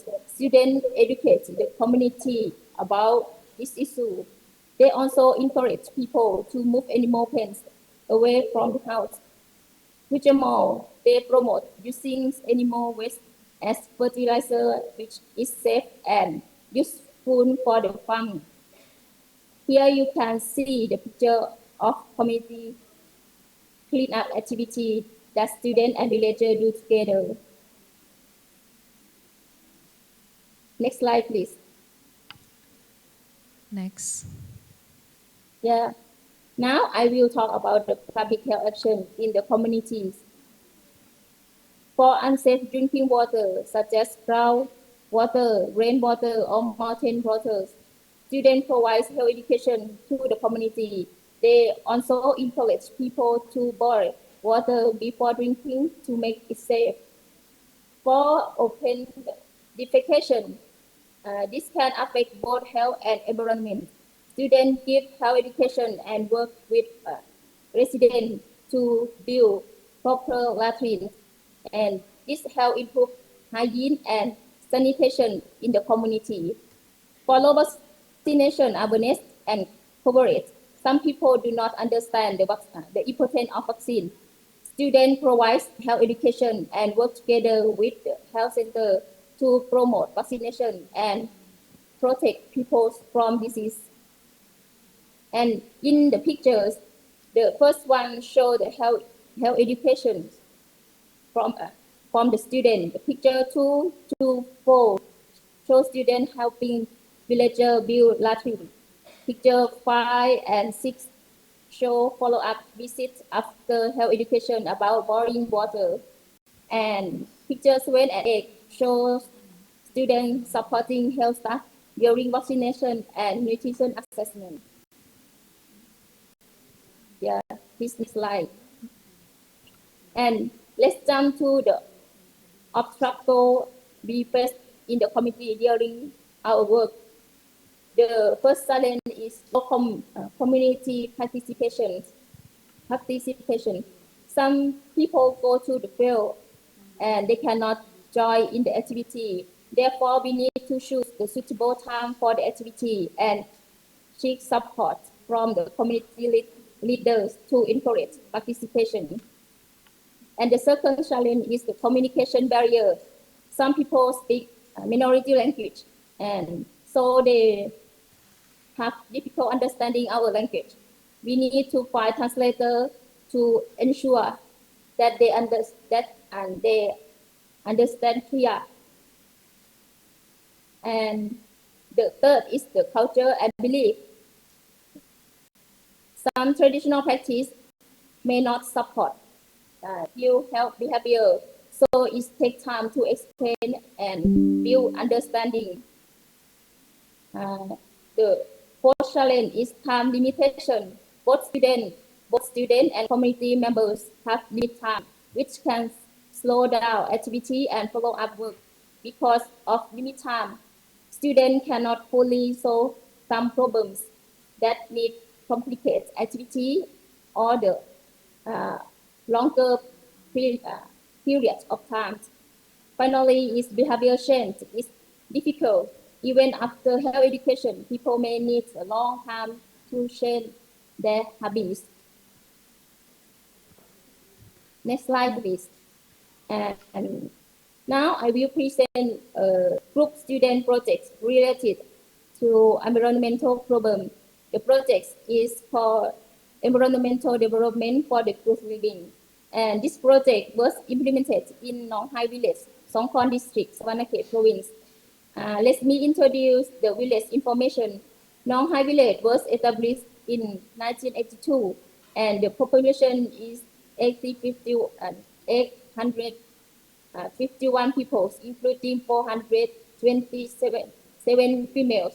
There are 185 households and 186 families. The village covers an area of 106,638 square meters and is located about 5 kilometers from the town area. The main problem are waste management and raising animals under house, which affects hygiene and the environment. The project objectives are to increase people knowledge and awareness of proper waste management for the better environment, to promote correct waste separation for the reuse and recycling, which help reduce waste and protect nature, to educate, to correct waste, to educate people about the negative impact of keeping animals under house and promote cleaner and safer animal raising practice. Next slide, please. Yeah, and this is the explanation. Of this project. The community will have a cleaner and healthier environment. The community will also show better sanitation practice such as cleaner household area, less burning of waste, and improve waste disposal. In addition, we expect better animal management. People will raise animals in cleaner and more appropriate way away from the house. Next slide, please. Next. Yeah. For the project implementation, there are 4 main activities. The first one is weekly cleaning activity organized every Friday evening. And the activity helps keep the village clean and encourage everyone to participate in improving the environment. The second, students provide health education and demonstration about waste management. This helps people understand how to manage waste correctly in their daily life. Third, 3 garbage pits are created and waste is separate at each point. Responsibility are shared among community members to ensure proper and continuous waste management. And finally, health education is given about moving animal pens away from under the house. This helps reduce bad smells, prevent disease, and improve hygiene in the community. Next. So next slide, please. Next. And this graph shows the results before and after the interventions. We can see clear improvement in all problems after the project. As you see, unclean household that decreased from 43.23 to 7.4. Animal pens under the house decreased from 12.7 to 3.2. Waste burning in the yard decreased from 18.9 to 5.3. And on the other hand, the used garbage is increased from 3.2 to 18.8, and this showed that the project had a positive impact on the community. Next slide, please. Next. And this picture shows the yards that are unclean and the area where pigs rise under the house. And this picture shows the student cleaning the village and separating waste together with the villagers. And this picture shows the villager move animal pens outside the house, cleaning the areas and create the garbage pit. And after implemented the activity, you can see the cleaner environment without plastic waste and the rubbish. Thank you so much. Thank you for your attention. Okay, thank you for Miss Lasapong. Thank you for excellent presentation, Miss, and it's very insightful. And then we have opened, invite participants who have question for our keynote speaker. But before you give your question, please introduce yourself. And we have a question from Zoom. I will read for Mr. Prof. Sandeh Podar. My name is Rama Kristo. I'm from Timor-Leste. I serve as a special advisor in the office of the Deputy Prime Minister to Timor-Leste. I address this question to any key speaker who willing to respond. Here we go. Do you believe there are ethic implications and concerns regarding the confidentiality of medical treatment if patients and their families demand that every single medical consultation or treatment session be recorded in real time using EA? If this becomes common practice, it will mean that any mistake made by doctor could be detected immediately. In your opinion, how will this affect medical ethics, patient confidentiality, and the trust between doctor and patient? That's all. Thank you very much. And it had been answered by Professor Dr. Sandep Podar. Of course, prediction of disease outcome based on history, record, and medicine, etc. And for future, we can prevent the outbreak by using machine learning. Simple example in environment weather update, rain or not, can prevent people from many accidents. So thank you for the question and thank you for the answer, Prof. Sandep Podar, and the question from Timor-Leste. And it's time for question in this hall. Any question for the three keynote speakers today? Please stand up.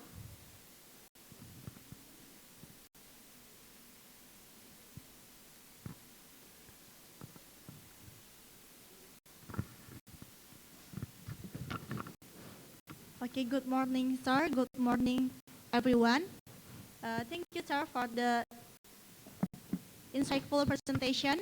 My name is Salju. I am a student of Bachelor Midwifery Program at STIKes MITRA HUSADA Medan, Indonesia. I would like to ask one question for Mr. Professor Dr. Sandip Podar about eco-education movement in health sustainability.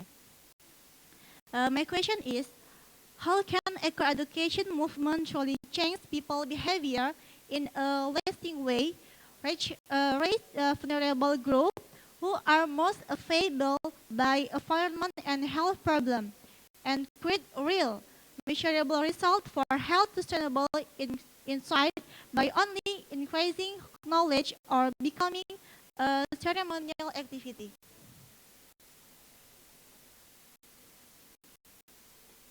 Okay, thank you. The next question for Prof. Sandep. Okay, good morning, sir, and good morning, everyone. My name is Daniel Chapa, and I am a student from Diploma 3 Nursing student. Thank you for your insightful presentation. As healthcare student striving for excellence, we are inspired to broaden our perspective and deepen our understanding through meaningful discussion. With your permission, I would like to ask any question. As healthcare students, we are frequently talk about health promotion and disease prevention. However, the concept of environmental sustainability has yet been fully integrated to our education curriculum and clinical training. In your opinion, what can competition should future healthcare professionals develop to become effective agent of change in the eco-education movement and contribute to achieving sustainable health system? Thank you, sir. Okay, thank you. Next question. Next question. Good morning, Miss Akana. Good morning, everyone. Let me introduce myself. My name is Cynthia Suci Kairani, and I am second semester midwifery student. I'm from STIKes MITRA HUSADA Medan, Indonesia. I would like to ask about what strategy roles can students take as volunteers in infectious disease control programs to break campus theory with real needs in the community? Thank you, Miss. Okay, thank you. It means it's for the question for Miss Lasapong. Thank you. Next. Good morning, sir. Good morning, everyone. let me introduce myself. My name is Masnio Gultom, a midwifery student from STIKES MITRA HUSADA Medan, Indonesia. I would like to ask a question to Prof. Dr. Evelino Guter, Korea. In their opinion, how can digital innovation such as AI, telehealth, and e-learning contribute to achieving the Sustainable Development Goals, especially SDG 3 and SDG 4? Could Prof share one practical example and believe that this technology is sufficient to create a sustainable health and education system? Thank you, Prof. Thank you. The question is for Prof. Evelino. And the next question. Okay, good morning, Prof, and good morning, everyone. Let me introduce myself. My name is Perli Fazir Naslim. I am Bachelor of Nursing Study Program in STIKES MITRA HUSADA Medan. I have any question to Prof. Avelino Guterres Korea. The question is, digital transformation promises better healthcare education, but unequal access remains a challenge. The question, how can we ensure it promotes global recovery and sustainability without creating a digital divide or losing the human touch in patient care? Thank you, sir. Okay, thank you. This is the last question for Prof. Evelino. And the next question for Miss Angkana. Ms. Lasapong, please. Thank you for the opportunity given. Good morning, ma'am. Good morning, sir. Good morning, Miss Angkana.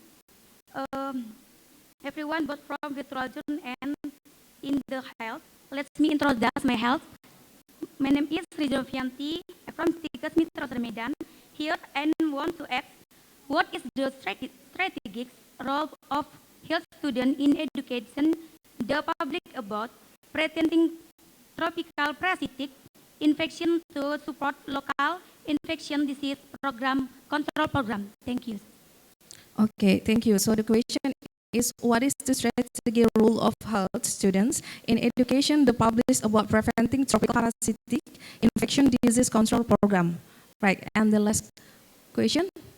My name is Sarah Sylvia Juliana Borstohang, and I am from Bachelor Midwifery.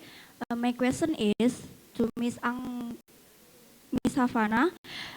If you were a student in community practice, what do you strategy would you use to solve health problem in community, and how does you improve mental health relate to community health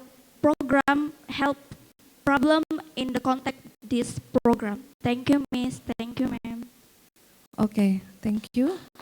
So there are 3 questions for Ms. Lasapong, 2 questions for Prof. Evelino, and 2 questions for Prof. Sandepoda. Okay, Prof. Sandepoda, the question is clear, Prof. Maybe I will repeat if not clear, Prof. Maybe once again I will repeat the question, Prof. For Yes, Prof. Sandepoda, there is 1 question in chat room and 2 questions direct from Hall STIKES MITRA HUSADA Medan, Prof. The first question from Salju. The question is, how can the eco-education movement truly change people behavior, Prof? Maybe research from health sustainability instead of only increasing knowledge or becoming a ceremonial activity, Prof. The second from Daniel. In your opinion, what core competencies should future healthcare professionals develop to become effective agents of change in the eco-education movement and contribute to achieving sustainable health system? Thank you, Prof.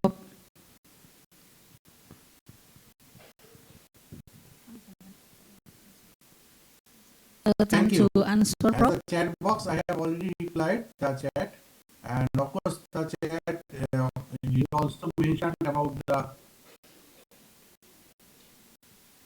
Also, they have here mentioned the ethical concern. Of course, AI is specific, and no ethics has been cannot be released to other patients and other data. Patient data is becoming secure.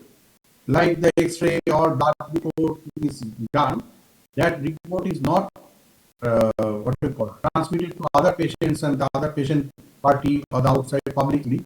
Same thing, the AI technology is maintaining the same procedure of data security. There is no question of ethical concern to go out. Second one is the about the education. As if we are educated to different process of the system, like as I have told, that using of application, how to use that application, the mobile application or the automated robot, how to operate. So that training should be given, otherwise the person cannot work. So as per the location of the hospital, if it is in rural condition or if it is in urban condition, urban area, so how the facilities are there, depend on that, the training system should be provided. Otherwise, the education cannot be fulfilled. And of course, the awareness camps, as I have shown the WHO website, there are many different free training camps or online programs as well by WHO and other training providers. You can attend freely, whoever interested. And of course, the hospital also organize different workshops like this conference we are discussing. It is also awareness camp. So hospital different times organize the staff training program, and of course they are going to community to give the community awareness workshop. So that also provided. Like we are in COVID time, we aware the people about the wearing mask, wearing PPE, wash hand, like that type of things is there. So it is a continuous process, not that a particular training program. And of course, education, there is already sustainability included in different universities. So there is no question. But we are all working together how to achieve this One Health program, education sector. Thank you. I think it is clear. Okay, thank you for impactful answer from Prof. Dr. Sander Poder. Thank you, Prof. And now we will continue to Prof. Avelino. There are two questions for Prof. Avelino. Is the question for Prof. clear, or we must repeat for Prof. Avelino, Prof?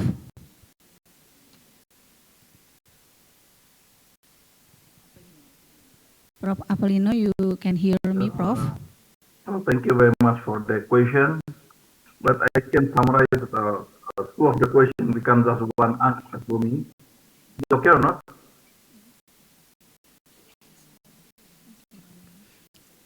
Okay. Thank you for the questions. I think it's very important because when we talk about the digital health for SDG3, for health for all, it means that to ensure healthy lives and promote well-being for all at all stages. It means that the contribution of digital health to SDG3, there are a lot of things I can mention some, and in improving access to healthcare. The student asked about the example. I can give the telemedicine, general patient in remote and rural areas to consult healthcare professionals without traveling long distance.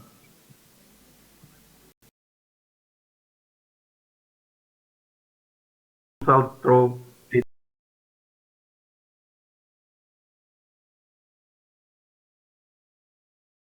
SDG3 is strengthening disease prevention and surveillance. Is to know that our experience during COVID pandemic, the digital surveillance is very important. So digital surveillance system enable early detection and monitoring of disease outbreaks, so it can prevent disease, particularly in community, in rural areas. The next contribution is about enhancing quality and safe of healthcare. Clinical decision support system assist clinicians in making evidence-based decisions and reduce medical error. Next is supporting maternal and child health. Mobile technologies facilitate vaccinations, immunizations, tracking, and child growth monitoring. Next is about promoting universal health coverage, because we see that the digital health system improve health financing, patient registration, and the service delivery. Even digital health records reduce the duplication of services and improve efficiency. Last for me is about the contribution of digital healthcare for empowering patients.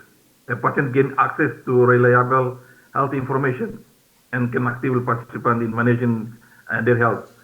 But my point of view that the digitalization cannot replace the brain of the people. So our brain is very important. It's the main center how to manipulate all digitalization become contribute particular to improve the health of our community. This is very important. So, but the challenges, despite we talk about the good contribution of the digital health, but the challenge also remains, like particularly limited digital infrastructure, like I already mentioned in my presentation, particularly in low resources in some countries like developing countries, including Timor-Leste. In rural areas, it's quite difficult to access digital health. Also, inequitable internet access and digital devices, and privacy and cyber security risk that I already explained previously, and lack of interoperability between health information systems. Okay. The last thing about the ethical consent that my friend from Timor-Leste raised about the issues of ethical consent, about the ethical consent. This one also one of the issues that we need to think about, because how about to save secure of our patient record? It can be access to everyone, or just access for someone, or just for doctors. I think this is my answer. Thank you very much, and we give back to moderator. Thank you. Okay, thank you, Prof. Apelino, for the great answer, and for the participant in hall and in the Zoom meeting. Is it clear answer from Prof. Apelino and Prof. Dr. Sanda Podar? If there is more or not satisfied, you want to raise your hand, or you satisfied from the answer? Is it clear? Yes? Okay.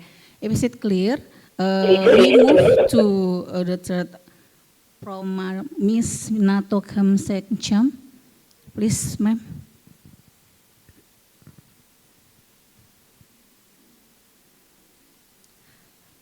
Okay, Miss, maybe I will repeat the question. I think it's the same question from Miss Riza and Miss Sarah. It's about what is the strategy for students, for health students in education to publish about preventing tropical parasite infection disease control program. And from Riza is, what is the strategy for a student to solve health problems in the community? How does environmental health relate to community health problems in the context in this program? I think it's the same question. So please answer, Ms. Lasapong. Thank you for your question. That I understand what our students are very strategy, right, to protect the parasite, right, and also to protect the communicable disease, right? The strategy disease, the question, right? Yeah. Yes, Miss. Thank you for this. For about this, the strategy of the to to achieve the goal for practice in the community is you have a good you have a good preparations, good screening of the problems, and good communication, communications, and also good friendship, because four parts is the most important. Like if you are a good preparation, you understand what we should do there, what our objective when we go to there. It's very clear for you. Yeah, you have already the idea what we will do. And just turn for the cleaning the problem. After, when you know well what is the problem, the real problem in the community, you can answer question of this problem by creating or implementing the activity that relates to protect this problem. And for the communication is important as well, because if you don't know how to communicate with populations in the village, that is the big problem, because we cannot use the how to say we cannot give them with the academic academic words or something like that. We have to say with them in the with the easy words and easy understanding that we use in the general life like this. And good friendship is because of when we go to the for our curriculum, right? We have a pre program like nursing, medical, and also midwifery, and pre curriculums. We go to the community together, and they have to work together.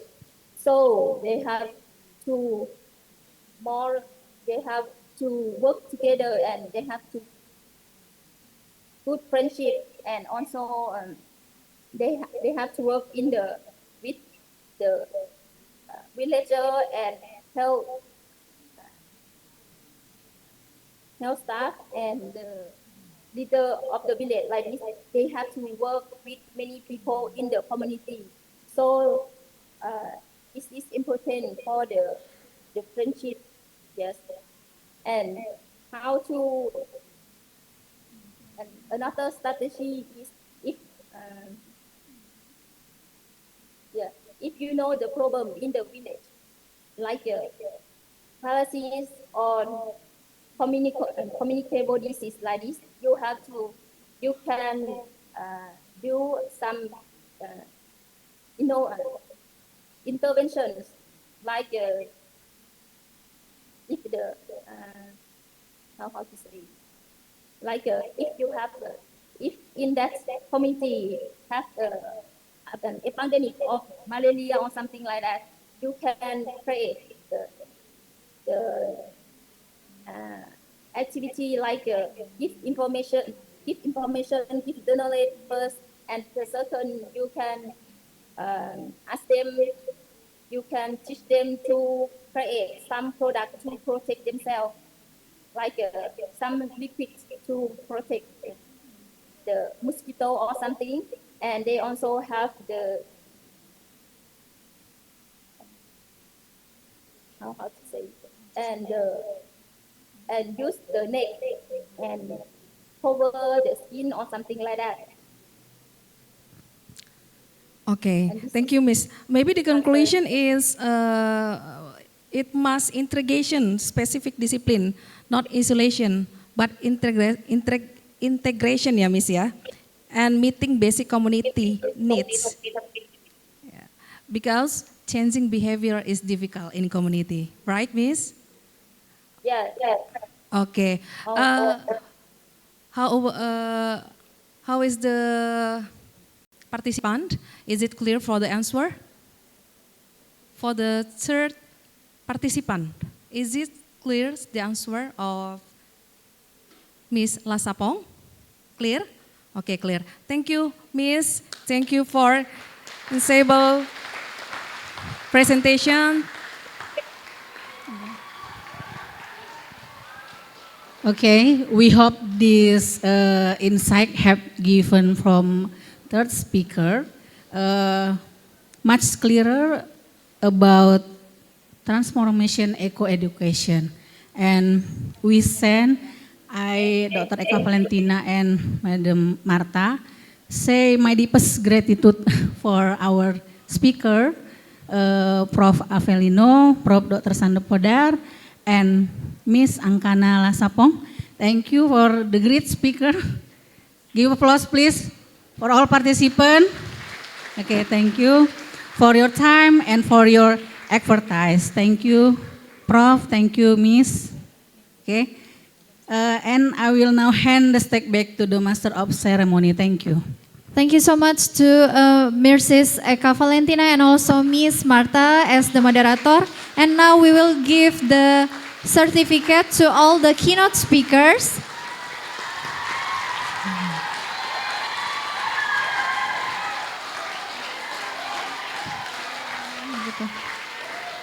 Okay, now for the first certificate we will give to the Professor Sande Podar. Will give by the Chief of Stikes MITRA HUSADA Medan and also accompanied by the Chairman of the committee, Madam Dr. Herna Rinayanti Manurung, to give the certificate to Professor Sande Podar. Thank you so much for the time, Professor Sande, because we know you are so busy and I know you have after had just pick up your daughter from the airport, right, Professor? Yeah, thank you so much for the time and hopefully you and family always healthy and happy. Now we will take the picture. Okay, 3, 2, 1. Okay, thank you so much. The next keynote speaker to the Professor Dr. Avelino Guterres Correa. Okay, Professor Avelino, we will take the picture. Okay, 3, 2, 1. Okay, thank you so much. The next keynote speaker to Miss Angkana Lasapon, MDM, TMIH from College of Health Savannah Ketlau. Okay, we will take the picture. 3, 2, 1. Okay, thank you so much to the Chief of Stikes MITRA HUSADA Medan and also the Chairman of Committee. I'm sorry, to the moderator.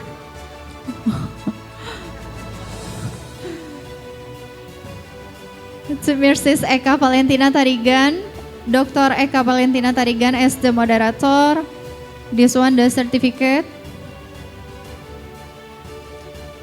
Okay, now we will take the picture. Mrs. Mata. 3, 2, 1.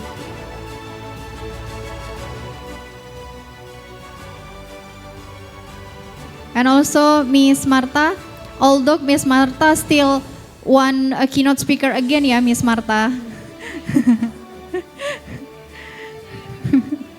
Okay, we will take the picture. 3, 2, 1. Okay, thank you so much to the moderator and also our gorgeous keynote speaker for this parallel session. And we tell to all the audience or the participant who has joined with us in the virtual Zoom meeting and also in this hall, Stikes MITRA HUSADA Medan, we want to tell that we take the break and lunch for this time until 1:30 p.m. So 1:30 p.m. you must join again in this hall and also all the audience, please join at 1:30.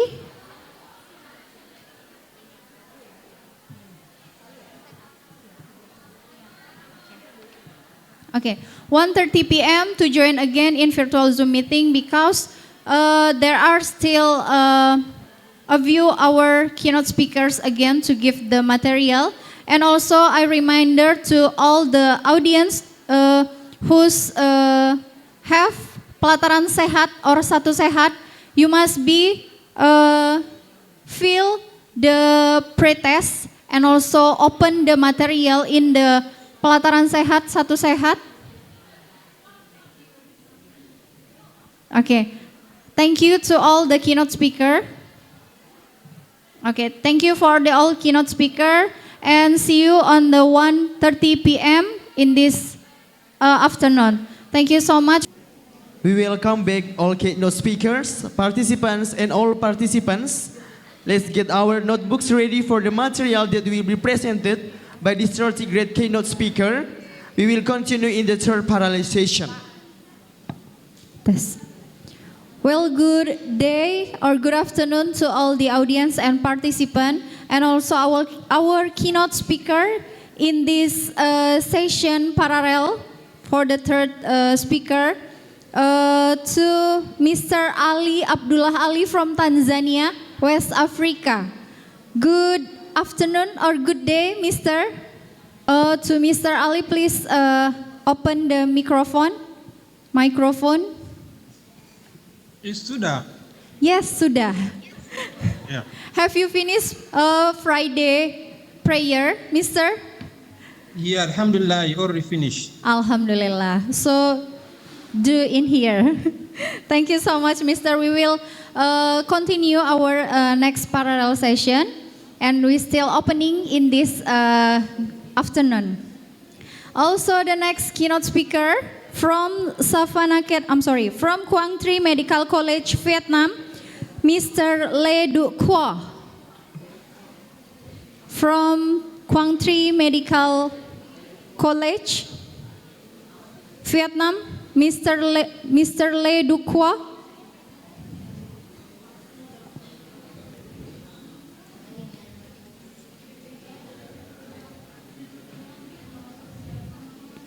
Still to join, right? Okay. To all the participants and also the audience, now we continue to the parallel session, and we invite again to our moderator, Miss Marta Silaban. Please take your time to guide this session parallel keynote speaker. Please take your time. Thank you for MC. So this time is the third session for keynote speaker, and we will continue our second keynote speaker. That is Mr. Ali Abdullah Ali. Can you hear me, Mr.? Yes, I'm here. Jambo, Mr. Jambo, habari. Okay, so let me read the curriculum vitae. Mr. Ali Abdullah Ali, nationality Tanzania, marital status married, date of birth 1 October 1991, professional public health expert. As the academic qualification, since 2016, finished Bachelor Science Environmental Health Science from State University of Zanzibar. On 2023, finished Master Science Public Health and Pet Management from Sokoine University of Agriculture, Morogoro, Tanzania. And since 2024 until now, he is currently pursuing Doctor of Philosophy Public Health Science from University of North Sumatra. And he is a health administrator since 2023 until now in Zanzibar Malaria Elimination Program, ZMAP, Ministry of Health Zanzibar. He has attended numerous training sessions and workshops, and he's highly experienced since 2016. And he is interested in research on zoonotic disease, particular leptospirosis in humans, rodent, and shrew reservoirs, and on mosquito-borne disease, including malaria and arbovirus disease. And the last published research is on 2025. It's community knowledge about antibiotics and the role of interprofessional team in providing health education. And it's the time for Mr. Ali to present with the topic is transforming communities through eco-education. Mr. Ali, time is yours. Okay, thank you very much. Good afternoon, everyone. Kepada Ibu dan Abang dalam Indonesia, selamat siang. Selamat siang, Mr. Okay. My name is Ali Abdullahi Ali from Tanzania.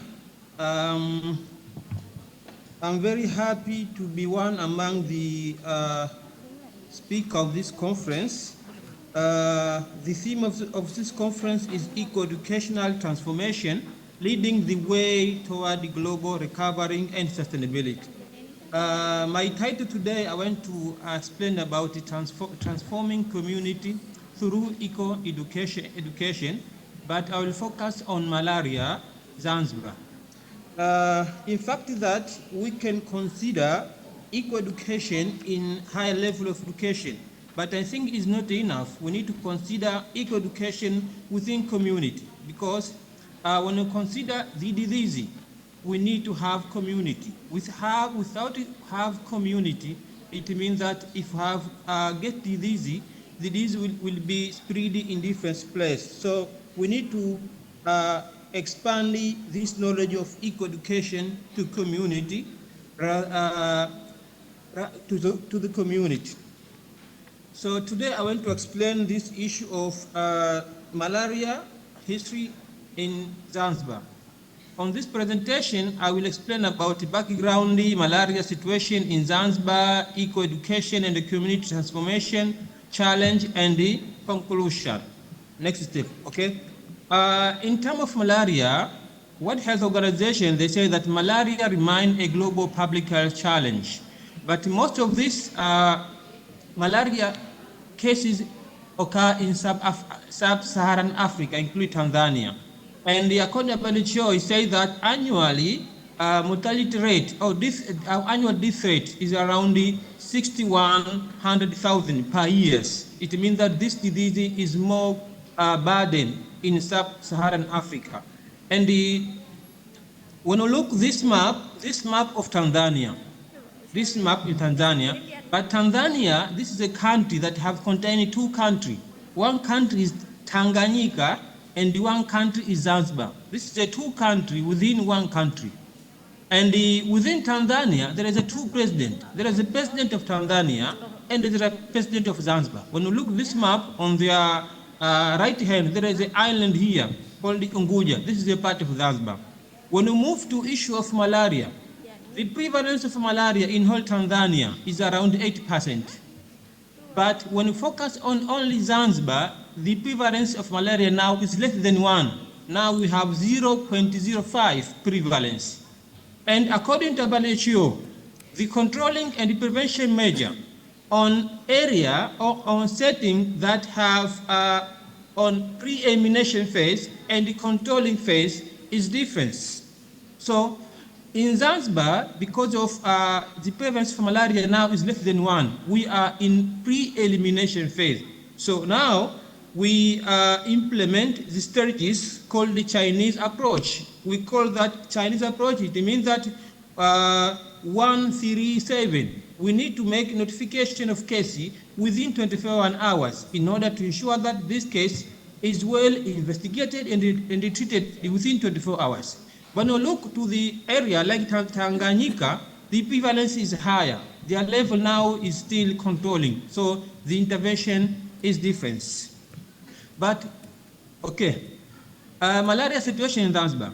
Zanzibar has experienced high malaria transmission before 2002. But from that, in Zanzibar, we started with equal education to the community to ensure that we provide them education about environment, because malaria transmission is also influenced by environment. So we started since 2002 about this eco education to the community and also to the higher education. For example, my bachelor degree is Bachelor of Science in Environmental Health. On 2010, within Tanzania, there is the only university that offered bachelor degree of environmental health. The government saw this problem. They tried to initiate a program of Master of Public Health, Master of Environmental Health to other universities in order to ensure that they get trained staff or trained workers in order to provide education to community based on environmental health. That's why, for me, I am first bachelor of, I'm first branch of environmental health in my university, because this is the strategy of our government. And also on that time, there's a different intervention we did in order to ensure that we move from controlling phase to elimination phase. One among the intervention was social and behavior change communication through health education. That one among the person who provided this education is me, because I was first branch of this program. And also another program that other intervention that we do is insecticide treated net. In my country, every 3 years, we have process of mass campaign of net. We distribute the net to the community in order to ensure that we sustain our elimination phase. Also, we have another intervention is indoor residual spray. We have program to ensure that we spray pesticide inside of the house in order to prevent the indoor, the mosquito that stay indoor compared to the outdoor. And also we have program of improved diagnostic and treatment. Now in Zanzibar, instead of hospital, we have a lot of area that have offered the program of diagnosis and the treatment of malaria. But malaria transmission declined dramatically after 2002. From that time, we approached into elimination phase. Next slide, please. Okay, this graph, it shows the trend of malaria from 2000 to 2026. When you look the 2000 here, the prevalence was about 4, but defense intervention in between. Now our prevalence, when you look here, is less than 1%. Now we have 0.5%. But within this prevalence, trend of prevalence, our program, we did a lot of intervention, including eco-education to the community, instead of eco-education to the higher level of education, because our government, they generate a lot of staff based on eco-education. The way is to educate the community about how they can prevent malaria issue. Okay, next slide. And also why malaria matter in eco-education. Health and environmental sustainability are interconnected. What I want to say is that health and environmental is like a coin. There are two sides. It cannot work alone. Must be have dependent each other. And when you consider the determinant of health, one among is also about the environment. Also, we consider your environment is safe or not safe. If not safe, it means that your health is not good. And also, malaria affects education, productivity, and the economic growth. Zanzibar, this is a Pulau island. We depend more on tourism activity. So, in order to sustain our tourism activity, you need to ensure that there is no malaria in Zanzibar. Because when visitors want to come to Zanzibar, they need to know the status of disease, including malaria. So we try to ensure that our prevalence will be sustained below the 1. And also, when you consider the determinant of health, one among is education. Without education, it means that your health is not good. And when you look at the health, one among the diseases that cause unhealth is malaria. So also, eco-education promoting prevention and resilience.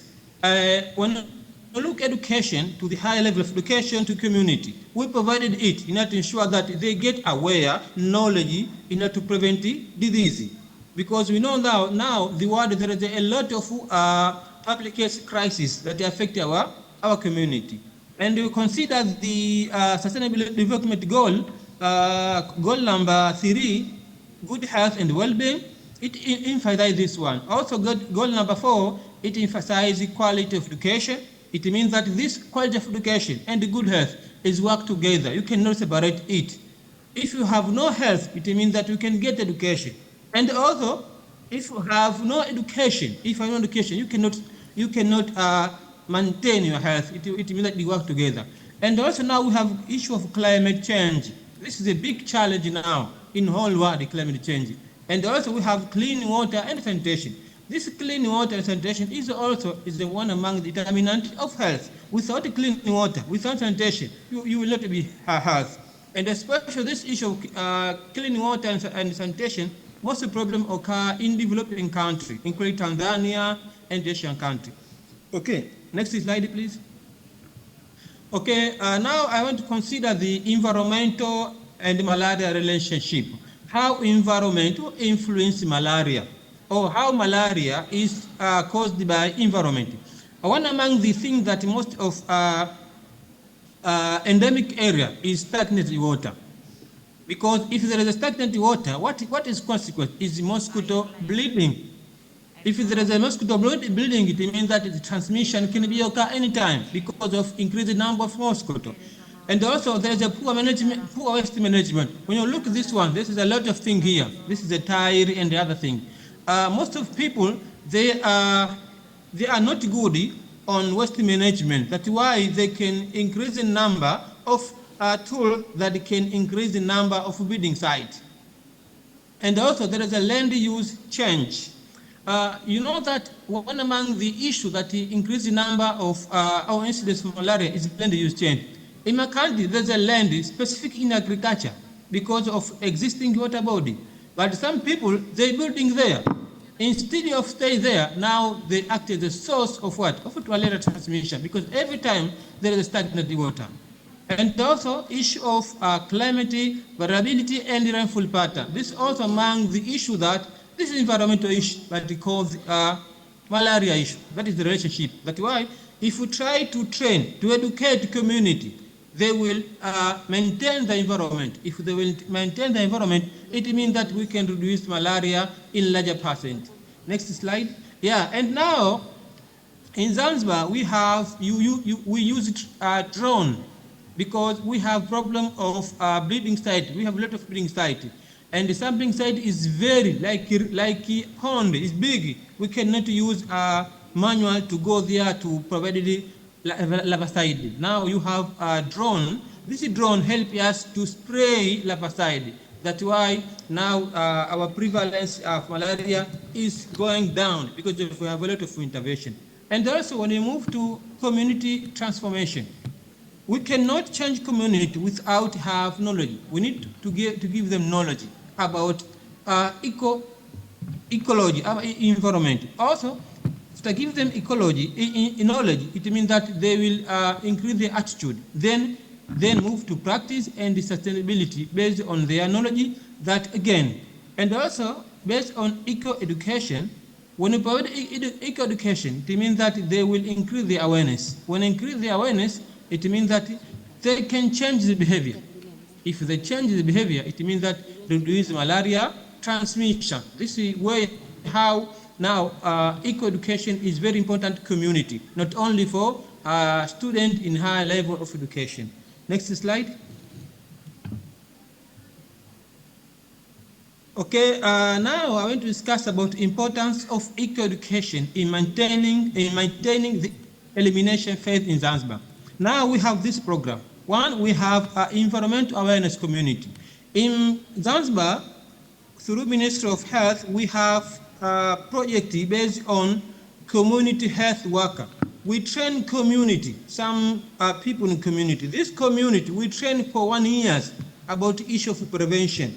Then these workers, we call CWU, their duty is to train other community in order to ensure that even the community, they have knowledge about disease, about the environment, about everything.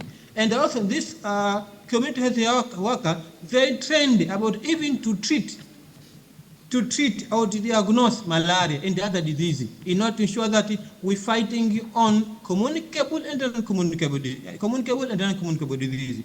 And also, there is issue of health knowledge, perceived risk. Since 2008, our prevalence of malaria is less than 1. So every year's gone. Every year, the people forget about the malaria risky. They say now that's why because there is because of prevalence is less than 1, it means that there is no malaria. But in reality, malaria is existing. But for them, they say no because of what? Because of the information that they get. But the prevalence is there, but the perception is not good. And also, there is the issue of community participation that I explained before. We have community health workers. This community health worker is trained by government in order to help the community. And also we have sustainable behavior. And also we have multi-sectoral collaboration. Now we have project sponsored by Melinda Gates. This project called the MEZA. Zanzibar, we call MEZA, we call Maliza Malaria Zanzibar. This is Swahili, MEZA. The purpose of this project is multi-sectoral, to collaborate with different sectors, including environmental sector, transportation sector, and everyone, in order to ensure that we sustain this prevalence less than 1. Issue of multi-sectoral collaboration. But this multi-sectoral collaboration also includes community. So also community is very important against the prevention and elimination of disease. Next slide, please. Yeah, this is an example of eco-education to community. This picture shows that this is a SBC officer, social behavior change officer. They provide education to the community based on malaria, how they can prevent the malaria. If they have sign, how can report to hospital. That's why I say there is a school environmental club. This school environmental club, there is a in every level. When I move to primary, secondary, tertiary, even university level, there is a school, there is a environmental club. And also we have community clean up campaign. So every district or every shahia in Zanzibar, there is a community cleaning campaign. So every week they conducted the environmental cleaning. And I remember on 2020, our president announced that every end of the month we need to have campaign whole country. But I think now we stopped. But we did this issue of cleaning. But this issue of campaign included community. And also we have health promotion program through community health workers, as I explained before. Continue. Next slide, please. Okay. Instead of this achievement, but now we have some challenge toward the achievement of our goal. One, we have issue of resource limitation. I remember on 2023-2024, we had a lot of sponsors that sponsor our program. As we know that our program, we didn't get fund from our government. Whole fund come from donors. Example of donor was President Malaria Initiative, PMY, sponsored by US. And also there is a global fund. There is a MESA project under the Bill and the Melinda Gates Foundation. But I remember when Trump started his position as the president, he tried to cut the fund. One among the funds that he cut is the PMY, President Malaria Initiative. But now, that's why now we have scarcity of fund because of this crisis of cutting the fund from Donald Trump. And also we have challenge of climate change impact. This is, I think, this is a global crisis. And also we have digital education tools. I remember the previous speaker explained a lot about this digital education tools. Now we are moving forward into digital education tools. Example, also now we try to use AI.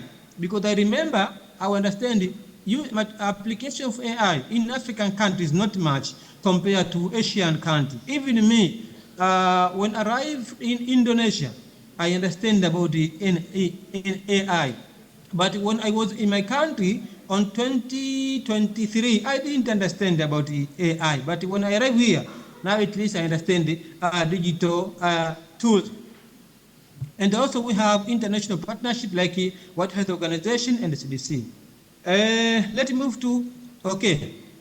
Now other challenge is we have issue of imported and exported cases. When I say imported cases, this is a case from my land, this is Tanganyika.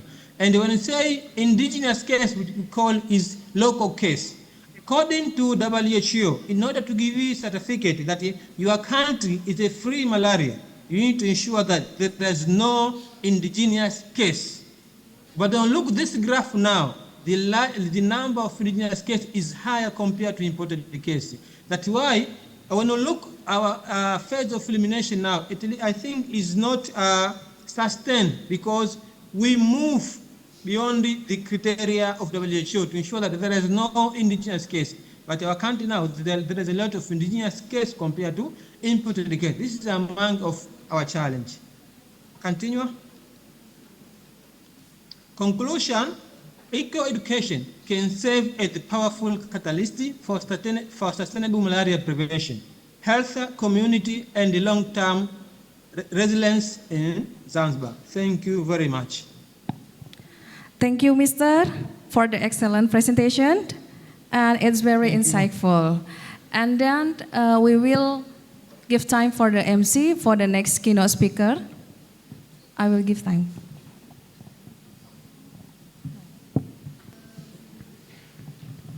Okay, thank you to Ms. Marta Silaban, to Mr. Ali Abdullah Ali. Before we continue to the next keynote speaker, but we invite our moderator for the next parallel session to Ms. Sri Mulyana Putri Bakara. Please take your time to moderate or guide the next parallel session keynote speaker. Thank you. Okay, thank you for the MC. Before we move to our next presentation session, allow me to introduce our discussed speaker for today. Today, for the next speaker is Mr. Lee Du Qua from Quang Tri Medical College, Vietnam.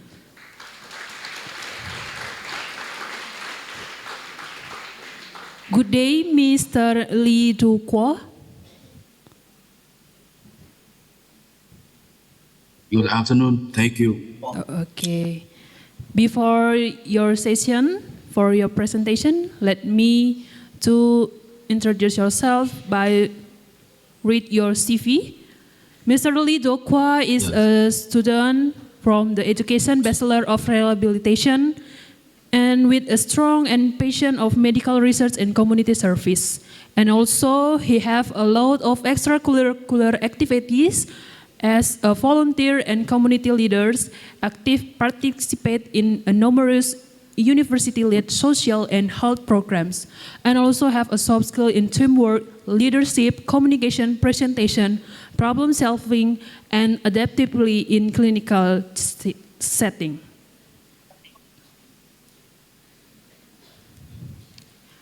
Okay, to optimize our time, let we start for your presentation with the title of Knowledge, Attitude Toward, and Contraceptive Method and Related Factor among students of Quang Tri Medical College in 2025. For Mr. Lee Du Qua, time is yours. Okay, so good morning, everyone. So today I'm very honored to represent our team from Quang Tri Medical College to perform our presentation. For the topic is about the knowledge, the attitudes towards the contraceptive methods and related factors among students of Quang Tri Medical College in 2025. So here's the name of our research team, we got Mrs.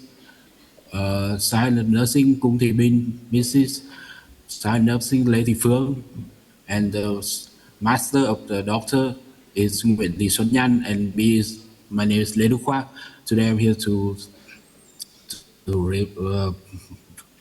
present. Okay, next slide, please.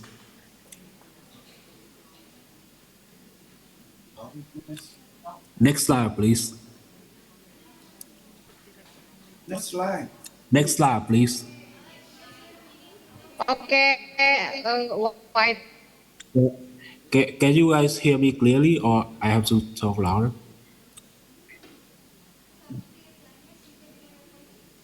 So the presentation consists of 5 main parts. Part 1 is the introduction. Part 2 is the literature review. Part 3 is research methodology. Part 4 is result and discussion. Part 5 is conclusion and recommendations. Okay, next please. So we come to first part is introduction. So according to the statistic from the Department of Maternal and Child Health under the Ministry of Health, there are approximately 300,000 to 400,000 abortions annually among the adolescents aged from 15 to 19 nationwide, of which 60 to 70 involve high school and college students. So research findings have also indicated that the age of first sexual intercourse among Vietnamese adolescents is becoming increasingly younger. However, it's only about 20% reported using the contraceptive methods during their first sexual intercourse. According to the General Statistics Office in 2021, the rate of autonomous decision-making regarding contraceptive use was lower among the adolescents aged from 15 to 19 years, just about like 25.5%. Additionally, 53.6% of all abortion cases were attributed to unintended pregnancies. Studies conducted in Vietnam have consistently shown that adolescents and college students still have limited knowledge and inappropriate attitudes regarding contraceptive methods, contributing to the increasing rate of abortion due to the unintended pregnancy each year. In recent years, there have been cases of unintended pregnancy among students and at Quảng Trị Medical College, which had negatively affected their academic performance and learning process.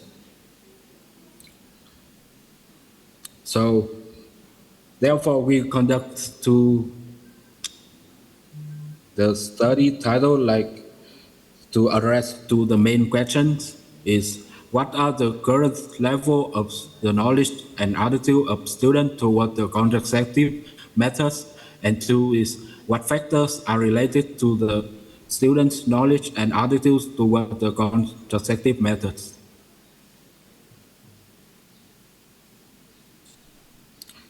The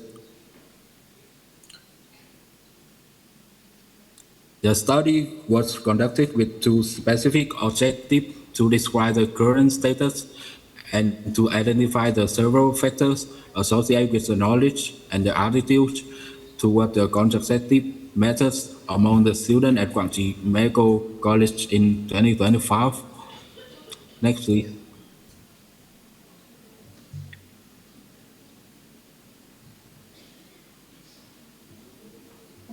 The literature review consists of 3 main parts. Part 1 is overview of contraceptive methods. Part 2 is research about the knowledge and the attitudes of students about the contraceptive methods in Vietnam and worldwide. Part 3 is factors related to knowledge and attitudes of students from consecutive methods in Vietnam and worldwide. But however, due to the time limited, we will not present each section in detail here, so we will go like shortly. Yeah. Next, please.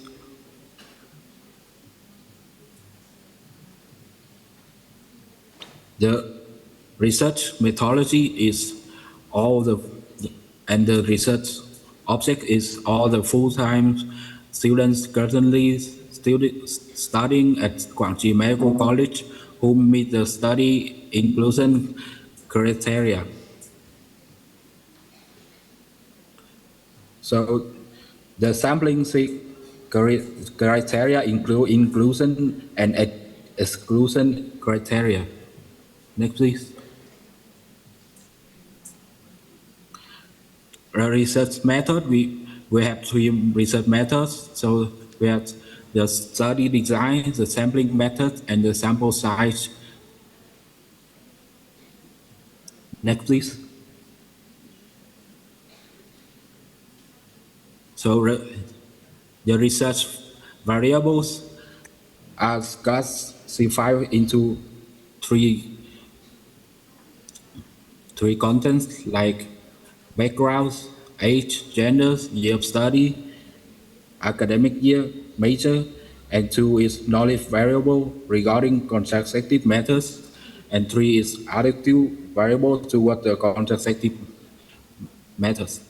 Next, please.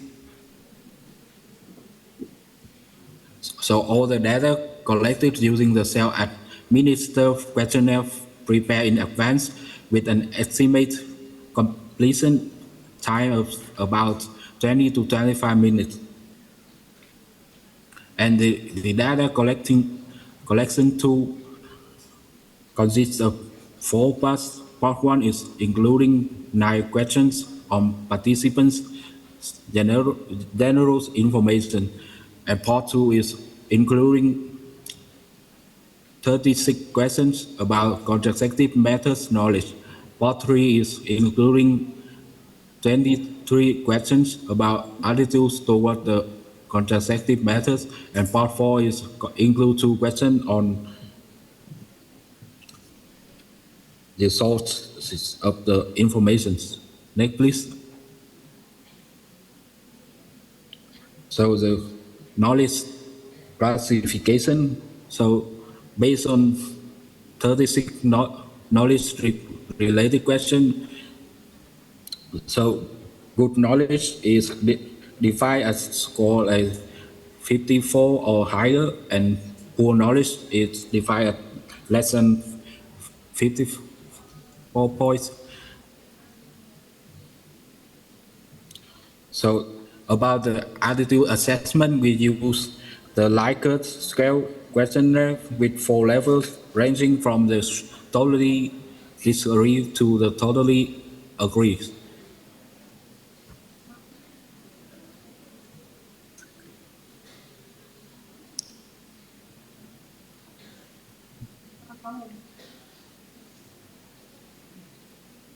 So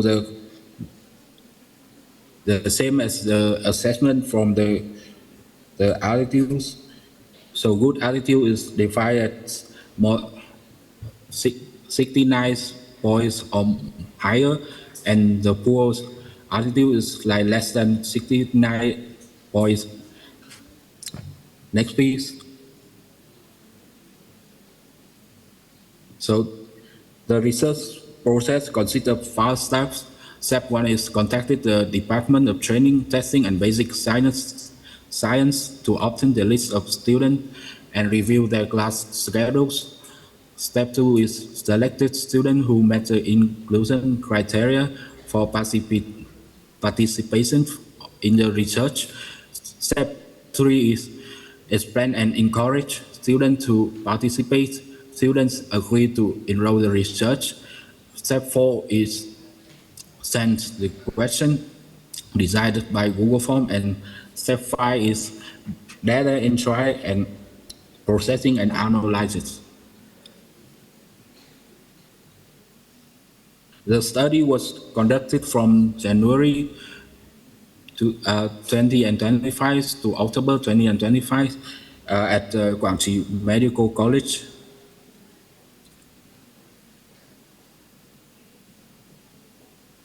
So they moved to the bias control and mitigation measures. We consider two parts: is selection bias control measure and information bias control measure. Next, please.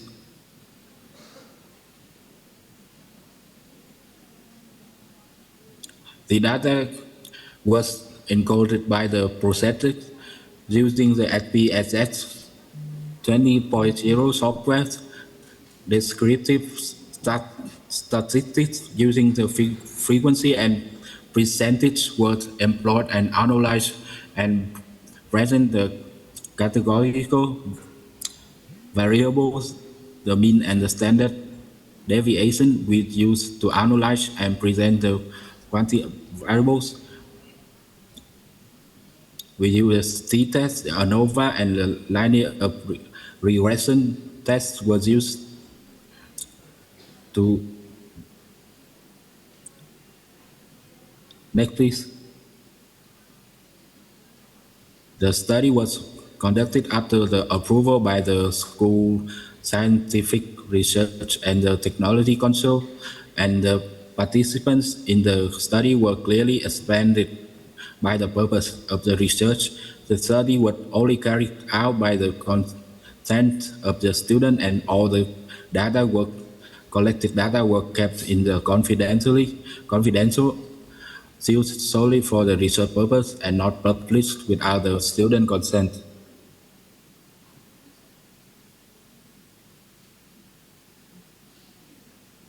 So the study assessed the level of the knowledge and the attitude of the student toward the contraceptive methods and associated factors.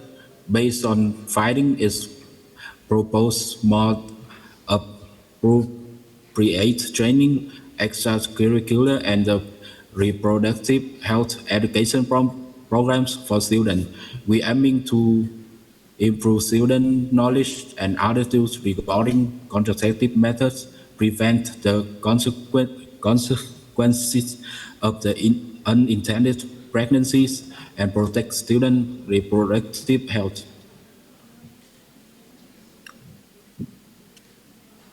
We move to the part 4, and is the important part is the results and discussions.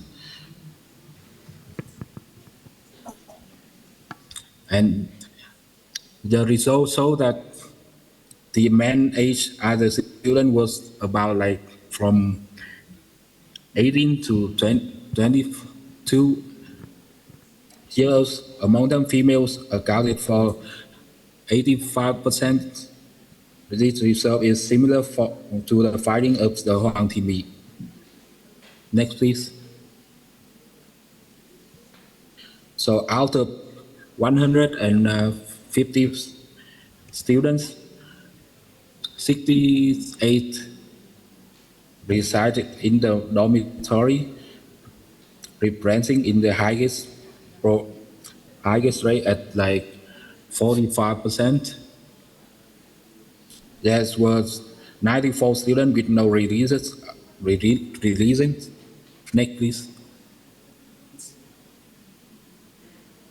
So the first year's student accounted for the highest rate at 40%.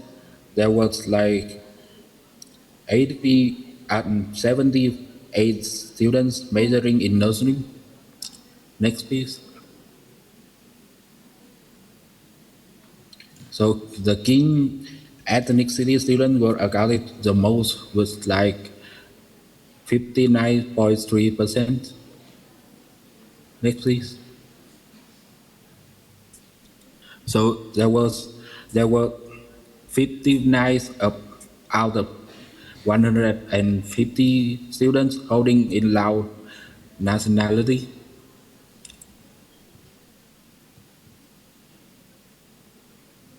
Next, please.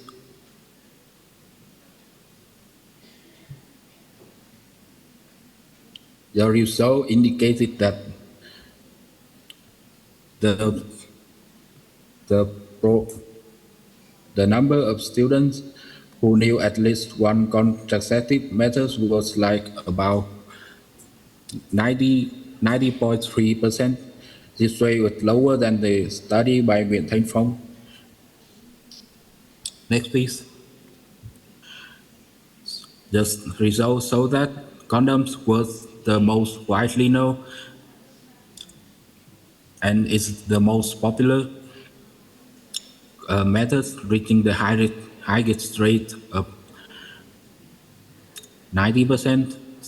Student knowledge of traditional contraceptive methods was lower than that of modern methods. Next, please. So there were 76% of students who knew that contraceptive methods should be used during every sexual intercourse when pregnancy is not decided. Next, please. And 38.6% of students believe that using contraceptive methods affect the sexual intercourse. Next, please. 70% of students recognize that the incorrect use of the contraceptive methods would lead to the unintended pregnancy. Next, please. The result show that 81% of students were aware of emergency contraceptive pills. Next, please. The study showed that only 4% of students had correct knowledge regarding timing of the ECP use, which is as soon as possible within 120 hours after the unprotected intercourse. Next, please. 90.3% of students knew about condoms. Next, please. Only 76% of students knew the correct timing to use a condom during intercourse with it before penis vagina insertion. Next, please.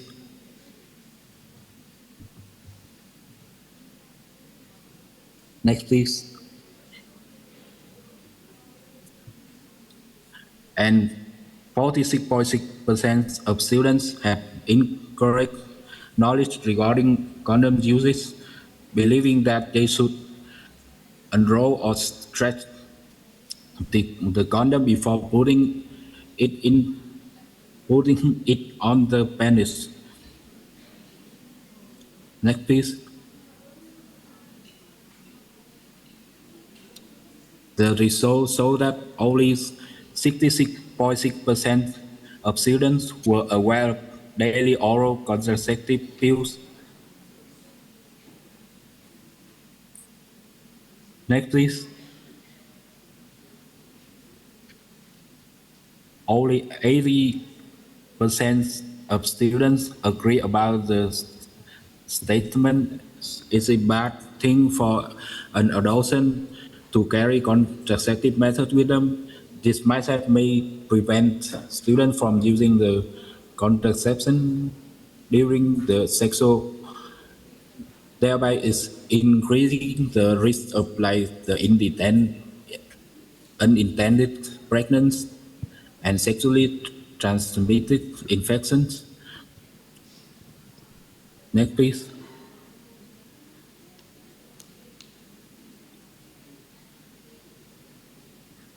Uh, 50, no, the before slide, please. Yeah.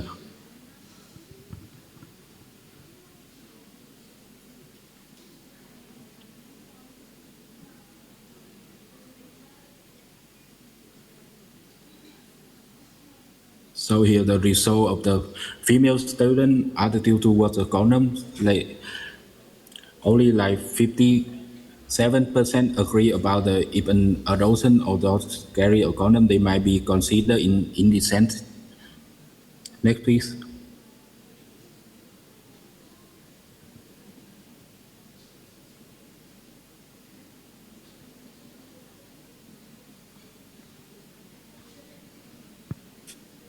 Excuse me, sir.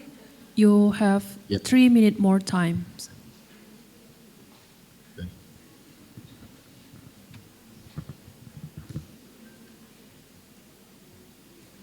Hồi chuyển slide hơi sợ ấy. Vâng.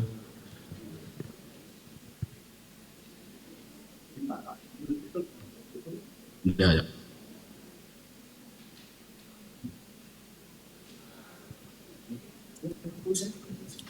So we move to the conclusion. The research indicated that 14.7% of students possessed at a good level of knowledge about the contraceptive methods and 74% demonstrated at a good attitude toward them. The overall mean scores for knowledge and attitude regarding contraception among the participants were about 36 and 95 respectively. There was statistically significant association between student knowledge and their academic year, as well as between their attitude and their religion and nationality. There was moderate positive correlation between the knowledge and attitude of the students. So here's our team research recommendation. They should enhance the organization of the extracurricular activities, external program, and information sharing session regarding contraceptive methods and reproductive health, and contraceptive education should be integrated into the curriculum starting from the first academic year. And we should improve students' access to the reproductive health and the contraceptive information by updating library books and periodicals and recommending relevant websites with a special focus on the Laotian students. Students should actively participate in okay, so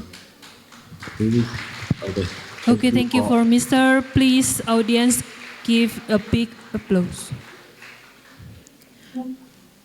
Okay, Mr. Would you please stay in this Zoom before we continue to Q&A session? And now we will start for the second presenter. And ladies and gentlemen, for the second session presenter, give the big applause for Madam Ribur Sinaga, SKPD MKM. Thank you. Okay, before Madam Ribur Sinaga to start her presentation, let me to read her CV. Madam Ribur Sinaga, SKPD MKM, is a midwifery lecturer and also a researcher with the expertise in maternal and neonatal. And also the best topic for today about husband empowerment model in implementation of eco-education based on local food for the prevention of anemia in pregnant women. For Madam Ribur Sinaga, time is yours. Thank you for moderator Miss Putri Bakara. Good afternoon. Thank you. Ladies and gentlemen, good afternoon for participants in Zoom meeting too. I want to present the topic husband empowerment model in implementation of eco-education base of local food for the prevention of anemia in pregnant women. Next. What is anemia? Anemia is pregnant woman is a condition where the hemoglobin level in the blood is below normal, reduced to blood ability to transport oxygen throughout to the body. According to the World Health Organization, anemia is pregnant is defined as a hemoglobin level of less than 11 gram over deciliter. Classification of anemia in pregnant women, milk anemia, hemoglobin 10.0 until 10.9 gram over deciliter. Moderate anemia, hemoglobin 7.0 until 9.9 gram over deciliter. And then severe anemia, hemoglobin less than 7.0 gram per deciliter. Next. Main cases of anemia in pregnancy. Number 1, iron deficiency. Iron deficiency is low intake of iron-rich foods to supply the needs for new blood cell formation. Number 2, folate H deficiency is lack of essential micronutrients such as folic acid and vitamin B12, which regulate red blood cell regeneration. And number 3 is disease and infection. The presence of parasite infection, example, worm or malaria, that inhibit optimal nutrient absorption in the digestive tract.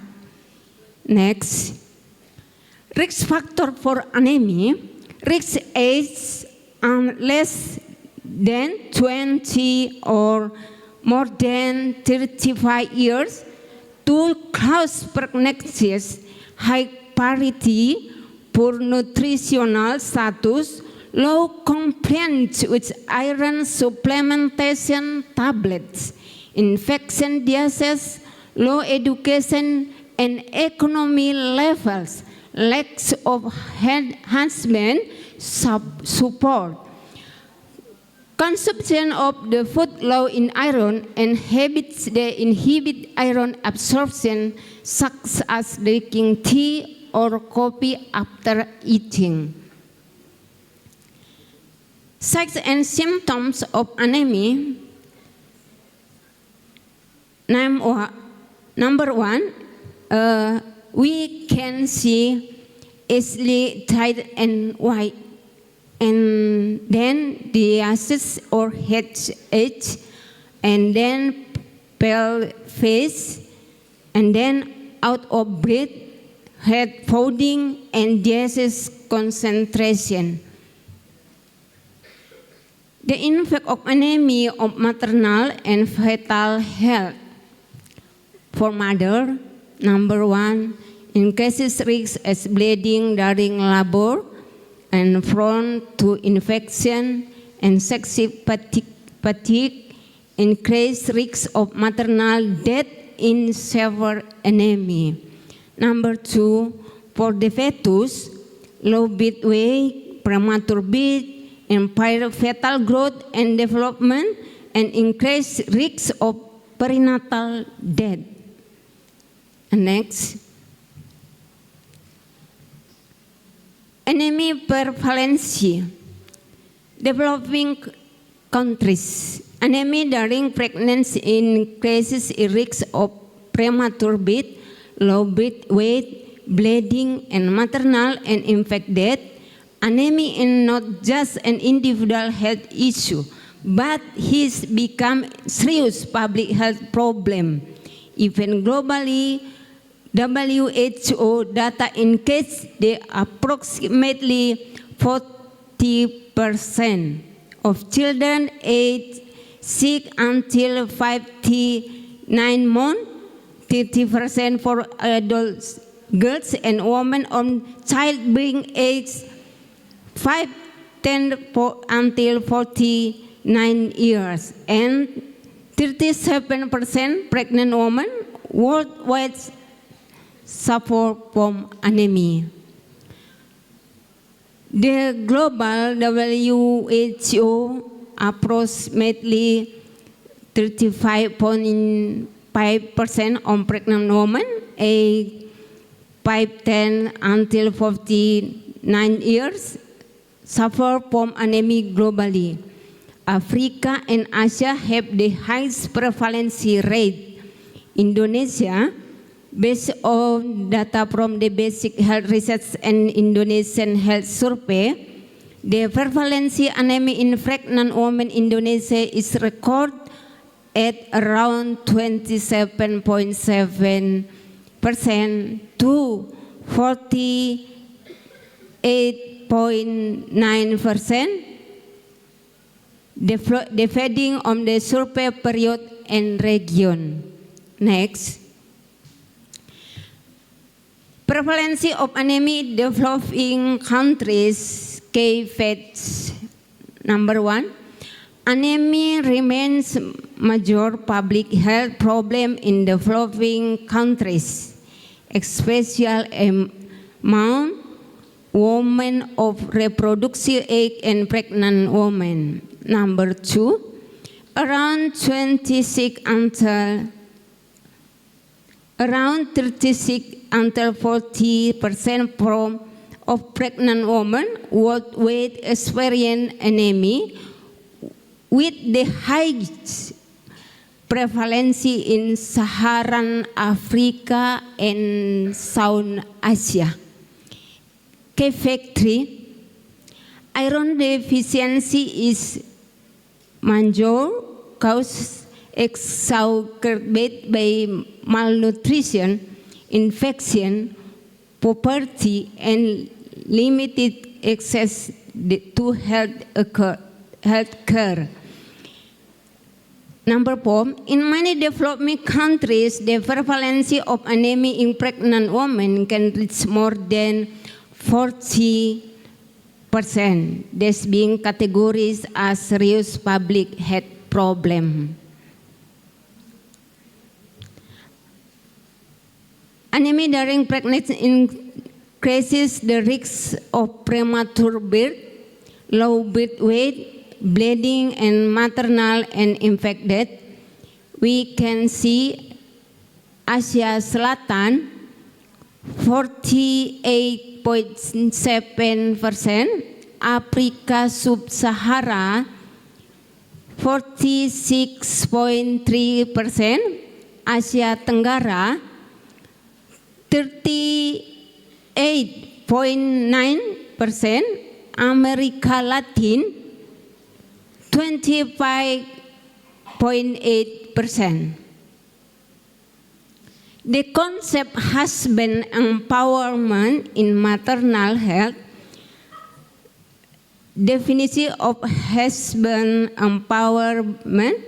Number 1, husband empowerment is the process of increasing a husband's knowledge, skill, and performance in the supporting maternal health during pregnancy, childbirth, and the postpartum period.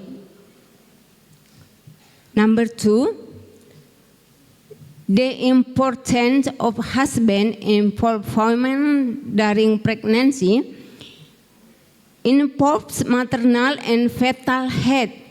Helps make informed health decisions and reduce the risk of pregnancy complications and provides maternal complaints with iron supplementation and healthy diet.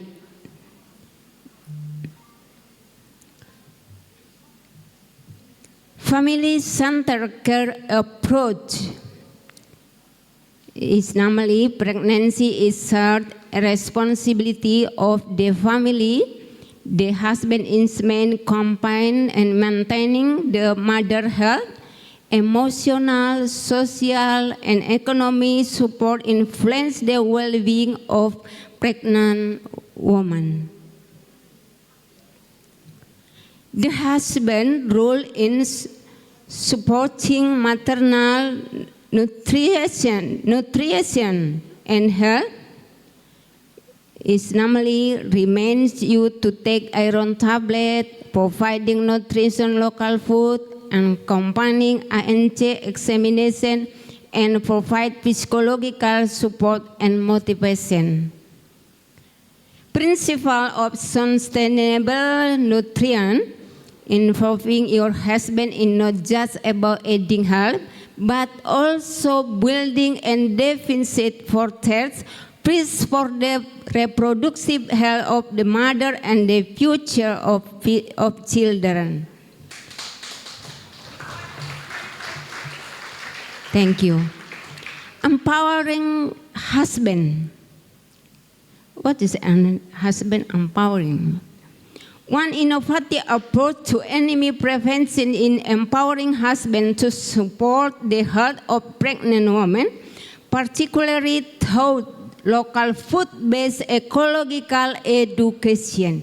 The model emphasizes the important role of family, particularly husband, and utilizing nutrition for local food resources to improve the nutritional status of pregnant women. Basic concept of the integrative approach model. Number one, empowering husband. Husband empowering in the process of increasing knowledge, awareness, and improvement of husband in supporting in the health pregnant women, both emotional, social, and economically. Number two, ecological education. Ecological education is a learning process that emphasizes the relationship between human, the empowerment and natural resources, particularly and in sustainable use of local food. Number three, local food. Local food is food that is valuable in surrounding empowerment and has high nutritional value, such as green vegetable, nut, fish, sour, and local fruits. Objectives of the husband empowerment model. This is model aims to for number one, increases husband knowledge about anemia during pregnancy. Number two, encourage active involvement of husband in fulfilling the nutritional needs of pregnant women. Number three, optimizing the use of nutrition local food. And four, reduce the index anemia in pregnant women. And five, improving the quality of maternal and fetal health. Role of husband. Direct involvement in providing food ingredients and ensuring that isi piringku menu rich in protein and vitamin and served hygienically. We can see local food. Basic concept of the integrative approach model local foods is such a green vegetable, moringa leaves, and spine and very affordable a salt of iron and folic acid, and tubers containing vitamin A, vitamin C, and mineral and component that help absorption of iron in body. Fish, a high absorbable source of protein, have iron. And chicken of beef liver, the highest source of iron, is very effective for increasing blood quickly. And then, local food Indonesia. One, Moringa leaves. Moringa leaves are local food rich in iron, folic acid, vitamin A, vitamin C, and protein. We can to consume with clear moringa leaf soap, stir-fried moringa leaves, moringa leaf tea, moringa powder as food mixture. And two, spinach. Spinach is great source of iron and folic acid. We can to consume with spinach clear soap, spinach stir fry, spinach soap, and then tempe. Tempe contains protein, iron, B complex, vitamin, and essential mineral that help form hemoglobin and maintain the health of pregnant women. We can to consume fried tempe, bacam tempe, stir-fried tempe with vegetable.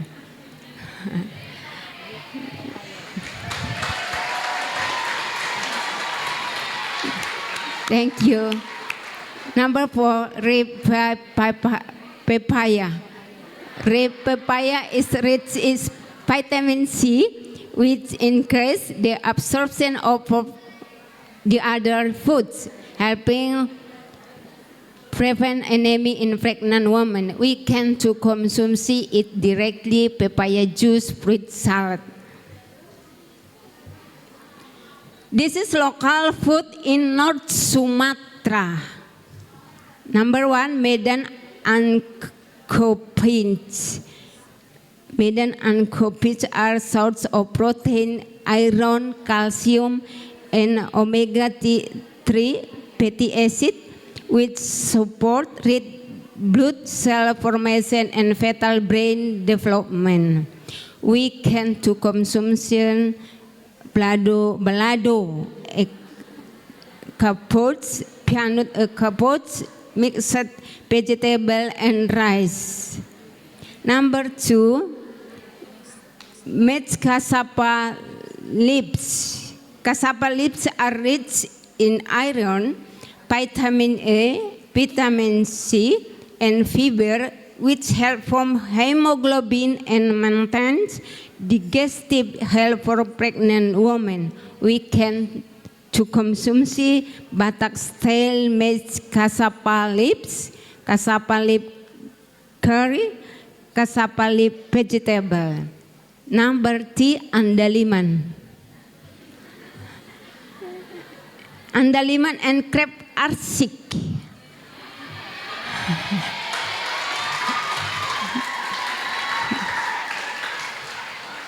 The crab in arsik is rich in protein, iron, vitamin B12, and omega-3, which play a role in red blood cell formation and fetal development. We can to consume crab arsik, boiled crab with Batak spinach. Number 4, green beans. Green beans are rich in iron, folic acid, plant-based protein, and fiber.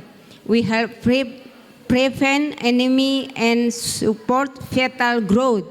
We can to consume green bean forage, green bean juice, green bean compote.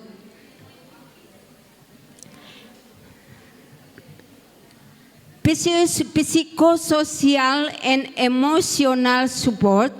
Why psychosocial condition? Pregnant women serious experiencing mood swing and stress. Psychological stress can reduce the body ability to absorb nutrients. Role of husband, helping with household chores to the mother and now become physically exhausted, begin a friend and to confine it and providing motivation and positive affection. Concept of husband empowerment model. Husband empowerment is the process of increasing a husband's knowledge, skill, awareness, and ability to play active role in maintaining the mother health during pregnancy. This model positions the husband the primary partner in family decision maker regarding health and nutrition. Empowerment of husband includes increased knowledge about anemia and pregnancy, emotional support for pregnant women, financial support in meeting nutritional needs. Next.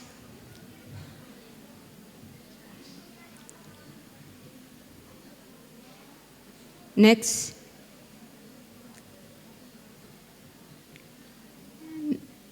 Next.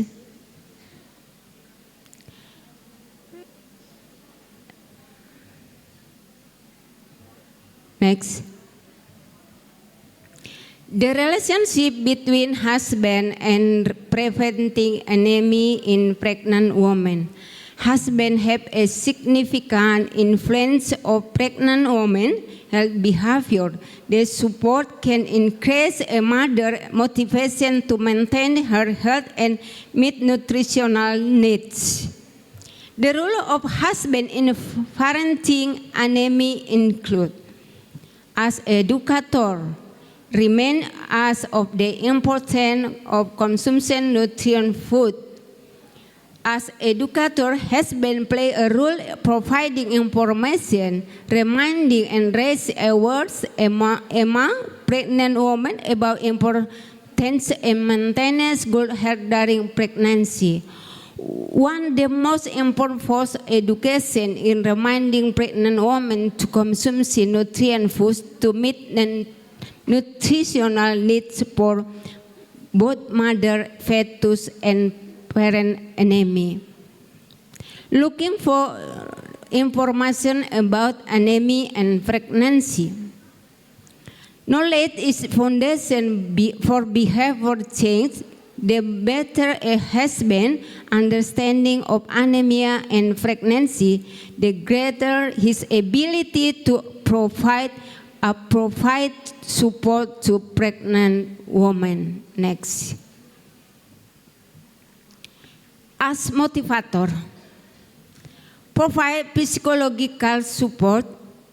Preventing anemia is pregnant women improve more than just meeting iron requirements and consuming nutrition food, but also a mother's psychological well-being. Reduce maternal stress during pregnancy. Husband play a role in helping reduce stress in pregnant women through emotional support, attention, and good communication. Equal and comfortable psychological state can help mother maintain their health during pregnancy and increase complications with anemia preventive effort. Number 3, as companion. Accompanying the ANC visit. Husband play active role by accompanying pregnant women during an ANC visit to provide moral support and ensure the health of both mother and fetus while monitoring. And then remind you to take iron tablets. Husband play a role by reminding pregnant women to regularly take their iron supplement as recommended by healthcare professional. Number 4, as decision maker. Is normally support good health practice. Husband play a role in supporting good health practice by helping mother adopt a healthy lifestyle, maintaining personal hygiene, consuming nutrient food, and following the recommendation of health worker pregnancy. And then determining the priority of family health needs. The husband play a role in prioritizing the family health needs by ensuring the pregnant woman's needs are met first, such as nutrition, prenatal checkup, and iron supplement. Benefit of model empowering husband. For pregnant women, improve nutritional status, reduce the risk anemia, improve the quality of pregnancy.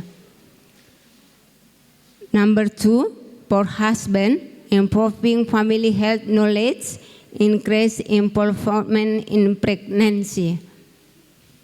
Next, for families, improving families' food security in source of healthy lifestyle. For the community, reduce anemia rates, supporting the achievement of sustainable health development goals. Conclusion. The husband empowerment for implementing local food-based ecological education is effective approach to preventive anemia in pregnant women. This model advances the activity improvement of husband as companions, motivator, educator, and facilitator in meeting the nutritional needs of pregnant women. Through ecological education and utilization of local food rich in iron, the other essential nutrient, families can implement anemia preventive strategies that are sustainable, economical, and cultural appropriate. This approach not only improves maternal and fetal health, but also strengthens family food security and overall community health. Thank you for attention. Okay, thank you for the speaker. Please give big a round applause for Madam Ribur Sinaga. Okay. Before we continue to Q&A session, I will to make sure Mr. Ali have in this Zoom and also Mr. Lee Duquo also stay in Zoom. Okay, ladies and gentlemen, continue with to the next session, Q&A, question and answer session. Please, for participants who would like to ask question for the 3 speakers, times is yours. To maintain our time, we will give you two questions for each of speakers.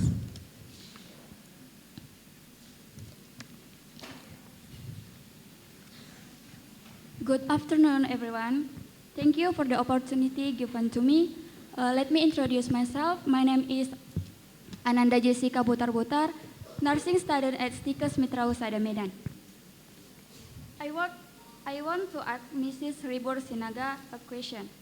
Thank you very much for your insightful presentation.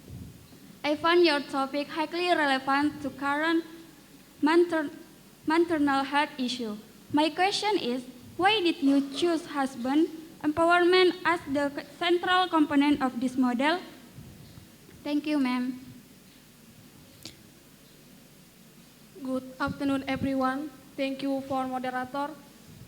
My name is Tasya Lamtiul Simanjuntak. I am from Indonesia, Bachelor of Midwifery Program. Here is my question to Mr. Ali Abdullah. In what ways can eco-literacy and sustainable development interventions be integrated into midwifery care to protect pregnant women and infants from malaria in Zanzibar? Thank you.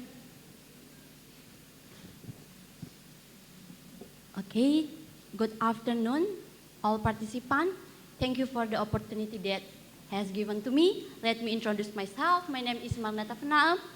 Some I'm very interested in the material that Prof. Ledukoa just present.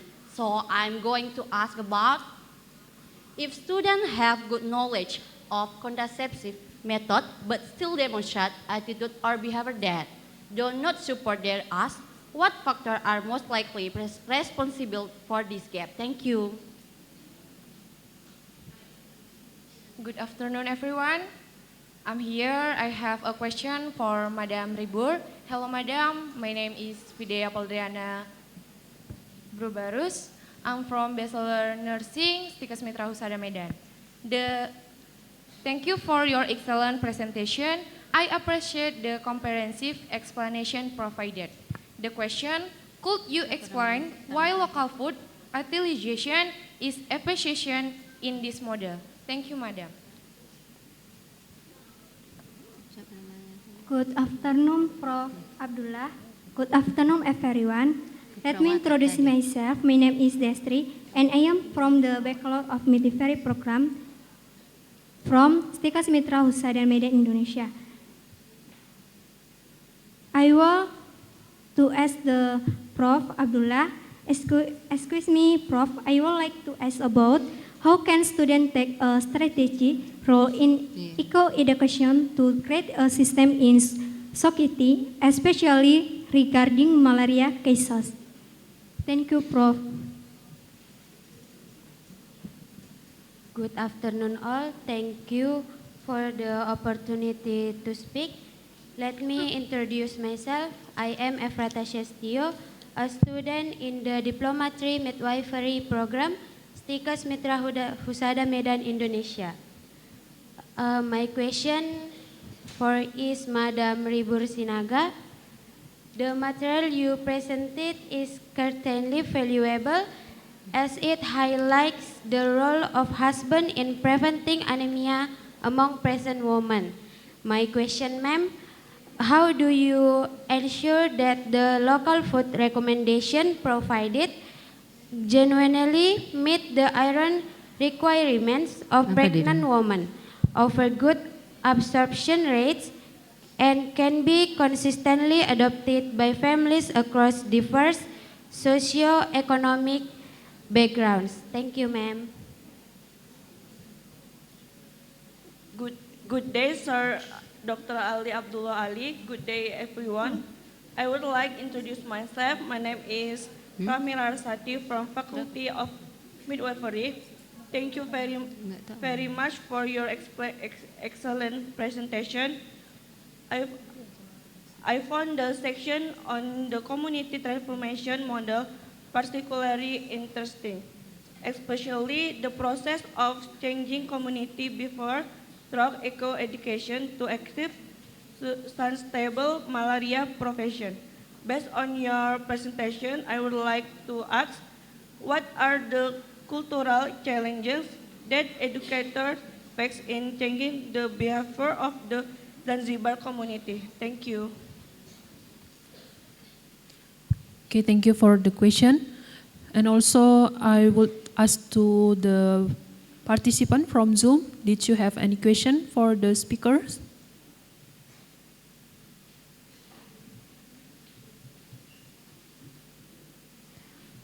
Okay, for the speakers, would you like to answer the question? Who is the first? Sorry. Okay. I think only 3 students, they asked me question, but the first one, I didn't understand well that question. The first one student. But I think she tried to explain about the issue of anemia in Zanzibar. I think so. Issue of anemia and the malaria. I don't understand well. Malaria, sir.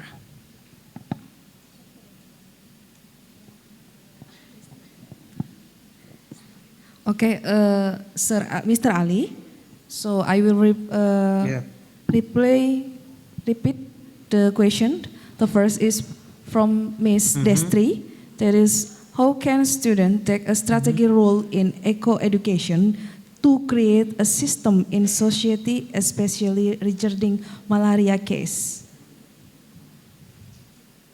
Is it clear, Mr.? This is the second question. And the second question is from Ms. Rahmi. I found the section on the community transformation model particularly interesting, especially the process of changing community behavior through eco-education to achieve sustainable malaria prevention. Based on your presentation, I would like to ask what are the cultural challenges that educators face in changing the behavior of the Zanzibar community? Is it clear, Mr.? Okay. Let me starting with the last one about the challenge that faced the educator on changing behavior of community based on malaria. Yes. As we know that successful will not come without challenge. That's why if we get challenge, we can get a way of solving that problem and to get new knowledge. So in my country, the educator based on malaria faced a different challenge. One, the big challenge is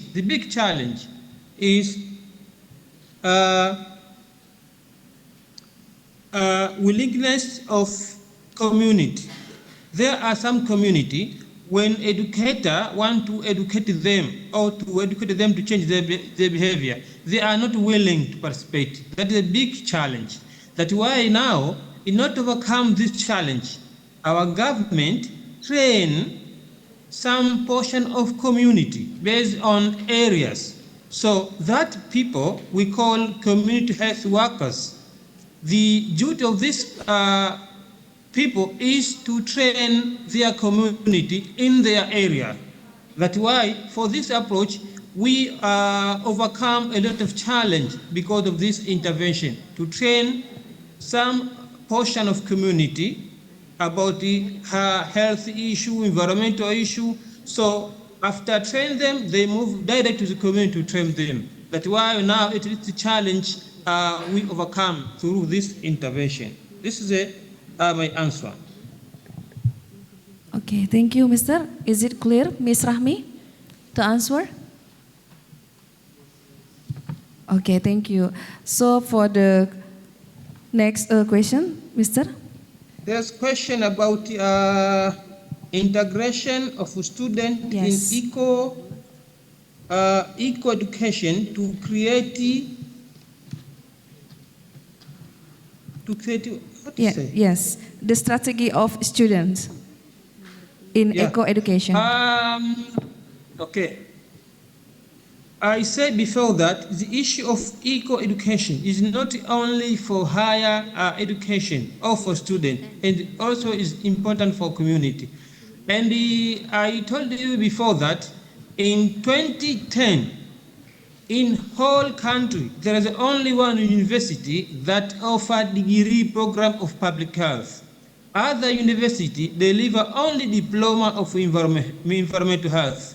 For this gap, government initiated this bachelor degree of environmental health to other universities in order to ensure that students they get enough knowledge in order to ensure that there is an equal education to the community. This approach based on transform student move to community. This is the second question. Okay, so the student give their knowledge for community. Is it right, Mr.? Yeah. So? And now, excuse me. Yes. For those medical students, including environmental health, public health, medical, nursing, pharmacist, all, they need to have field work. Every semester, they need to go to the sector, public health sector, or environmental health sector, just for field work, in order to get skills, knowledge, and everything. That's why now when students they finish the study, they have at least knowledge and skills, because now the world need skilled person, not need knowledge person. We want to know your skills. We don't like to know your knowledge. So for this issue, students they get opportunity to get skilled before finishing their study. Thank you. Okay, thank you, Mr. That's so fantastic. Okay, the answer is, yeah, okay, thank you, Mr.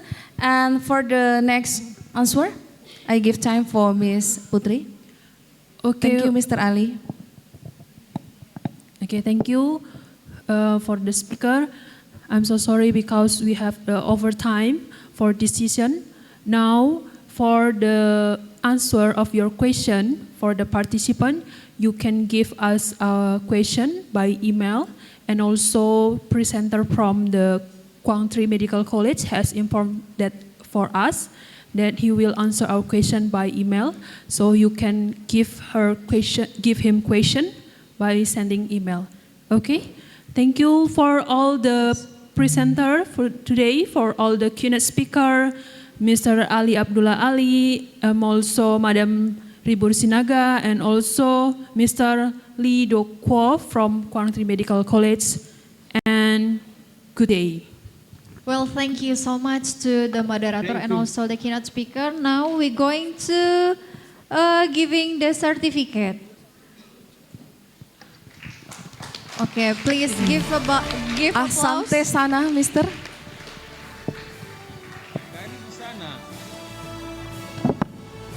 Asante sana. Asante sana. Okay. To the Chief of Stickers MITRA HUSADA Medan, accompanied by the Chairperson Committee MIHHICo 2026, please on the stage that will be given the certificate as a symbolic to our keynote speaker. For the first, and also the foundation of MITRA HUSADA Medan, Madam Dr. Rosmani Sinaga, SAMM, to give the certificate. The first to Mr. Ali Abdullah Ali, BSc MSc. This one we give the certificate as the keynote speaker in this event in MIHHICo or MITRA HUSADA Health International Conference 2026. We will take the picture, Mr. Ali. Okay, we will take the picture. 3, 2, 1. Okay. Now we continue to the next keynote speaker, to Mr. Lee Do Kwok from Quang Tri Medical College, Vietnam.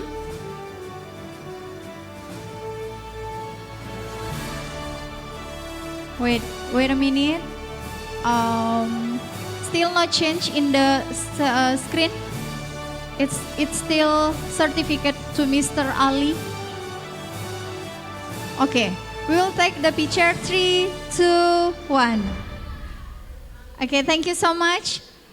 And now we will give the keynote speaker to Madam Ribur Sinaga. Please give applause. Okay, we will take the picture. 3, 2, 1. And also, thank you so much. And also, we will give the certificate to the moderator, to Miss Sri Mulyana Putri Bakara.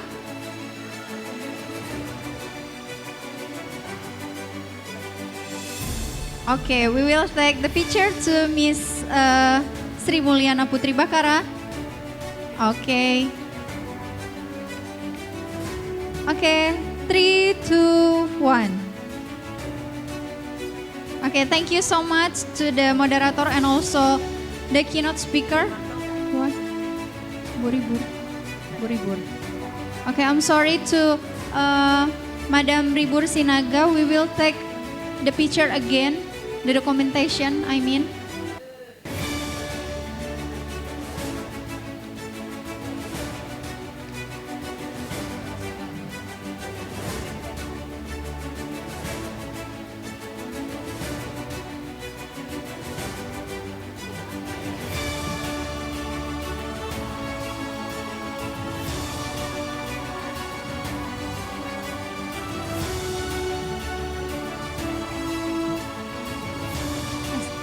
will take the picture. 3, 2, 1.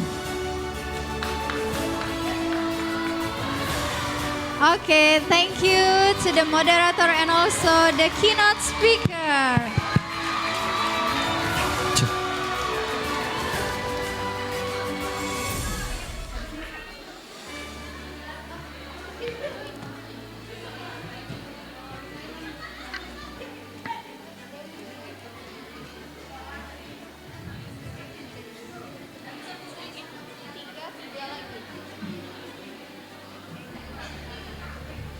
Okay, ladies and gentlemen.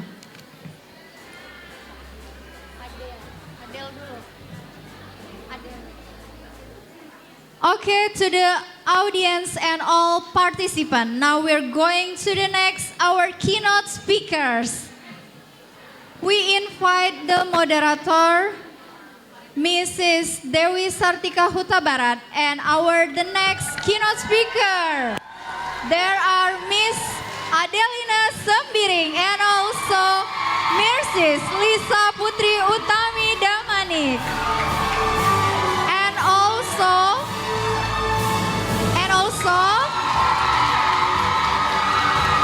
give applause again.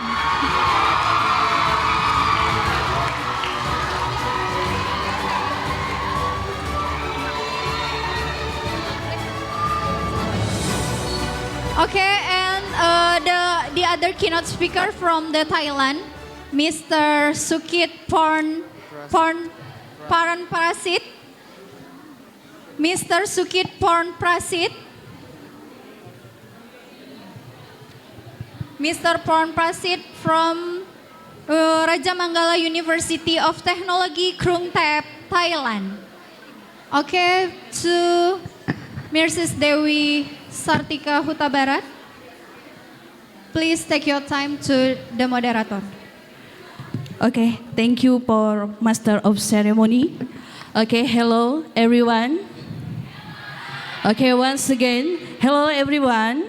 Hello. Okay, good afternoon. I'll first introduce myself. My name is Dewi Sartika Huta Barat. I can moderate in the session 5, the 3 in keynote speaker. The first is Mr. Sukit from Parasit from Raja Mangala University Technology, Kuntep, Thailand. Hello, Mr. Hello, Mr. You can my voice?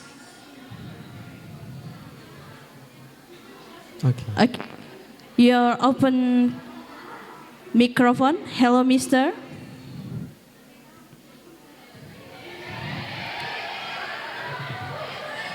Okay. Okay, once again. Hello, Mr. How are you today? Not. Hello, Mr.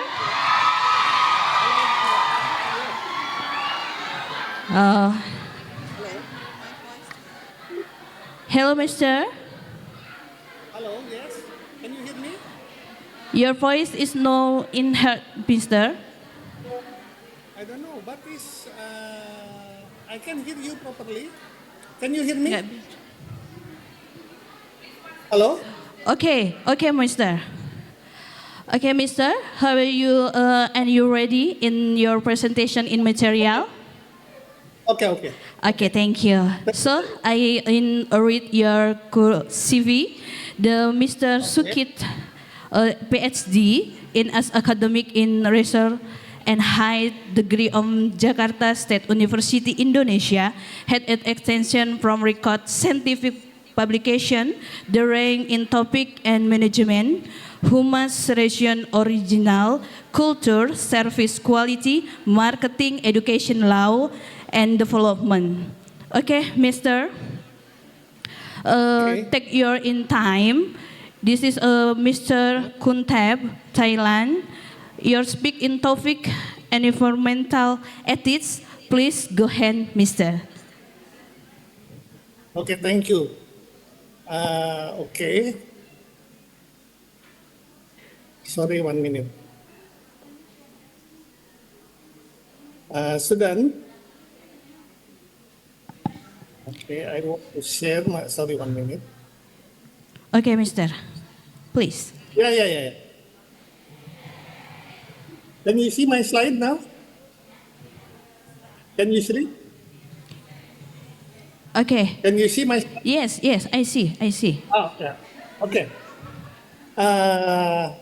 The first one, allow me to introduce myself. I have two names because I have been working, teaching in Thailand long time, around 12 years. Okay. My Indonesian name is Tubagus Ahmad Derajat. I'm from Bekasi, Indonesia. In Thailand, I have the name. This is my Thailand name, Sukitpon Prasit. Okay, Mister. Your Indonesia Tubagus Ahmad Derajat, Mister? Yeah. Okay. Yeah. Mr. Bagus, yeah. Because why? For Thailand, my name is very difficult because the character of Thailand, they cannot say S. If the Thailand people call me Mr. Bagut, S chain with T, Bagut, R become L. So confused for them. So I changed my name to become Sukit from Rashid. Now it's easy. Sorry. Okay, Mas.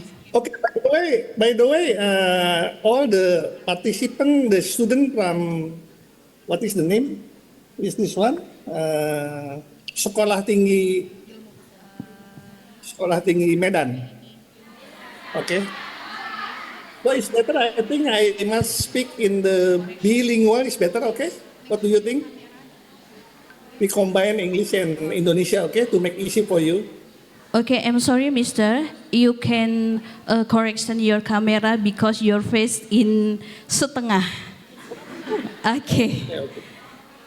Sorry. Iya. Oh, okay. Okay. Thank you, Mister. Okay, I continue to introduce myself. I have been teaching in Thailand for the master and PhD student. Okay, and usually I teach for the student majoring in the education and business. Okay, I'm from the Raja Mongon Teknik Rungtet, but Indonesian will say Raja Manggala, but Thai people will say Raja Mongon. Raja Mongon Teknik Rungtet, Bangkok. We are public university, and I have been teaching in here long time, 12 years. Okay, and I heard also the student from Sekolah Tinggi, what did you came? Stickers MITRA Husada also will come. Oh, welcome. I hope we can meet you in Thailand. Okay.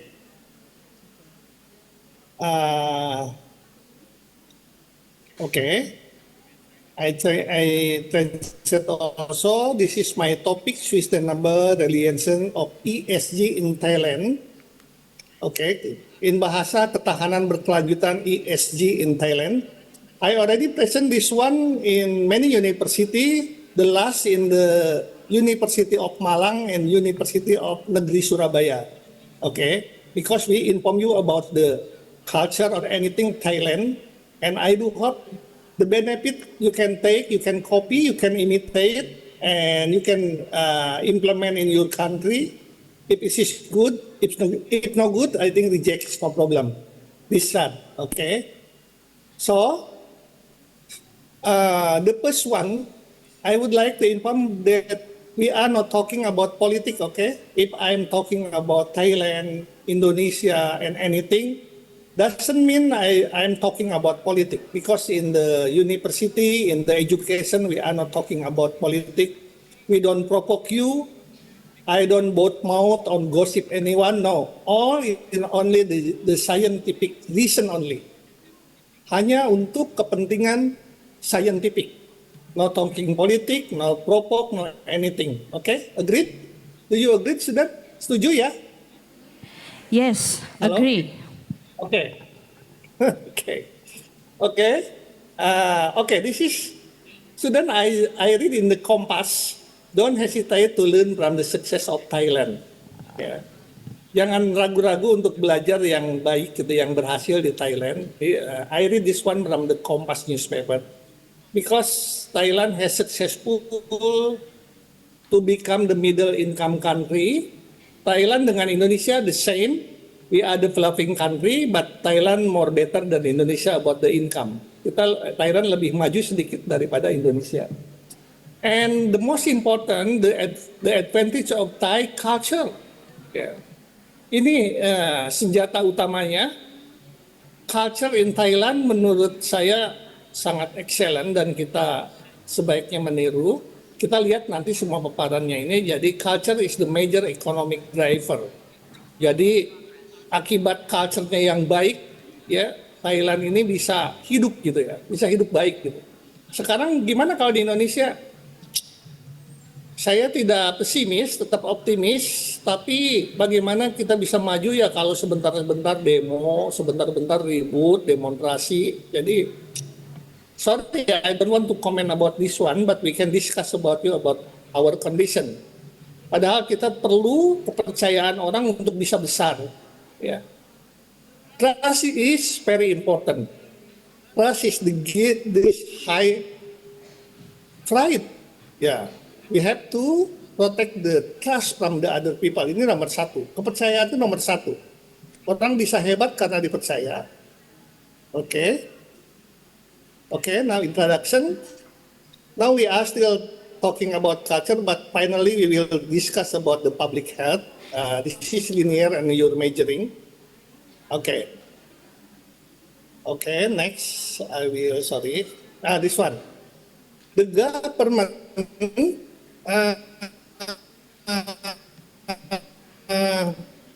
saya melihat di student. Sorry, Anda tidak bisa melihat wajah saya ya. Jadi kita banyak masalah karena memang pemerintah tidak memberikan bimbingan yang jelas kepada masyarakatnya. Saya bertanya kepada mahasiswa, apakah kita dilarang untuk melakukan korupsi? Tidak ada guidance yang jelas. Ketika saya sama seusia dengan mahasiswa ini, saya masih ingat harus hafal Pancasila pada waktu itu pembukaan Undang-Undang Dasar 45. Kalau di bidang kesehatan cukup 2 anak. Selebihnya saya merasa tidak ada yang di memori saya harus ingat. Apakah ini masalah? Ya. Menurut seorang ahli corporate culture ini masalah. Karena kita tidak dibimbing gitu. Nah, bagaimana dengan Thailand? Oke, kita lihat nanti di semua slide ya, bagaimana pentingnya corporate culture atau membentuk budaya. Student, if you are interested how to create the good culture, jika kalian suka tentang membahas budaya, saya punya buku tulisan saya kira-kira 5 tahun yang lalu, judulnya Budaya Kerja Tinggi Absolut. Jadi intinya itu kalau kita punya kebiasaan yang bagus itu sudah berhasil. Karena kalau sudah kebiasaan, contoh di MITRA HUSADA, semua budayanya semua pakai seragam. Tapi ketika ada orang yang nggak pakai seragam, dia malu. Karena apa? Ya karena budayanya di sana semua pakai seragam gitu. Semua orang senyum. Tapi kalau ada orang yang bad temper tidak pernah senyum, dia akan malu. Karena apa? Karena budaya di MITRA HUSADA ini semua orang ramah. Itulah power of the culture. Jadi yang sekarang kalau Anda punya aturan-aturan di kampus atau di mana hebat, tidak akan kuat, tidak akan sehebat ketika kita sudah berhasil menerapkan budaya. Inilah the power of the culture. Okay, we continue because our slide is many. Okay. Indonesian researcher recognized Thailand superiority in the field of, ini saya baca di Kompas. Kenapa saya harus tulis ini? Supaya mahasiswa tidak menyerang saya gitu. Jadi ini ada di Kompas. Pertama, government system in Thailand is better than Indonesia, but relative. Agriculture, tourism, cultural strength, kemudian automotive industry, dan public health. Ada 6 poin ini siswa student. 6 poin ini Thailand lebih baik dari Indonesia dan diakui oleh researcher, oleh peneliti-peneliti Indonesia. Ini diakui gitu ya. Government system karena di Thailand ini adalah kerajaan, condongnya kalau kerajaan lebih tertib, lebih penurut dan gayanya itu bisa kita tebak. Ya, di sini rata-rata orang itu menurut kepimpinan akibat government system, dampak ke masyarakat. Agriculture, saya kira mahasiswa sudah tahu bagaimana dominasi Thailand di Indonesia, ada durian Thailand, ada apa lagi ya, ayam Bangkok, kemudian ada iso jambu Bangkok dan seterusnya. Tourism kita nomor 1, Thailand itu luar biasa. Karena apa? Karena memang penduduknya ramah, penduduknya care terhadap lingkungan, kemudian juga otomotif. Jadi mobil-mobil di Thailand itu juga industri mobilnya lebih daripada Indonesia. Dan terakhir, pelayanan kesehatan. Public health service in Thailand is better than Indonesia. Ini menurut researcher dari Indonesia ya. Kita nanti bisa buktikan. Oke, now we are talking about the greeting culture. Ini berbicara kita teori sedikit ya. Bagaimana culture ini supaya hebat, supaya bisa diimplementasikan. Contohnya di Stikes Mitra Husada bagaimana supaya culture-nya baik. Caranya bagaimana? Caranya nomor 1 ini. Commitment of top management.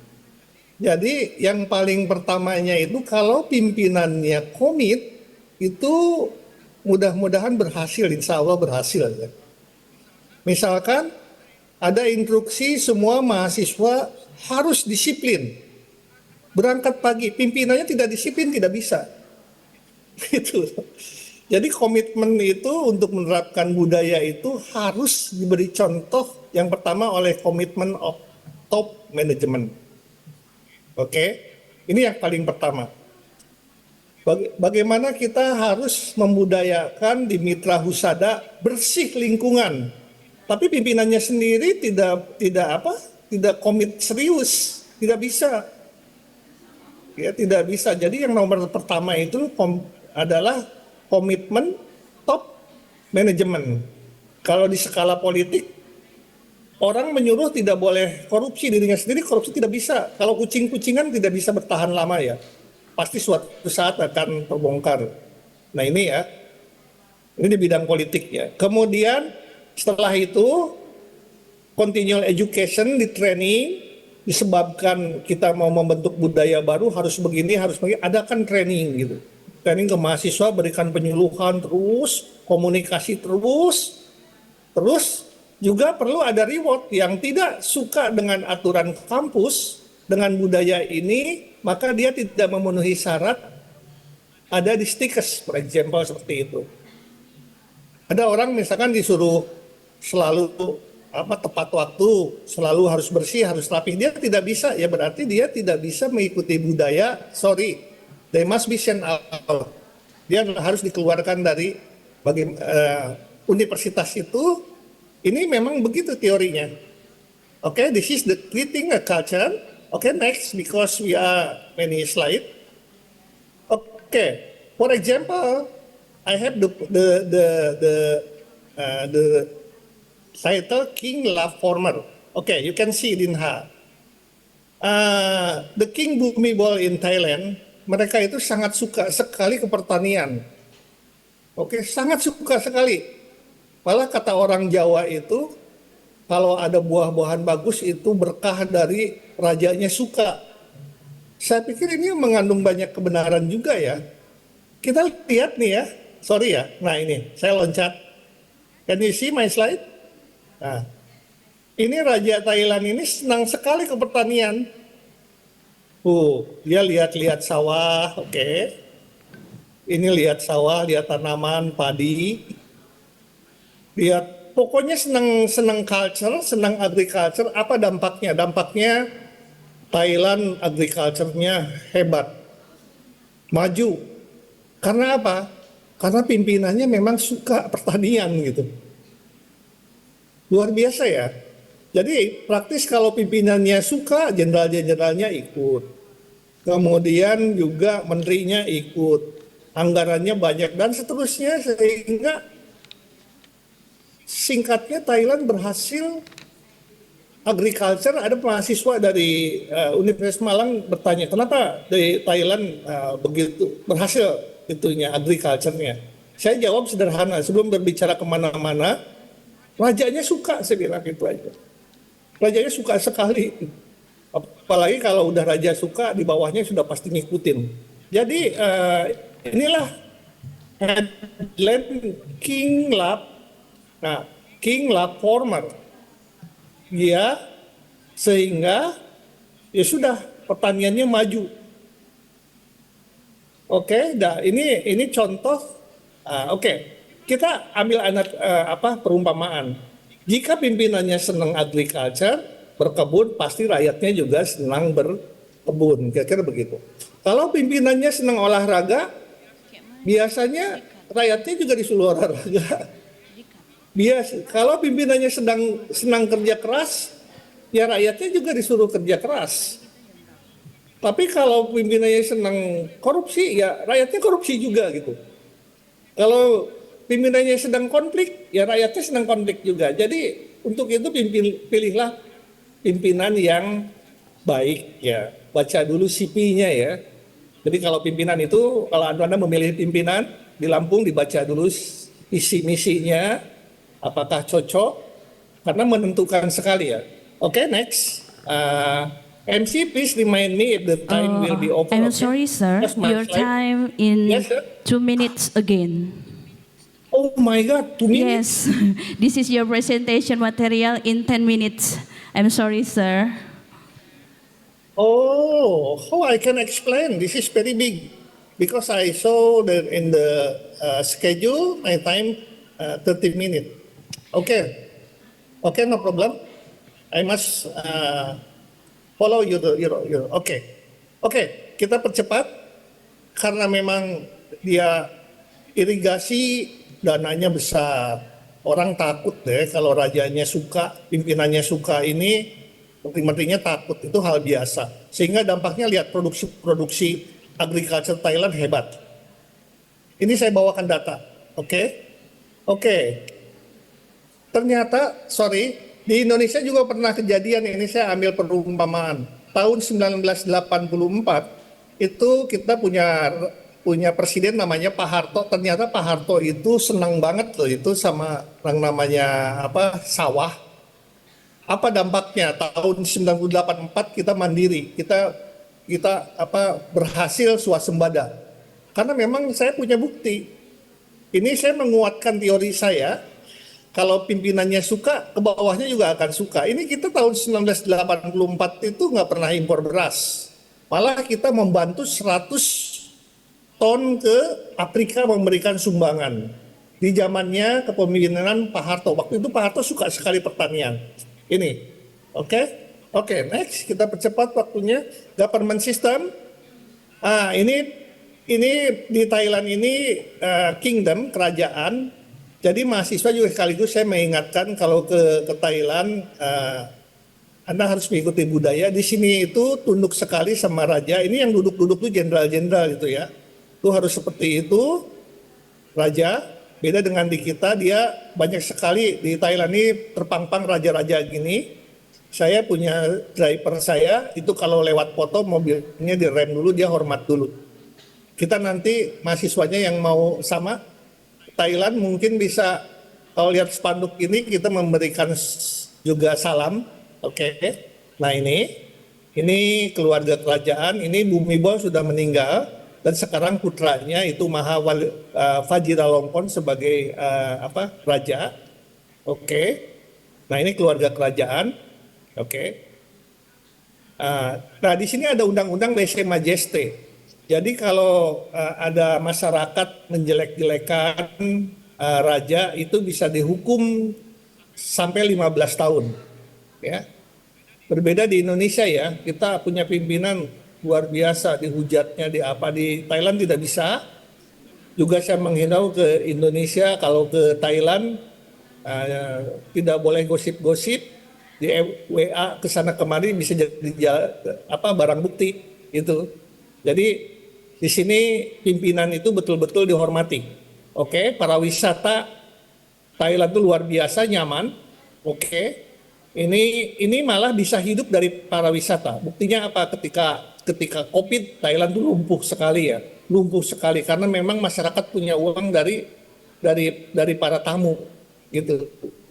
Saya masih ingat pada saat COVID, saya di airport itu ada taksi 1.000 tidak bisa jalan semuanya. Karena tidak ada penumpang. Restoran semua mati, luar biasa. Ini, dan sekarang sudah oke. Mereka karena memang masyarakatnya tertib, banyak sekali acara-acara yang menarik di sini. Oke. Ini ada ikan, karena ikan tuh di sana tidak boleh dipancing. Jadi dampaknya banyak ikan di kolam-kolam itu. Kalau kita naik perahu, ikan akan ngikutin kita minta makan biasanya. Saya senang mancing, kalau saya di Indonesia saya pancingin ini. Jadi itu, oke, ini turisnya berhasil. Kemudian orang Thailand ini juga senang makan. Nah ini makan-makan itu mereka senang. Kalau di Indonesia tuh mirip orang Padang ya, kalau masak tuh serius. Thailand itu berani di porsi. Saya ambil perumpamaan, saya senang kalau di Bekasi senang bakso Yatmin, enak sekali. Tapi enaknya saya nggak puas karena baksonya cuma 3. Kalau di Thailand bisa 10 baksonya, di atasnya tambah lagi udang. Dia berani gitu. Di masakan itu, di culinary itu, dan mereka masakannya sangat menggoda sekali ya, berselera. Oke. Dan mereka itu punya kegemaran makan, kuliner itu suka, dan ekonomi juga akhirnya hidup ya, pertanian hidup, semua hidup. Mereka suka buah-buahan, suka, malah dia fanatik, dia akan mengatakan, saya senang ini sekarang lagi musimnya kita makan, itu senang sekali. Mereka itu kulineri itu suka sekali. Kemudian why itu ramah tamah. Pertanyaannya, apakah orang Indonesia dengan Thailand ramahnya sama? Jawabannya sama. Ya, kita juga orang Indonesia terkenal ramah, sopan, familiar. Cuma kita kalah lebih ramah Thailand. Karena apa? Karena mereka sambil mengangkat tangannya gitu. Nah, dia bagi seperti itu. Jadi kalau dengan siapapun dia akan why. Namanya istilahnya why. Oke, moderator. Okay, sure. I'm sorry. Okay, Maybe you can give conclusion your presentation, Prof.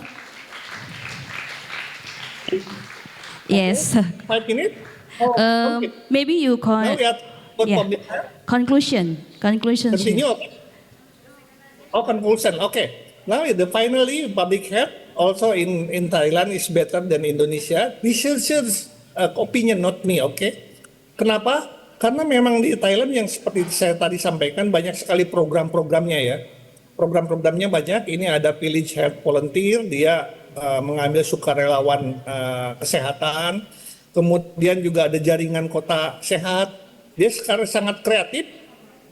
Jadi kreatif sekali di bidang kesehatan itu. Kemudian mereka juga ada healthy living culture, bagaimana budaya sehat di masyarakat harus banyak makan sayuran dan macam-macam. Kemudian juga mereka ada istilahnya lifestyle healthy. Mereka juga ada bimbingan dari para relawan-relawan bagaimana menikmati hidup, bagaimana supaya selalu sehat. Itu banyak sekali programnya. Kita nggak bicara berhasil enggaknya, banyak program aja akan otomatis. Pepatah bilang walaupun kita tidak bisa lari, cukup jalan saja. Yang tidak boleh itu diam. Gitu.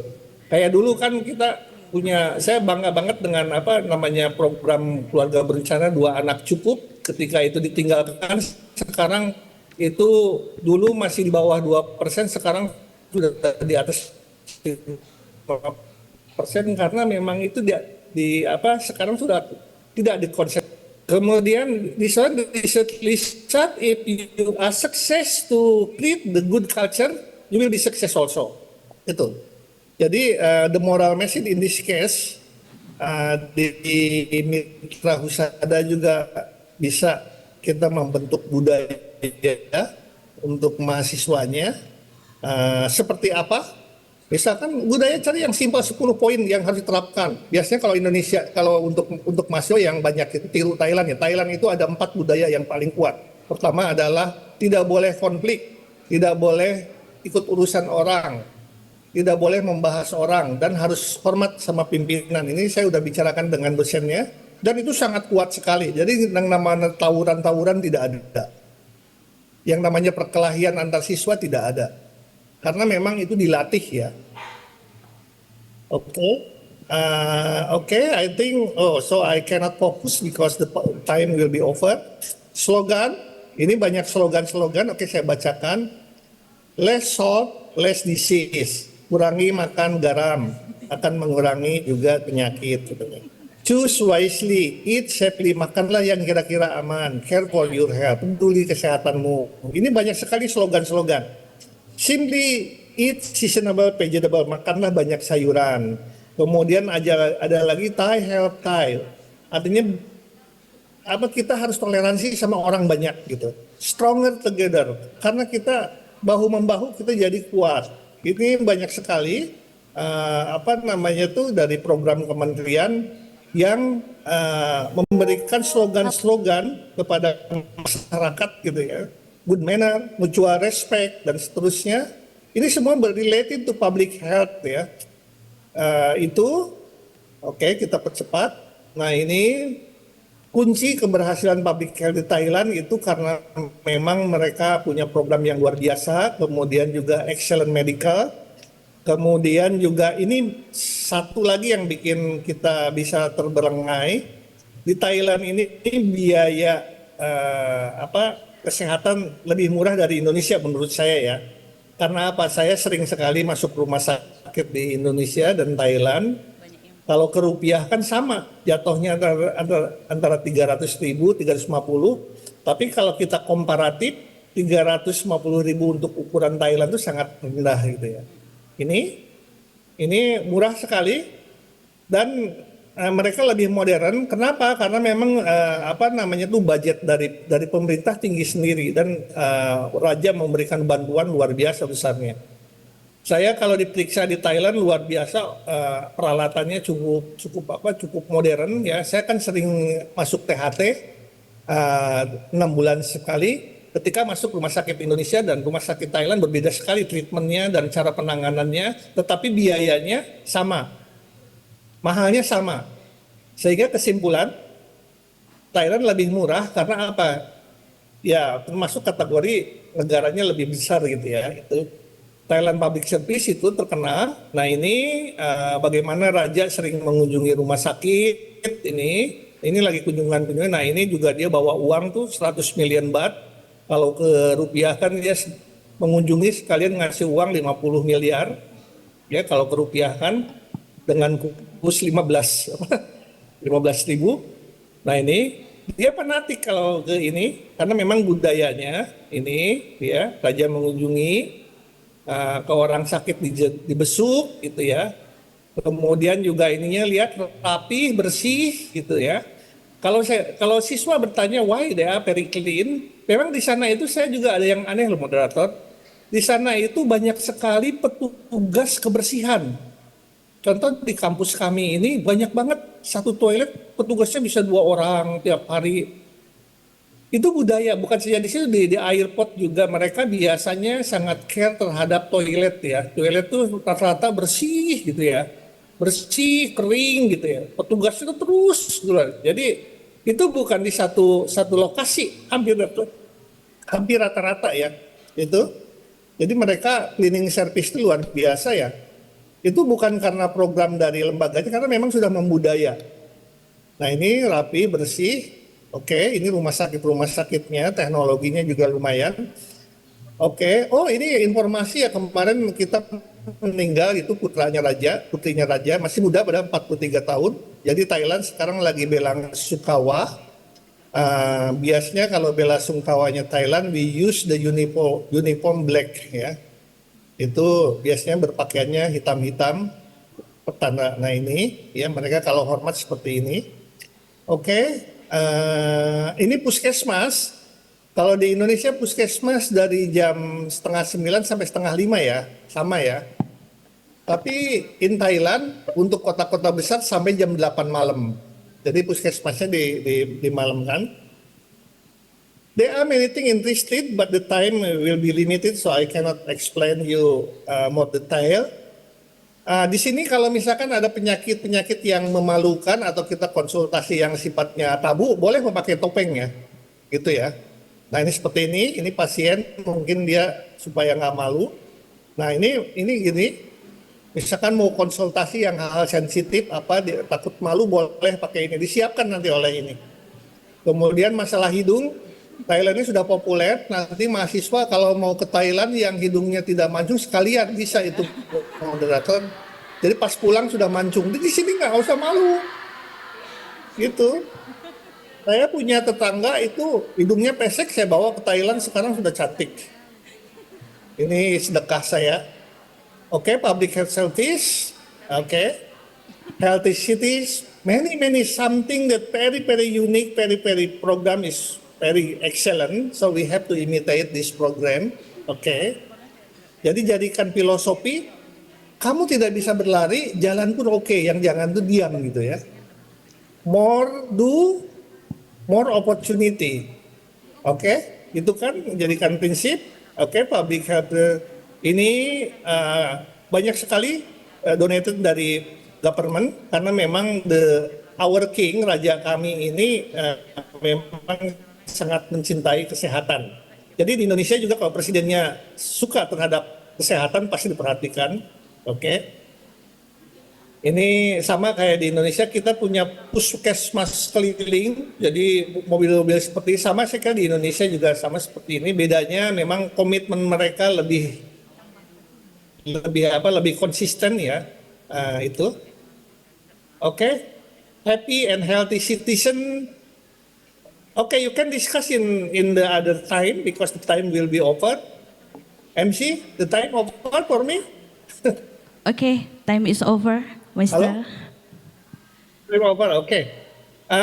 Maybe we can discuss in the discussion session. Sudan, we can discuss in bahasa or English. Okay for me. But I am interested in bahasa because I have been long time not teaching the Indonesian student in here, so I am very happy if I can teach in Indonesian student. Thank you so much. Thank you so much. Okay, thank you, Mr. Sukit, for your presentation in material in excellent. So this is in question and answer session. In collective, your speaker cannot speaker 1 and 2 and 3. I will you stay in Zoom, Mr. Oh, I'm standby, or we can. Okay, standby, sir. Okay. I turn off my camera. Okay.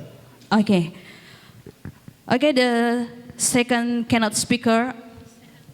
Are you ready enjoying the second Miss Adelina Sembiring, escape nurse MCAP from Stikes MITRA Husada Medan. The topic in education, sustainable strategy from global cancer preventive. Okay, next, Mrs. Adelina, please go ahead. Okay, thank you to the moderator for giving me time to presentation. Good afternoon, everyone in Zoom meeting and hall Stikes MITRA Husada Medan. Good afternoon. Okay, thank you. Before I present my topic, I thanks to committee to give me responsibility to be a keynote speaker in the 6th MIHHICo 2026. Okay. Before we start my topic, we can see in this slide.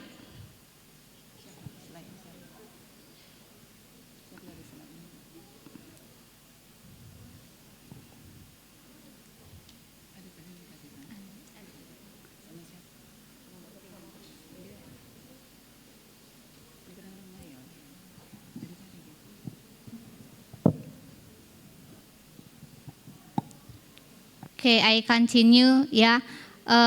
My topic today is the role of nursing in the transformation of eco-education, a sustainable strategy for global cancer prevention.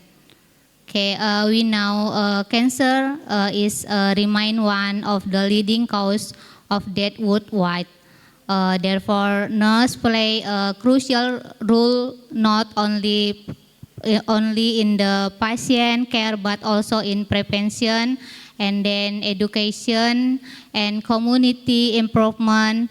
Through sustainable education also is approach. Nurse can contribute significant to reduce the global burden of cancer. Slide 2. Yeah, introduction. We can see in this slide, that nurses are central to healthcare delivery in all disciplines, including oncology, and then nurses are essential member of the healthcare team in cancer prevention and control throughout the lifespan.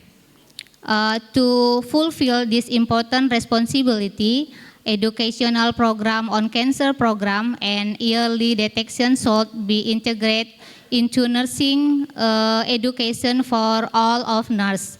Yeah, by increasing knowledge and awareness, nurses also can actively reduce cancer increase and mortality.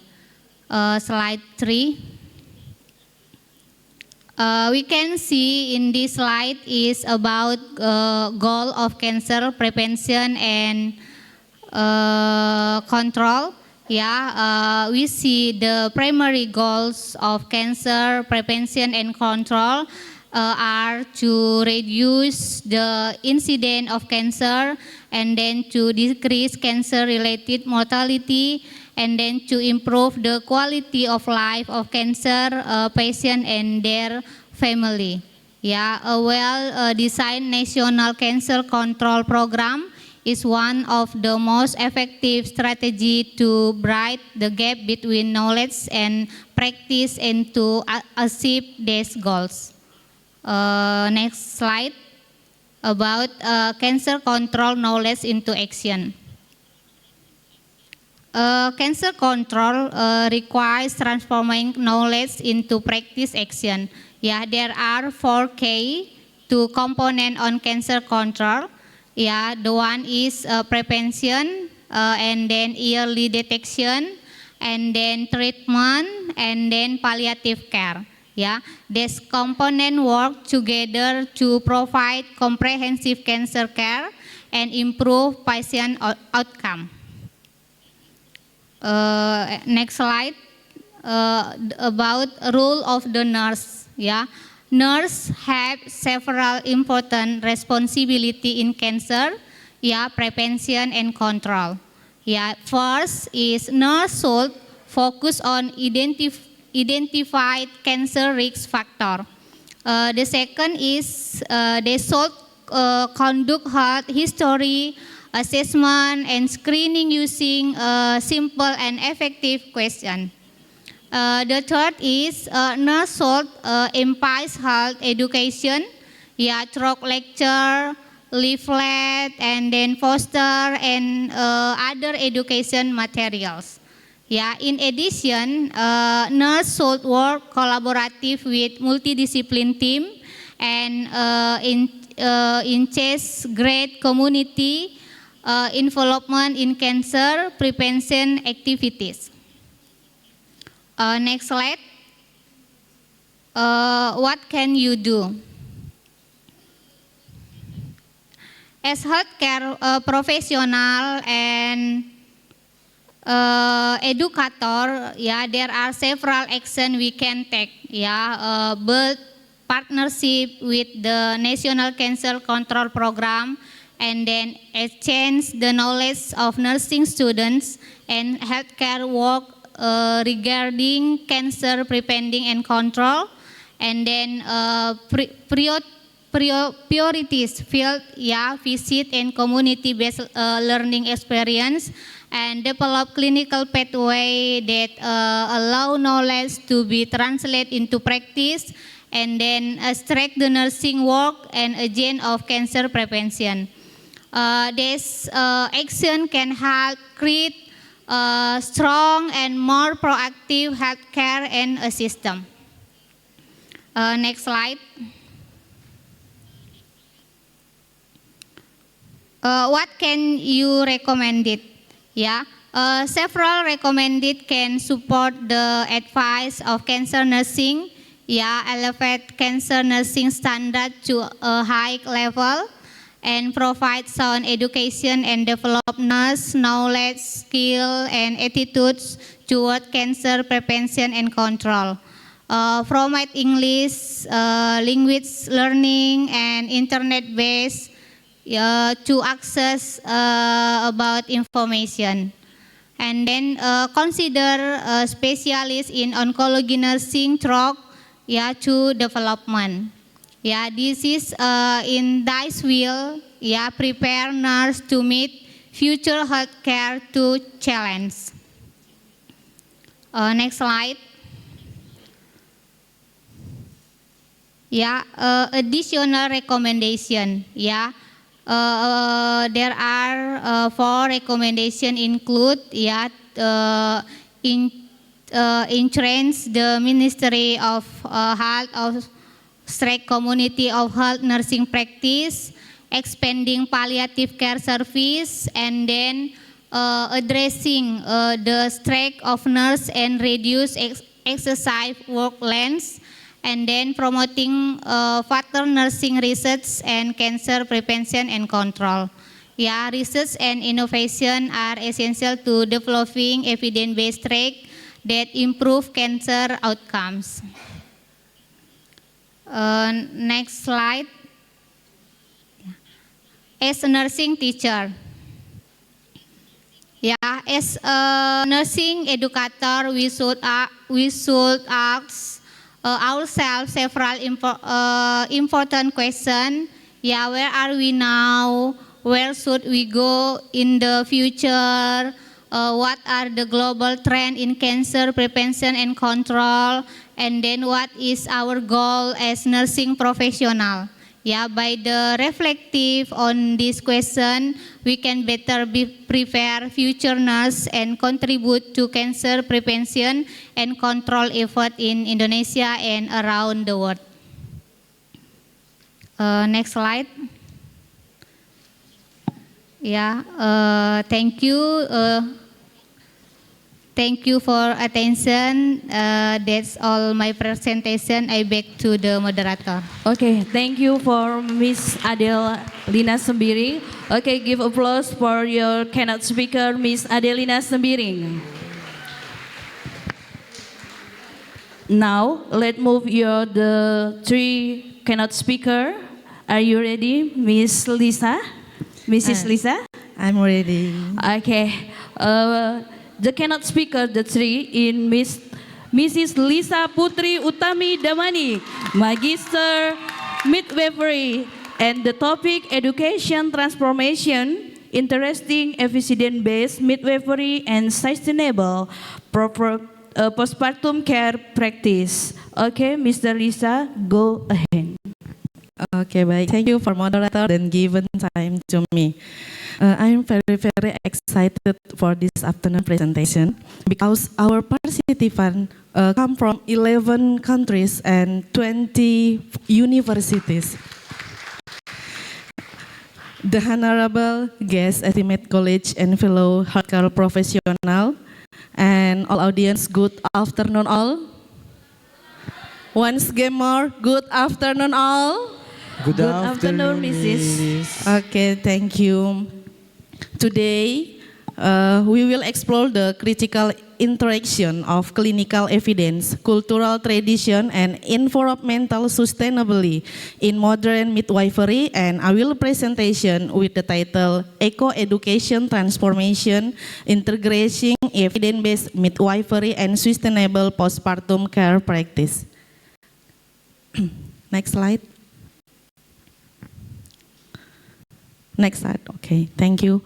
We can, in the slideshow about the gap. Why evidence-based matters?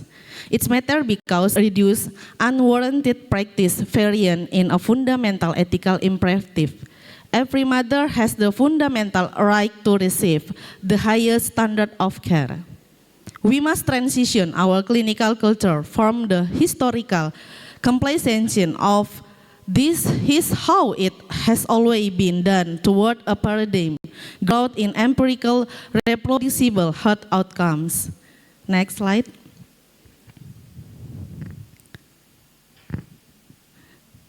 Now you can see in the screen, evidence-based practice is not a statistic, one-time event, rather is dynamic repeating of a cycle, recycle.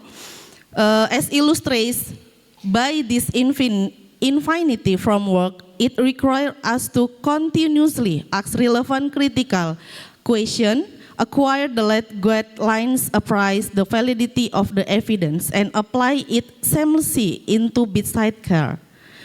This continuous loop of questioning and learning is the cornerstone of clinical excellence. Next.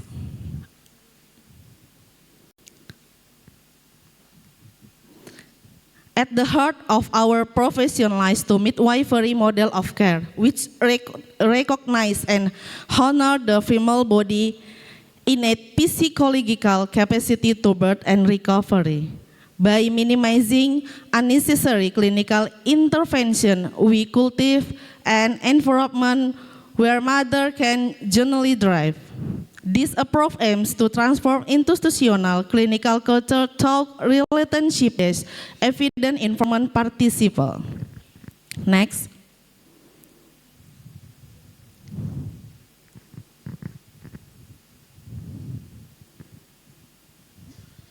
Okay.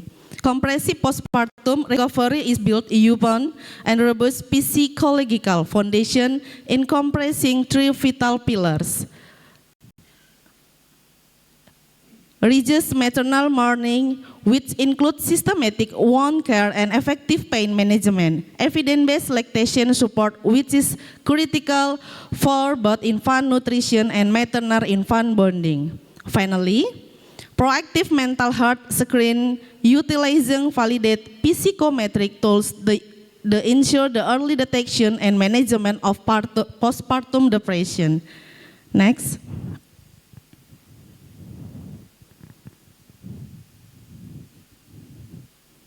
Okay. While empirical data must inform our clinical decision, we must remember this is the families who actually live this experience. The human element is irreplaceable. By activity, engaging partner and family, integrating their life experience, and fostering a strong midwifery client bond, we transform routine clinical encounter into shared, deeply therapeutic journey of healing. Next.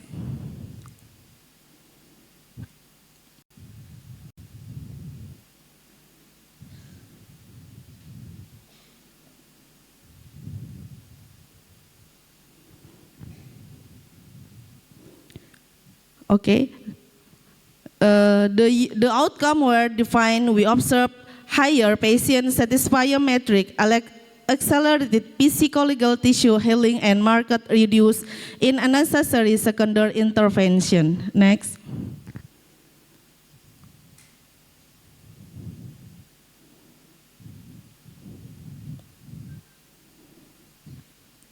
And now, evidence-based midwifery and one posture and support, two pain and reduction, three risk and management, suitably, and then next.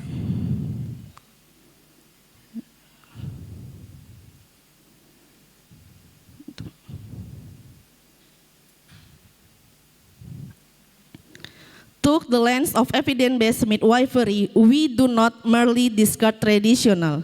Rather, we scientifically optimize proper binder use can indeed stabilize optimal muscular and module postpartum pain.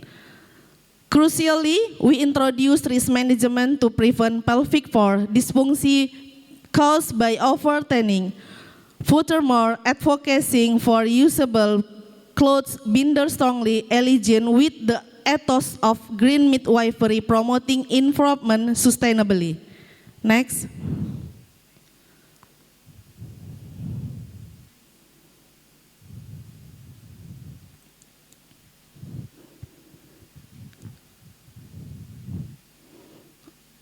Okay. To break this gap between traditional wisdom and statis evident in Danau Paris, we implemented a leaflet intervention. Leaflet serve as high effective eco-education tools. They are cost effective, highly accessible, and requires zero technological infrastructure or energy from the user. The empirical impact was profound.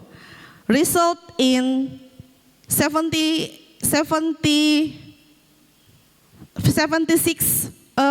positive shift in maternal attitude.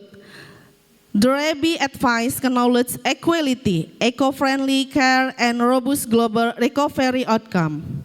As we envision the future trajectory of midwifery, our math is threefold. First, we must cultivate a culture of inquiry by constantly asking new clinical questions at the bedside.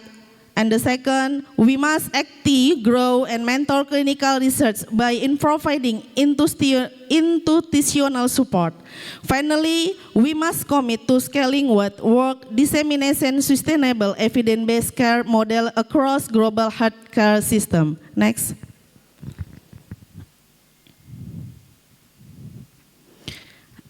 And eco-friendly care, reduce reliance on expensive, non-recyclable and medical device. And if you look, acknowledge equality, employing rural mothers with the same evidence base as urban center. And if you look at recovery, better maternal health leads to resilient communities and economy. And the next.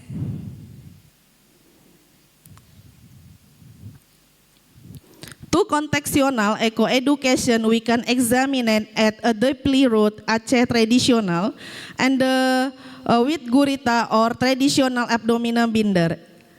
However, without evidence-based clinical guidelines in application process in heart risks such as extensive intra-abdominal pressures and impaired pelvic floor recovery. Next. Thank you all my presentation. Now I give it back to moderator. Okay, thank you, the keynote speaker. Your in material in excellent. So now we are going to the session question and answer. Just one person to each speaker. So please your hand and the audience what to give question.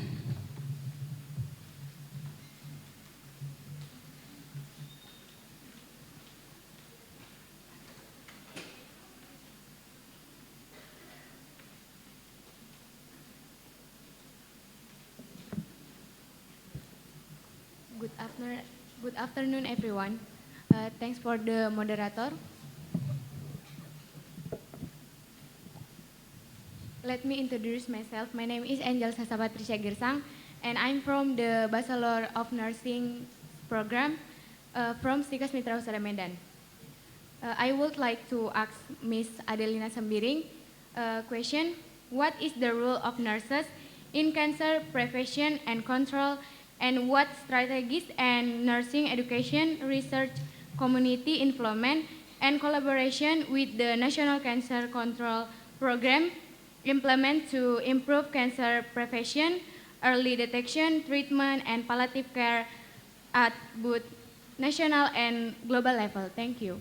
Okay, thank you. Next. Good afternoon and respect to everyone present here.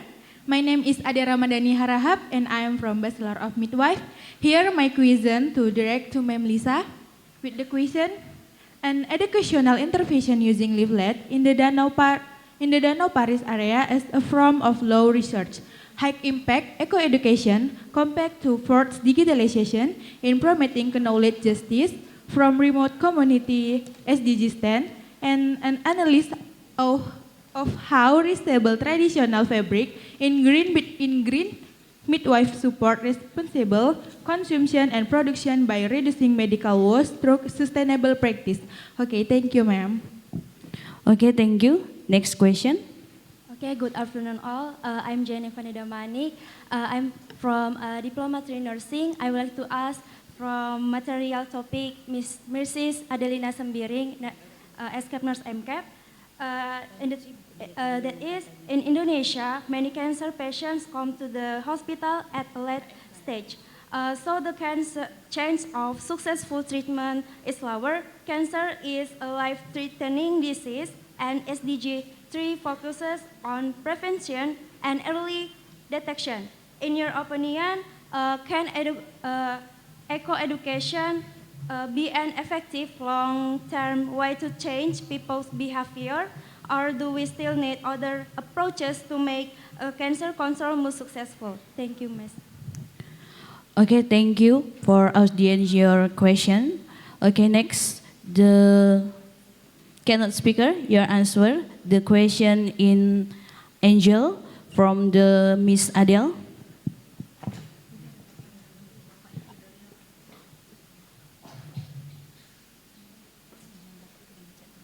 Okay, thank you.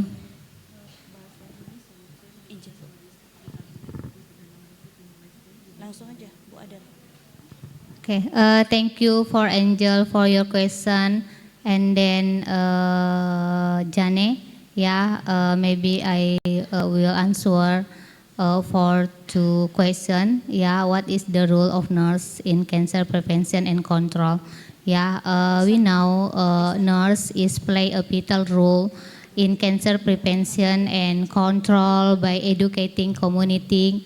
Yeah, we can identify the risk factor and then conducting screening, promotion, yeah, early detection, and then participant in multidiscipline team, yeah, and then nurse also and mass support, yeah, patient through the continue of care, yeah, to strike the rules, yeah, in nursing education, yeah, you can include comprehensive, yeah, oncology center, yeah, you must English-based learning research, and then you must collaboration, yeah, with the national central control program, and then in community involvement, yeah, you can field visit, yeah, clinical pathway development, and then ongoing nursing research, yeah, and essential strength to translate knowledge into practice, yeah, and then this effort, yeah, contribute to reducing cancer incidence and mortality, while improving quality of life cancer, and then the patient and their family. Yeah, I think like that. I come back to moderator.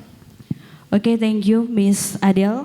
Okay, the question in virtual Zoom, the Mr. Harry Polkemars. Hello, Mr. Yes, hello. Okay. Yes, thank you very much, moderator. Okay, I would like to ask Mr. Sukit from Thailand. Hello, sir. Halo, Ibu. Okay, Suara saya bisa didengar? Mr. Sukit, I'm sorry, you're in open mic. Oh, okay. Okay. Now it's okay. Okay. Yes, hello, sir. Yeah, hello. How are you today? Yes. My name is Harry. Okay, I would like to speak in Indonesia because you are fluently to speak in Indonesia, sir. Sure. Okay. Okay. Yes. Tadi senang sekali presentasi dari Profesor ya tentang public health di Thailand. Oke. Dan saat ini banyak negara termasuk Indonesia, Prof, masih menghadapi tantangan ya, terutama dalam menyeimbangkan antara efisiensi biaya, kan negara kita seperti itu, dengan mutu layanan kesehatan, Prof. Nah, saya ingin tahu, Prof, bagaimana di Thailand itu government-nya dapat menjaga agar layanan kesehatan ya tetap berkualitas tanpa meningkatkan beban biaya kepada masyarakat, Prof. Terima kasih, Prof. Okay, thank you, Mr. Harry Polkemar. Okay, Mr. Sukit, your answer? Yeah. I had. It's okay. Yeah, I must answer now. Okay, terima kasih, student. Maybe the student also can hear. I think the quality answer is very high. Pertanyaannya bagaimana pemerintah bisa mentreatment ya biaya tidak membebankan masyarakat. Jadi ini ceritanya akan panjang, tetapi ada namanya satu chapter government support. Ya, karena memang pimpinannya senang kesehatan ya, gitu ya, sehingga mereka memberikan perhatian. Kita lihat dari slide tadi banyak sekali donation dari nggak tahu self finance atau gimana. Mereka memang ke kesehatan itu perhatikan masyarakat ya. Jangan sampai, sorry ya, student, we are not talking politik. Kita punya gunung, kita kayak apa, pas maju kita nggak tahu, Pak, tapi pas banyak hutang kita tanggung bersama hutangnya. Jadi kalau pas masalah kita tanggung bersama gitu. Nah jadi ini pertama government support begitu luar biasa Thailand, Pak Heri ya. Mereka itu memberikan anggaran yang kuat. Jadi agriculture dan kesehatan tuh luar biasa. Ya memang tidak masalah sih sebetulnya. Memang kita ini bertugas itu untuk melayani masyarakat. Kita kaya raya, kita punya nikel, kita punya batu bara. Yang kaya kan harusnya masyarakat gitu. Bukan pengurusnya ya Pak Ari. Jadi masyarakat semua untuk masyarakat. Jangan sampai kita banyak hutang, kita tanggung bersama, yang diumumkan hutangnya aja, jangan. Jadi itu yang menurut saya good example. Jadi yang dua season ini, tapi kita tadi fokus ke kesehatan. Saya mengambil perumpamaan, siapa yang tidak tahu Thailand dengan agriculture-nya yang luar biasa. Sehingga terkenal di Indonesia ada jamu Thailand, Bangkok dan macam. Itu suksesnya Pak Heri, itu karena mereka riset dan development-nya. Riset development-nya anggarannya sangat tinggi. Jadi mereka periksa, kalau istilahnya di kampung Pak Heri ini banyak pohon mangga masih asam, menterinya akan datang, dia nggak akan pulang sebelum mangga itu jadi manis, ya kira begitu. Kita punya menteri yang selevel itu nggak? Bidang kesehatan sama. Jadi mereka membentuk volunteer, mereka gaji seperti yang sekarang di Indonesia membuat tim merah putih operasi, saya melihat merekrut. Kita sama, cuma di bidang kesehatan dia memberikan bimbingan kepada masyarakat supaya masyarakatnya sehat, jaga lingkungan yang baik. Banyak sekali slogan-slogan yang diberikan kepada masyarakat. Sehingga saya masih jelas dalam ingatan saya, Pak Heri juga mungkin masih ingat, saya waktu kecil di Indonesia itu ingat sekali yang namanya program keluarga berencana. Punya anak 2. Sekarang kita nggak diperhatikan, akhirnya kata dokter Asep kemarin saya diskusi, kita sekarang kebanyakan populasi. Karena memang program itu tidak diperhatikan. Jadi kalau pepatah bilang, kalau kita tidak bisa berlari, jalan aja nggak apa-apa. Yang penting lakukan. Nah sekarang kita the moral message in this case, ya kita mari membentuk budaya masyarakat sehat dengan cara seperti apa? Dengan cara yaitu kita sebagai pelaku-pelaku kesehatan berkomitmen membuat program-program dan programnya mari kita jaga bersama. Caranya membuat budaya pertama adalah komitmen dulu kita. Kalau bahasa orang Medannya komitmen itu niatnya gitu. Niatnya harus kuat. Kemudian juga kita sosialisasikan. Saya sering menguji mahasiswa, ada stiker di jalan, kita ciptakan kebersihan lingkungan. Saya tanya ke mahasiswa, apakah stiker ini akan bermanfaat atau tidak? Jawabannya, ya pasti yang namanya melakukan sesuatu akan bermanfaat. Tapi presentasinya sangat kecil. Karena apa? Karena itu sudah langkah yang ke nomor 4. Nomor duanya itu harusnya mengadakan training and education, kumpulkan orang-orang yang berpengaruh, berikan kita pendidikan bahwa harus begini, harus begini. Inilah kira-kira membentuk budaya. Tetapi kalau sudah berhasil budaya, sudah hebat. Itu. Jadi kita juga sebagai aktivis di bidang kesehatan, ya kita senang kalau masyarakatnya juga berkualitas baik di bidang kesehatan. Itu memang harapan kita. Demikian kira-kira Pak Heri. Thank you so much for your question. Anything else? Any question again? Thank you. Okay, thank you, Mr. Sukit. Okay, Mr. Sukit, the question. Yeah, one question in the committee Stikes MITRA HUSADA Medan, Madam Siti Nurmawan, SKM MKes. Oke, Madam. Terima kasih, Mr. Sukit. Pomprasit, saya bahasa Indonesia aja karena saya lihat dan saya dengar sangat mahir dengan Indonesia. Kami orang Indonesia, saya nasionalisnya. Satu pertanyaan, Bapak ini kan the public health ya. Bagaimana kebijakan yang ditanamkan di Thailand tentang preventif dan promotif dibanding dengan kuratif gitu? Karena saya tadi melihat kebijakan apa yang dilakukan itu, apakah ada biaya untuk promotif preventif? Kalau saya melihat Indonesia barangkali lebih condong kepada kuratif dengan ability to pay dan willingness-nya. Padahal kalau kita di kesehatan, apalagi public health itu seharusnya mencegah dan meningkatkan. Bagaimana kebijakan di pemerintahan di sana? Demikian, terima kasih.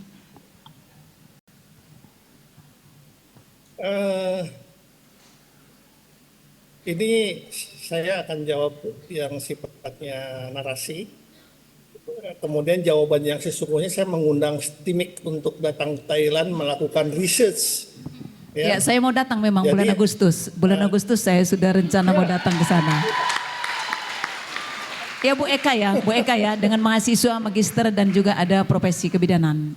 Mungkin keperawatan juga nanti akan ikut. Demikian, terima kasih. Ya, oke. Jadi pertama kalau masalah pelayanan itu, kalau saya bandingkan ya, sorry ya, Sudan, I must speak more and more. We are not talking politik, oke? Saya tidak mau wah ini ngomongin yang bagusnya aja, padahal tidak. Kita scientific semuanya, ya. Jadi kalau berbicara pelayanan itu jauh deh kita dengan di Indonesia ya.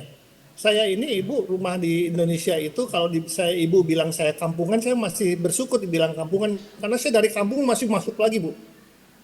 Jadi rumah saya tuh di kampung banget gitu.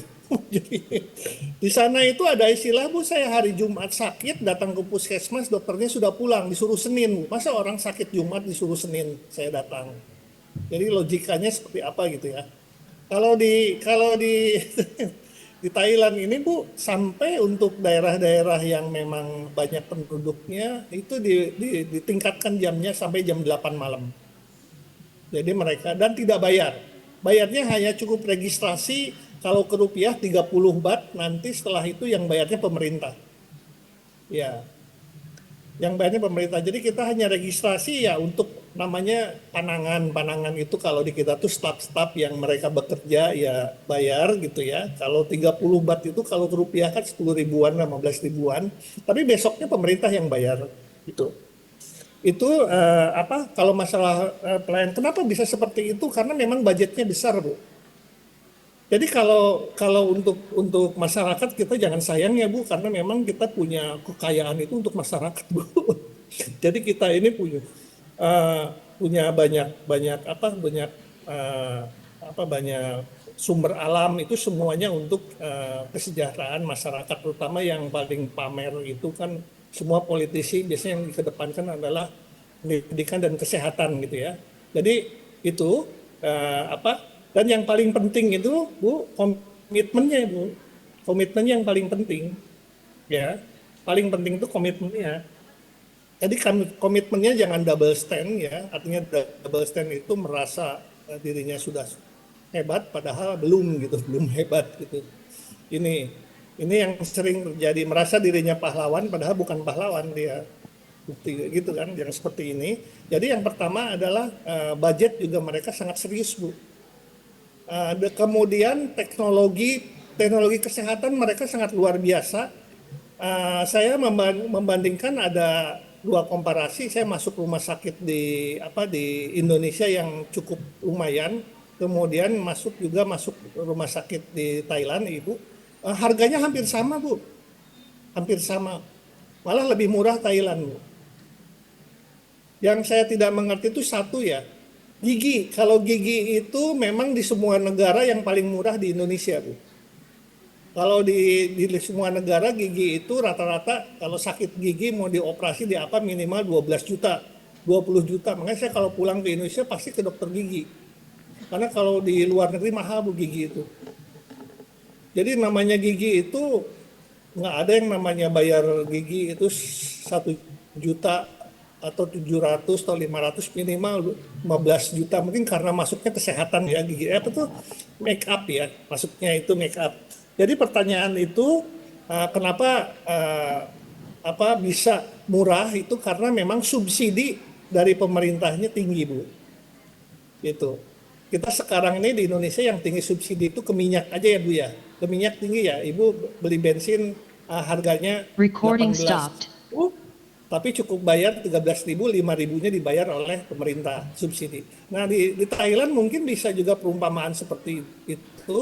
Harusnya ibu bayar ke rumah sakit itu misalkan sebesar 500.000, tapi disubsidi oleh pemerintah mungkin sebesar 300.000.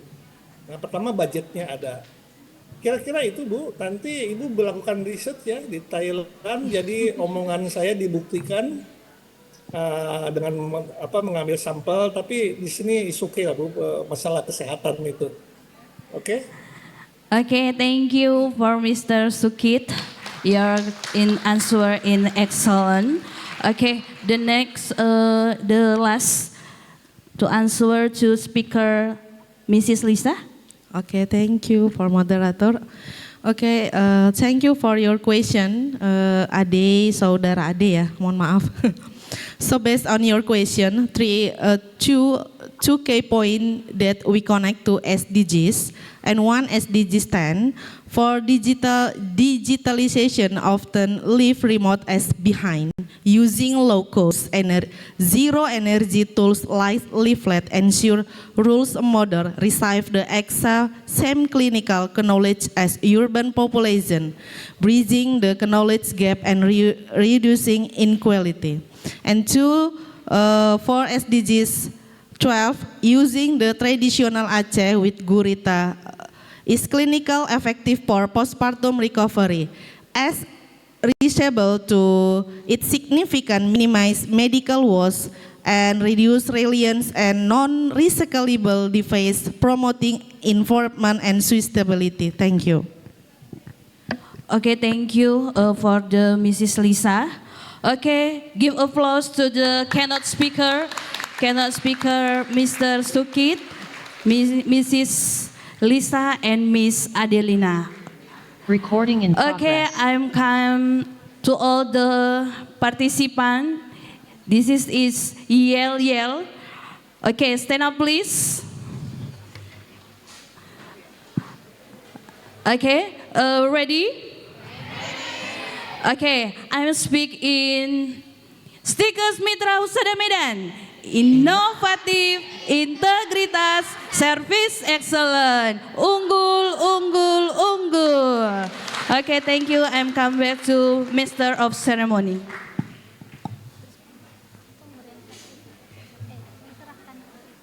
Okay, thank you to parallelization 5 speaker or keynote speaker.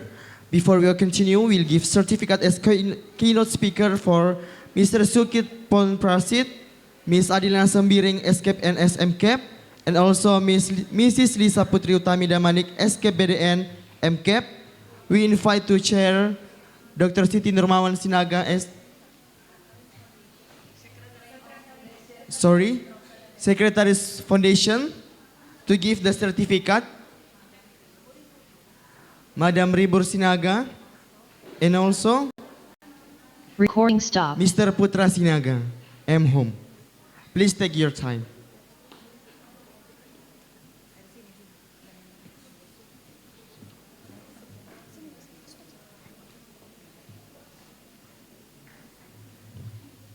Okay, for the first, give the certificate to Mr. Putra,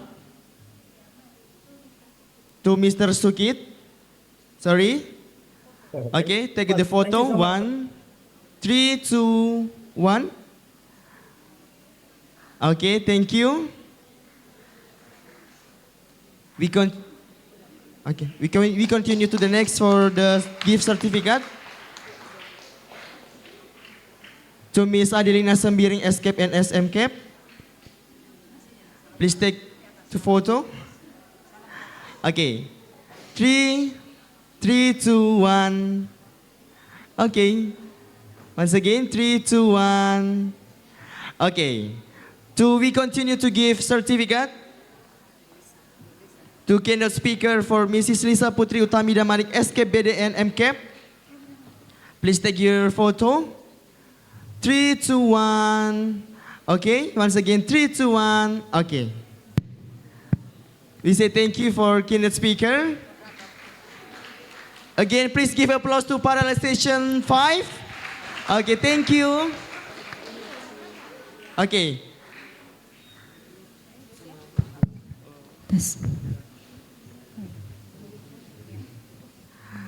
Okay, we continue to give certificate to moderator.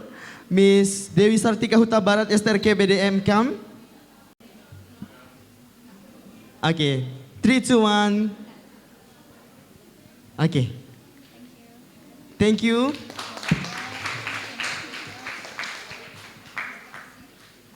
To the all keynote speaker, take to a seat.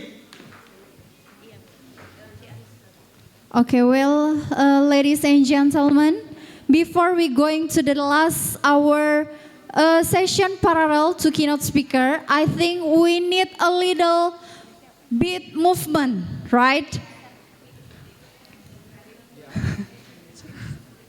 Yeah, I think we need a little movement, sedikit pergerakan untuk semuanya yang berada di aula maupun melalui virtual Zoom meeting.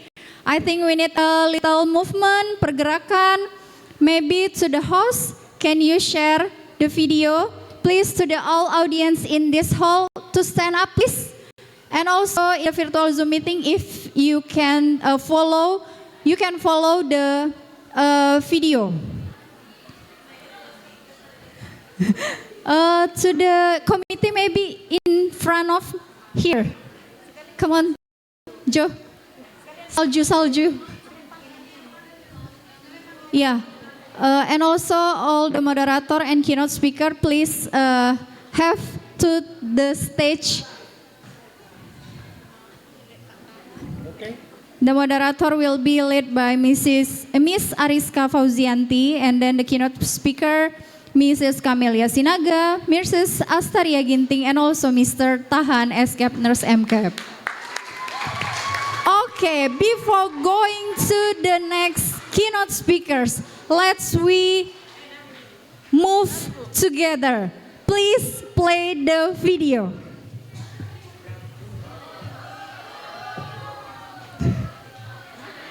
Where is the sound?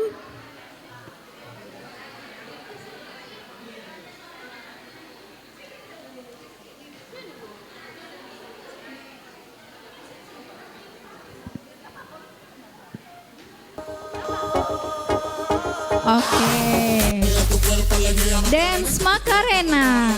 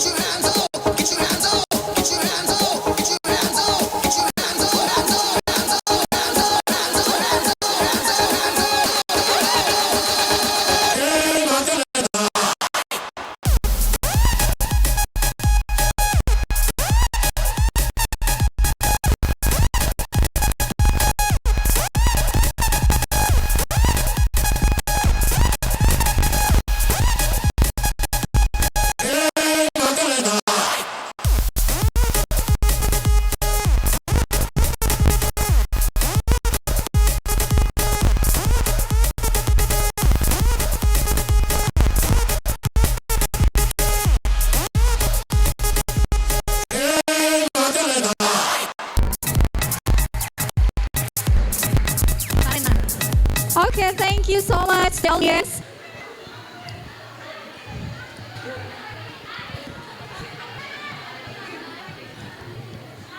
You want some more?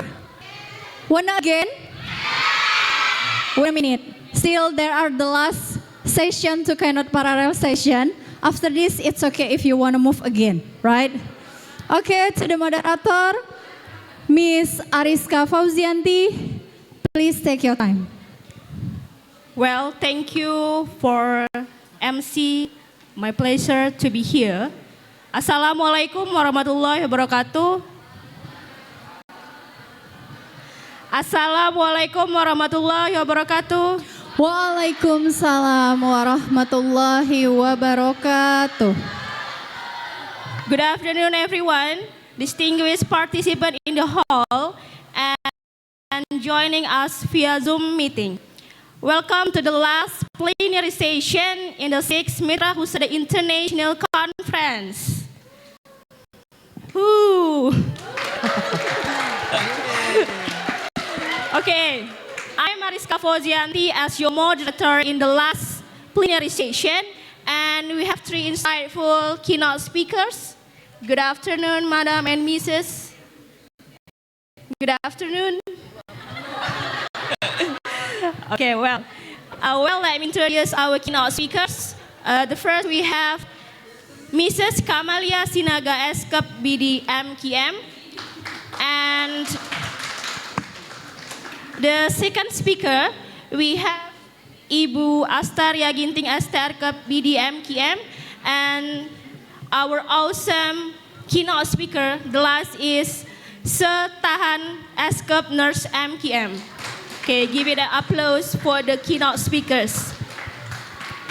Well, before we begin, let me briefly inform you to the rules for this session.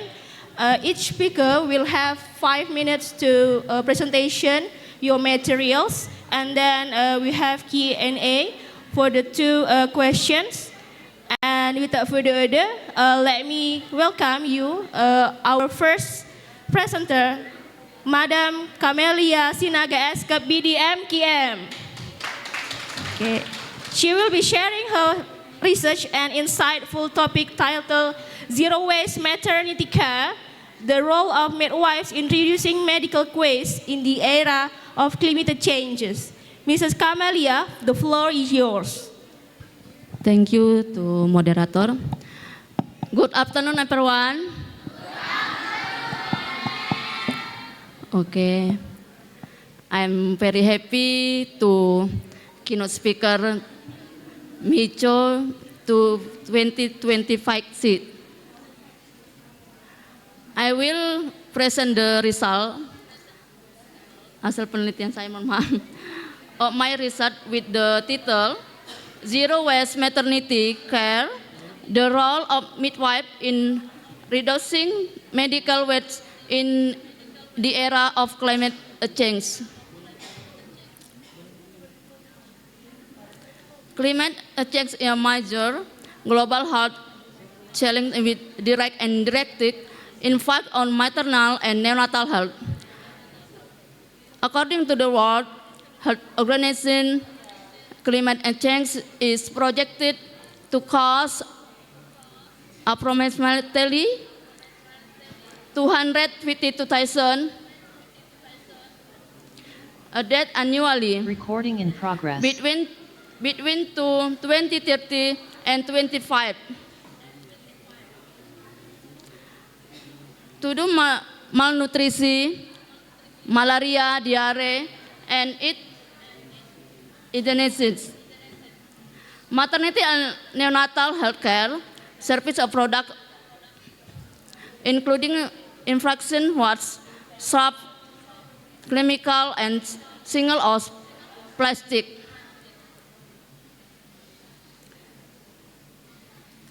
Report of the approximately 5% of global greenhouse gas hazardous will 15 hazardous and request in special management. Stable maternity care protects maternal and newborn health will minimizing improvement in facts. Next slide. Research question. How does maternity care contribute to medical waste generation and environmental pollution? 2. What are the health and environmental impacts of medical waste products by maternal and neonatal healthcare service? 3. How can a zero waste maternity care approach the reduce medical with compromising patient safety and healthy care? 4. What's role on midwives play influencing sustainable maternity and care parenting? Next slide.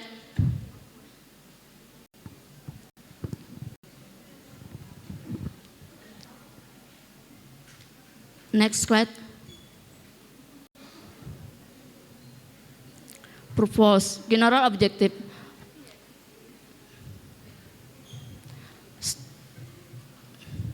To explore the role of midwives in implementing zero waste maternity care and innovative approach to reducing medical was supporting environmental sustainable healthcare system.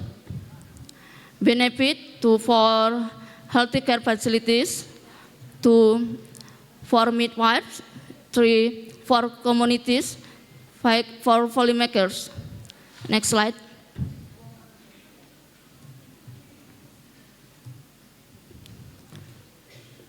Study design. This study employed in French evidence-based literature review approach.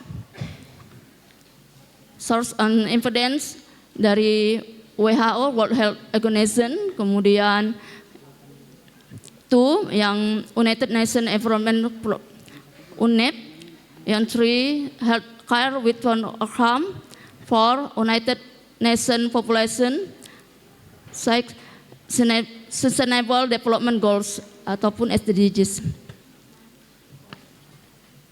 Next slide.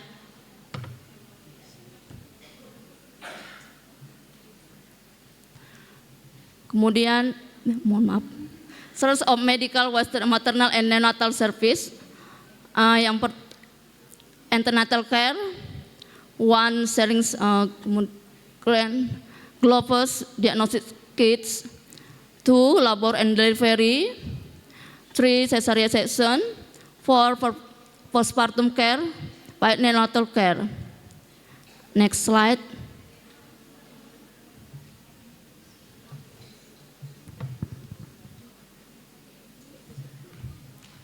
Definition, zero waste maternity care is environmentally sustainable maternity health care model that minimizes waste generation will maintaining patient safety, quality of care, and healthcare efficiency.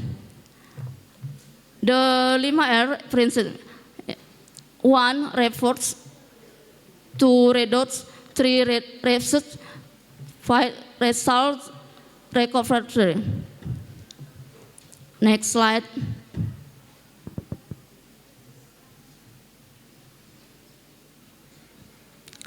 Result and discussion: 1. Clinical role, 2. Environmental role, 3. Educational role, leadership role. Next.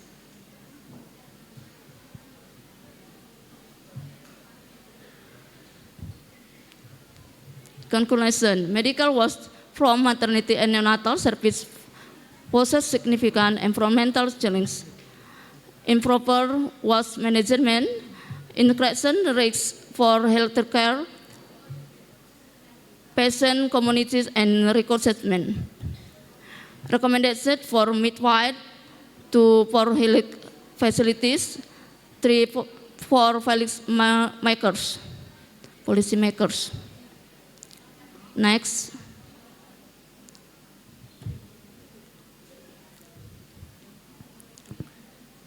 Thank you. I have finished presentation and back pass to moderator.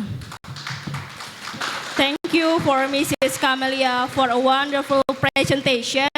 It really shows me that it is very important to connect the midwifery and environmental health. Okay, moving forward, I'm pleased to warm welcome to our second speaker is Ibu Astaria Ginting Esther, Kep BD MKM. She will present her latest finding on the topic Nurturing the Future, Analyzing Hypertension Risk Factors in the Pregnancy as an Eco-Social Health Indicator. Please welcome Mrs. Astaria. The floor is yours. Thank you, moderator. Good afternoon, ladies and gentlemen. Good afternoon, our student. Good afternoon. Good afternoon, our student. Good afternoon, ma'am. Okay, good afternoon, everyone from around the world. My name is Astaria Ginting from the Bachelor of Midwifery Program, Stikes MITRA HUSADA Medan, Indonesia. Today, I am honored to present my topic entitled Nurturing the Future, Analyzing Hypertension Risk Factor in Pregnancy as an Eco-Social Health Educator.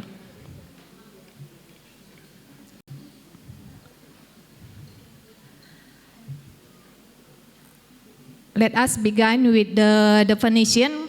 Gestational hypertension is a condition in which a pregnant woman develops blood pressure 140/90 or higher after 20 weeks of pregnancy without evidence of proteinuria or organ damage.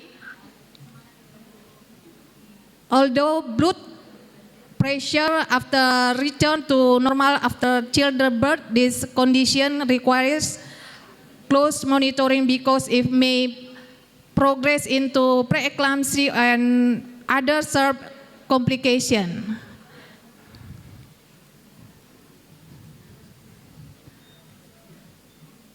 Hypertension disorder is pregnancy are classified to 4 categories. The first is gestational hypertension. The second is preeclampsia and eclampsia. The third is superposed preeclampsia, which occurs when preeclampsia develops in women with chronic hypertension. The fourth is chronic hypertension which already exists before pregnancy. Next.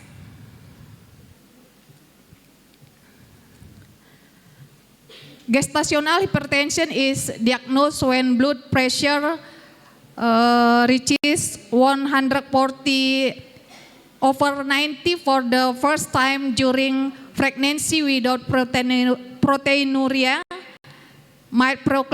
Preeclampsia occurs when hypertension is accompanied by proteinuria of at least 300 million in 24 hours.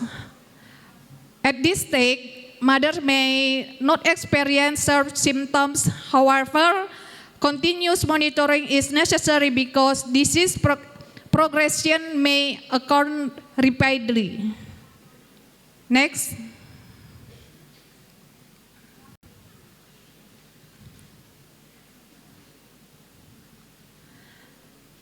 Severe preeclampsia is diagnosed when blood pressure reaches 160/110 or higher and is accompanied by organ dysfunction. Symptoms may include sharp headache, visual disturbance,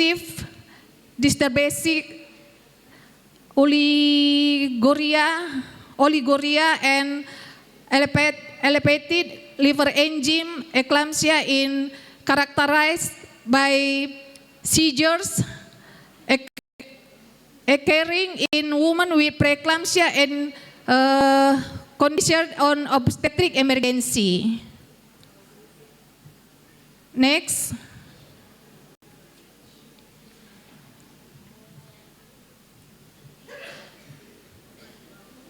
Next. Okay.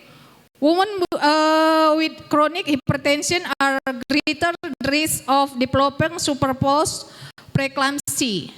This condition is identified the proteinuria apart after 20 weeks of gestation or when blood pressure suddenly worsens. This woman require intensive antenatal monitoring because maternal and fetal complications occur more frequently in this group. Next. Next.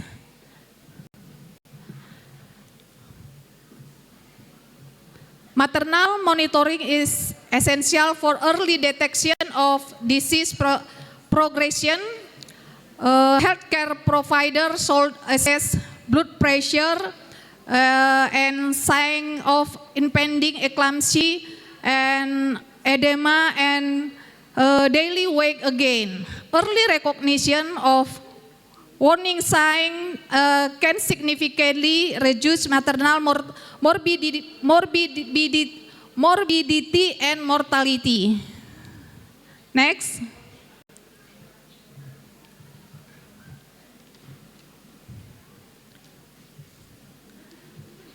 Fetal monitoring helps evaluate fetal well-being and placental function.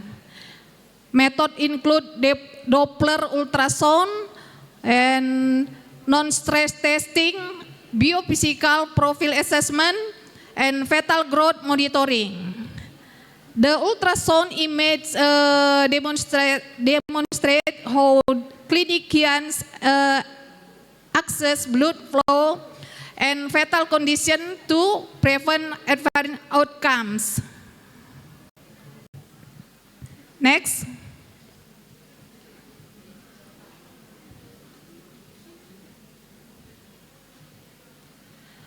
Laboratory investigation are important to evaluate disease severity. This include urine protein examination, urine output measurement, kidney function test, liver function test, and complete blood count. Laboratory feeding after provide objective evidence before clinic symptoms become sharp. Next.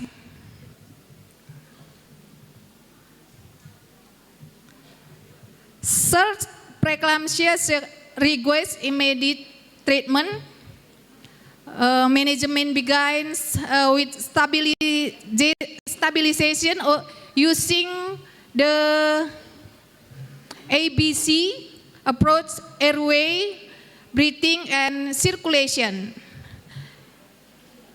Antihypertensive medicine are administered to control blood pressure, while magnesium sulfate is given to prevent seizure.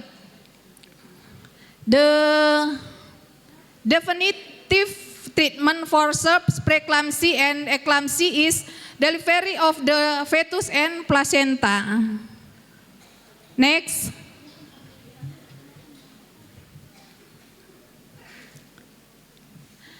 This slide highlights emergency stabilization procedure. Supplemental oxygen should be administered to maintain adequate oxygenation. Continuous cardiac monitoring is necessary to assess maternal cardiovascular status.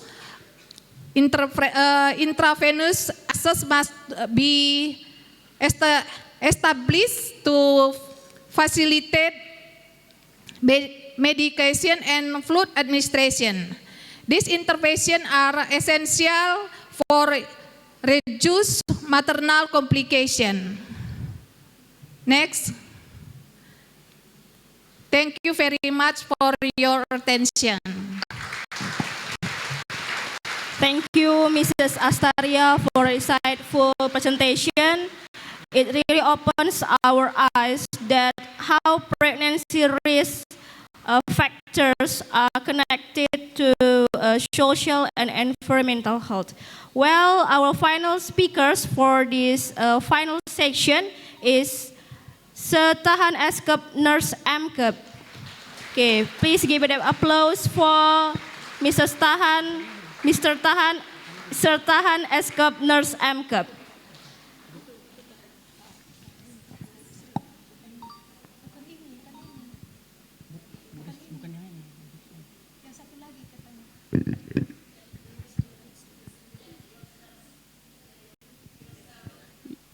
Your search PPT, Bu.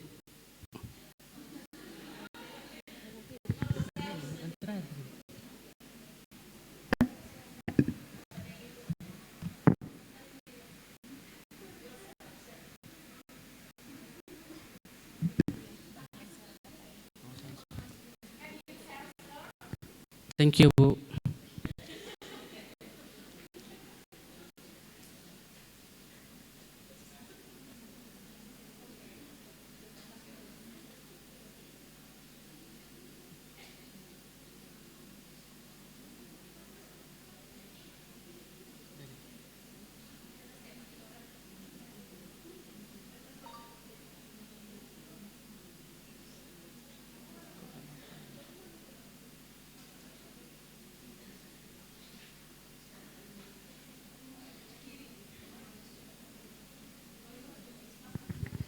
Okay, thank you for moderator.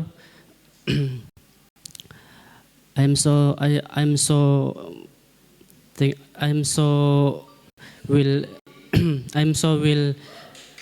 happy speaking MIHHICo 2026. Assalamualaikum warahmatullahi wabarakatuh. Good morning everyone. Good afternoon, everyone.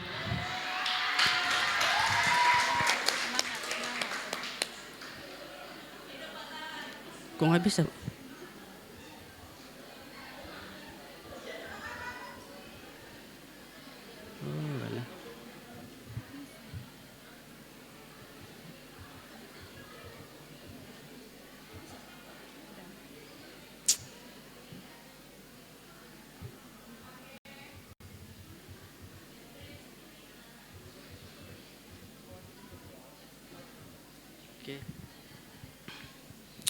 A presentation topic Eco Health Education Community as Partner Model through family support in managing chronic obstructive pulmonary disease COPD among older adults in the community. background, chronic obstructive pulmonary disease (COPD) is one of the major global public health crises, especially among older adults. COPD affects physiology, social, and economic dimension of life. Family-centered community care become an essential strategy to improve quality of life and reduce exacerbation among elderly patients.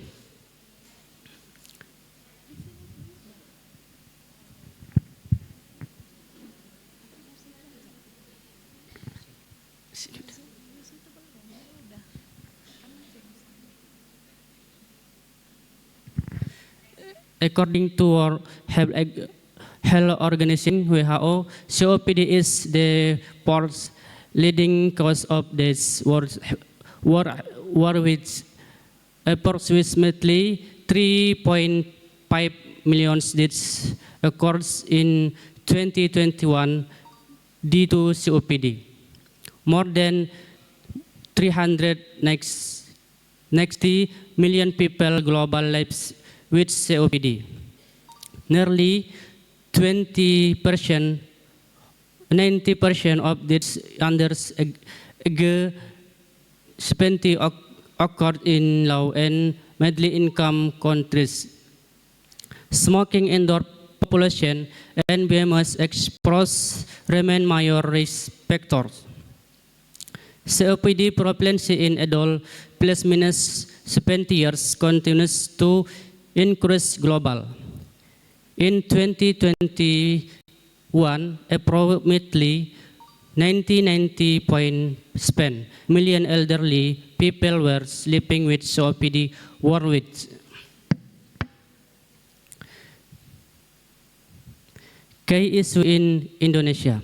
High smoking prevalence remains as major contribution to COPD. Elderly population are increasing rapidly, leading to greater chronic disease burdens. Air population and household smoking exposure remain improved risks. COPD management in community setting is still underdeveloped. Supporting data. Indonesia continues to face significant tobacco exports among adult and adolescents. SKI 2023 switch smoking behavior remain in major public health knowledge. COPD contributes significantly to morbidity among older adults and increased hospitality risk. Impact of COPD in older adults.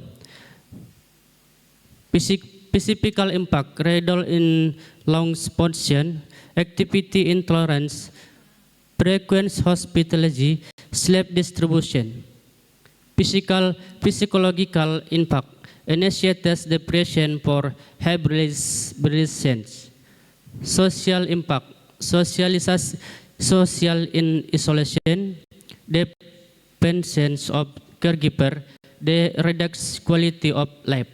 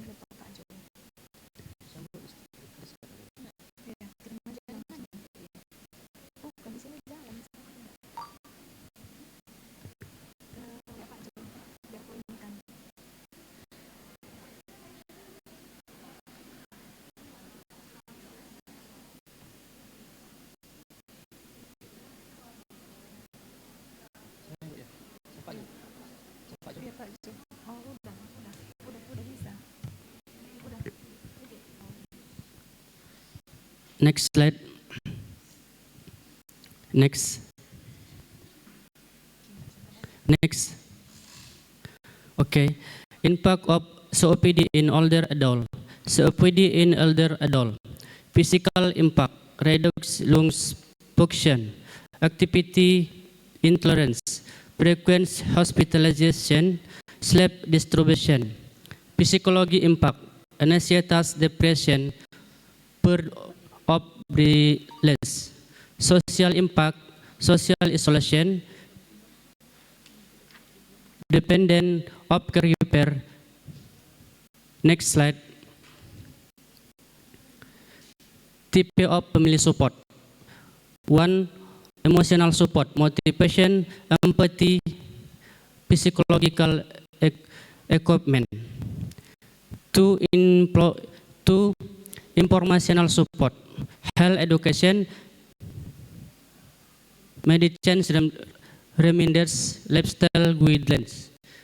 Instrumental support, helping daily activity, transportation to healthcare facilities, financial assistance. Approach support, positive recommend, agreement for self-management. Next. Concept of community as partner model. Subsystem, physical improvement, health services, safe and transportation, communication, economy, education, politics. Next.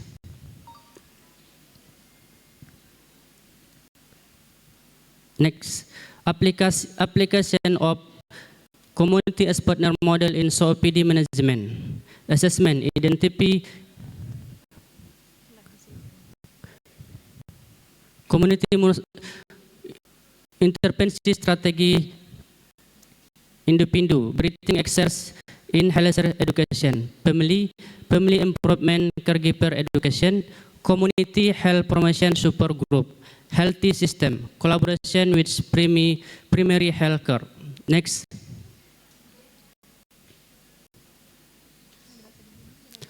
Evidence-based nursing, evidence-based supporting family support, improve medicines and reduce hospitalization, improve cell management behavior, enhance quality of life, reduce anxiety among COPD patients.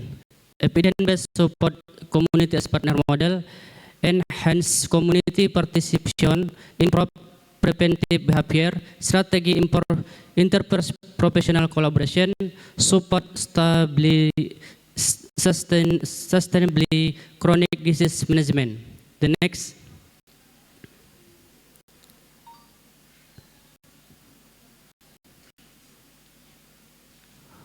Role of nursing in community COPD nursing. Education, facilitator, advokat, kolaborator, care koordinator. Nursing fokus preventive care, promotional, promotive care, rehabilitasi support family center intervention. The next.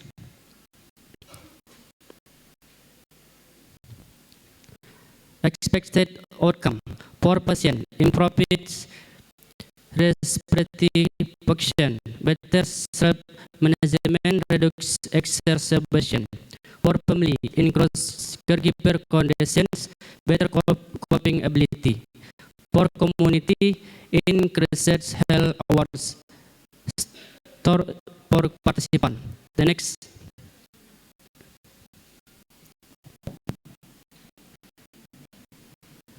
So thank you. I will rest to moderator. Thank you, Sir Tahan, for an inspiring presentation.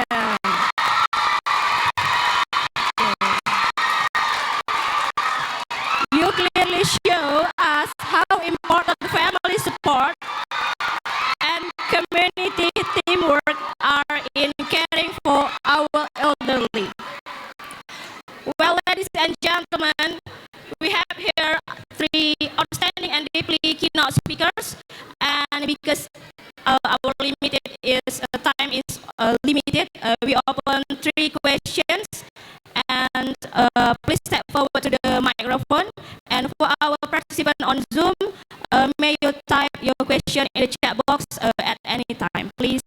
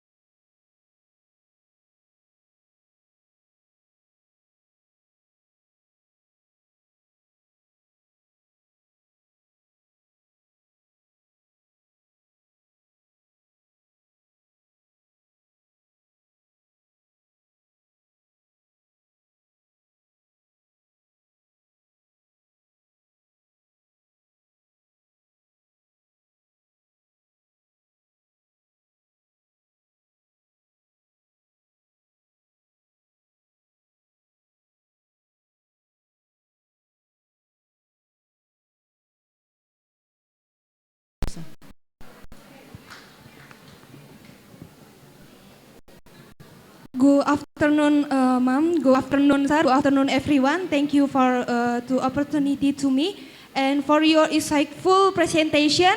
And my question to Ma'am Astaria: what is the novelty or key message of your presentation? Thank you. Well, thank you for the 3 questions for our keynote speaker. And now, I back to our keynote speaker to answer the questions.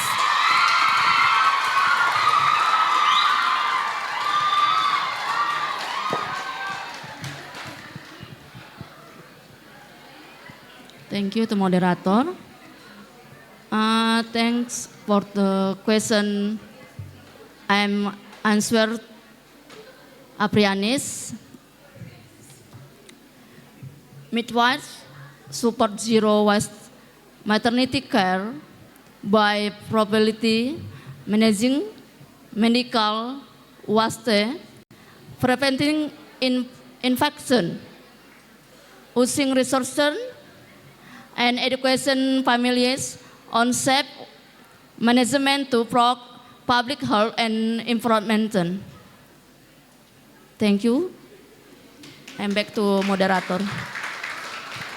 Thank you for Mrs. Camelia and Sri Wahyuni. You got the point of Mrs. Camelia's answer? Yeah. Well, I back to the Mrs. Astaria.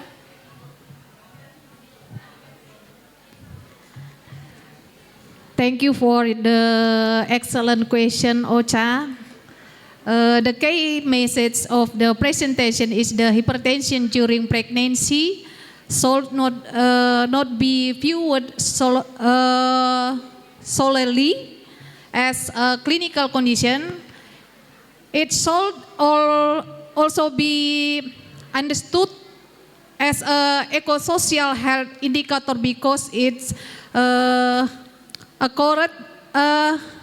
is influenced by biological, social, environmental, and healthcare related factor. By addressing this determinant comprehensively, we can improve maternal health outcome and contribute to sustainable community development. Thank you.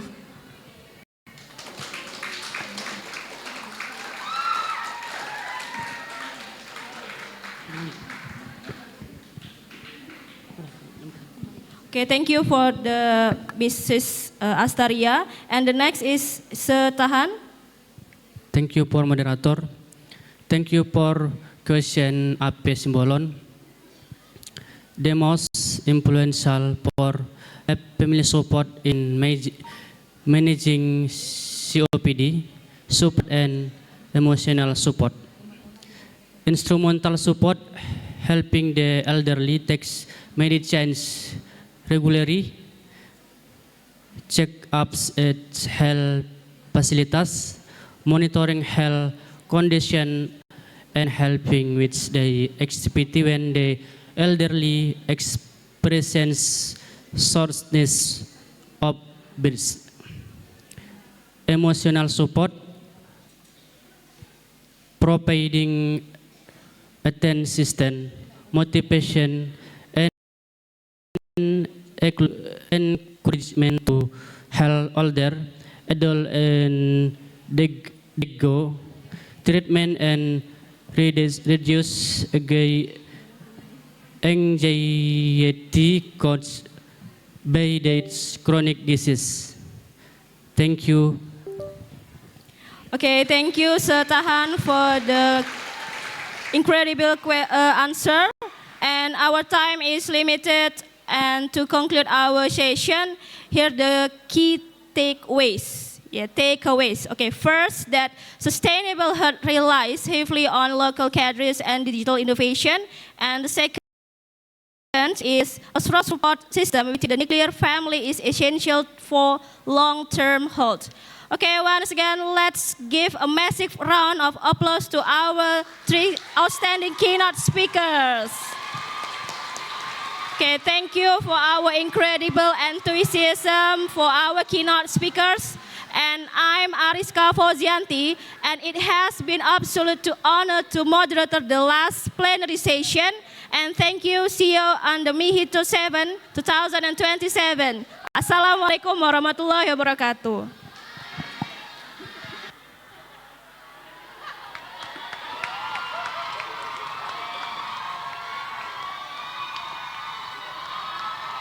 Okay, we say thank you for the parallelization 6, or speaker or keynote speaker.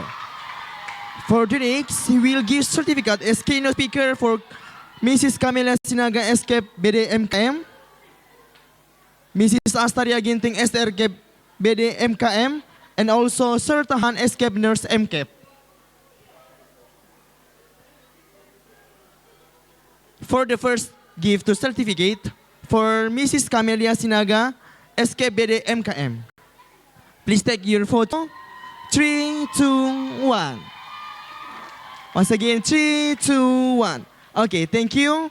The next, give the certificate for Mrs. Astaria Ginting, SRCAP BD MKM. Okay, please take your photo. 3, 2, 1. Okay.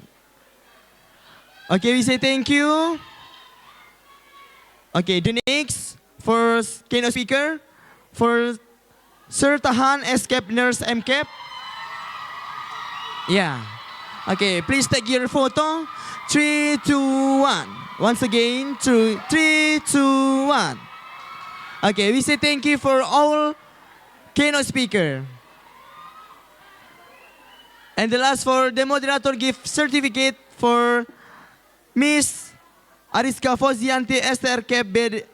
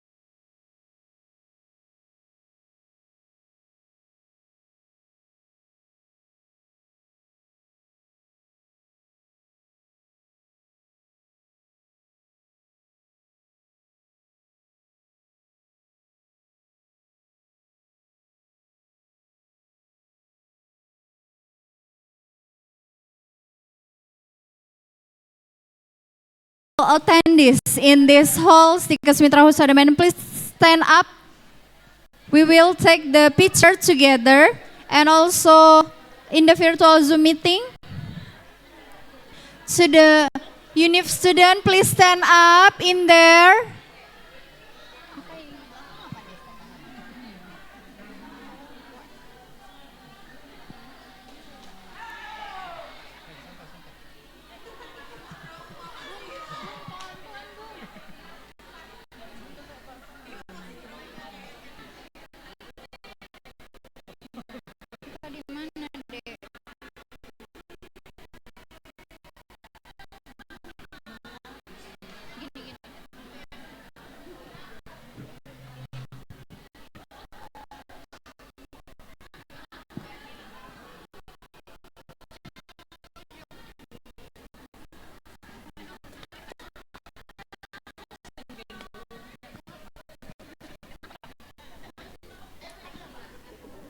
Okay, we will take the picture.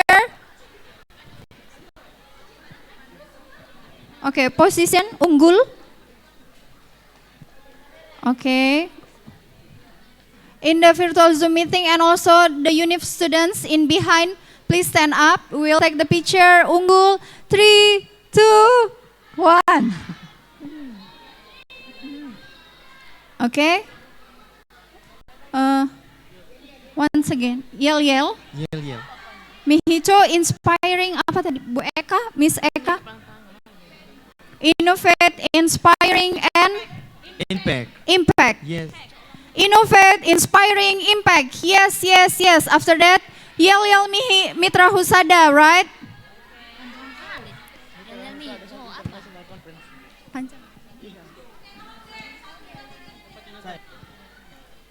Okay. Joe. MITRA HUSADA Health International Conference 2026. Innovative, inspiring, and impact. Yes. Stikers MITRA HUSADA Medan. Innovative, integritas, service excellent. Unggul. All right, thank you.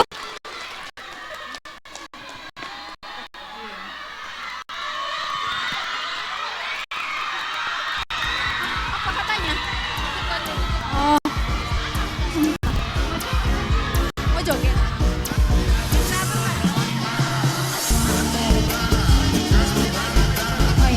Oh yeah. Okay, wait a moment before we close this.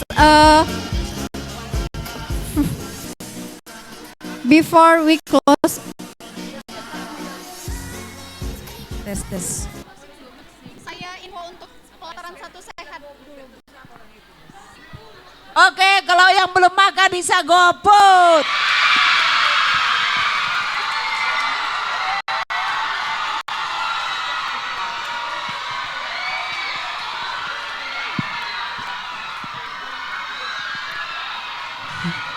Okay.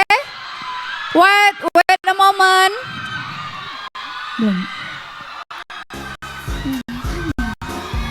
Okay, wait a moment.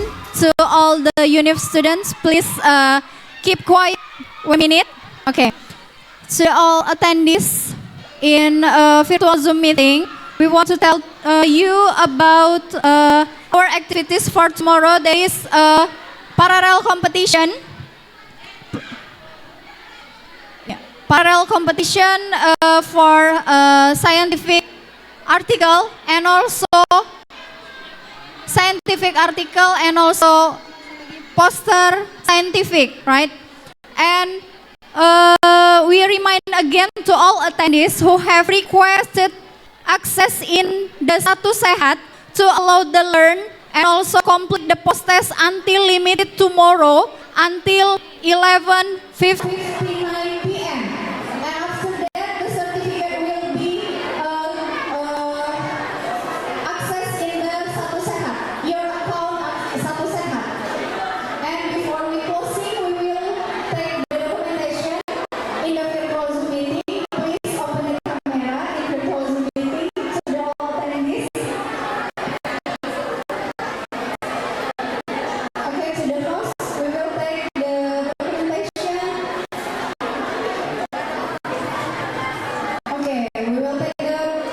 Picture 3, 2, 1.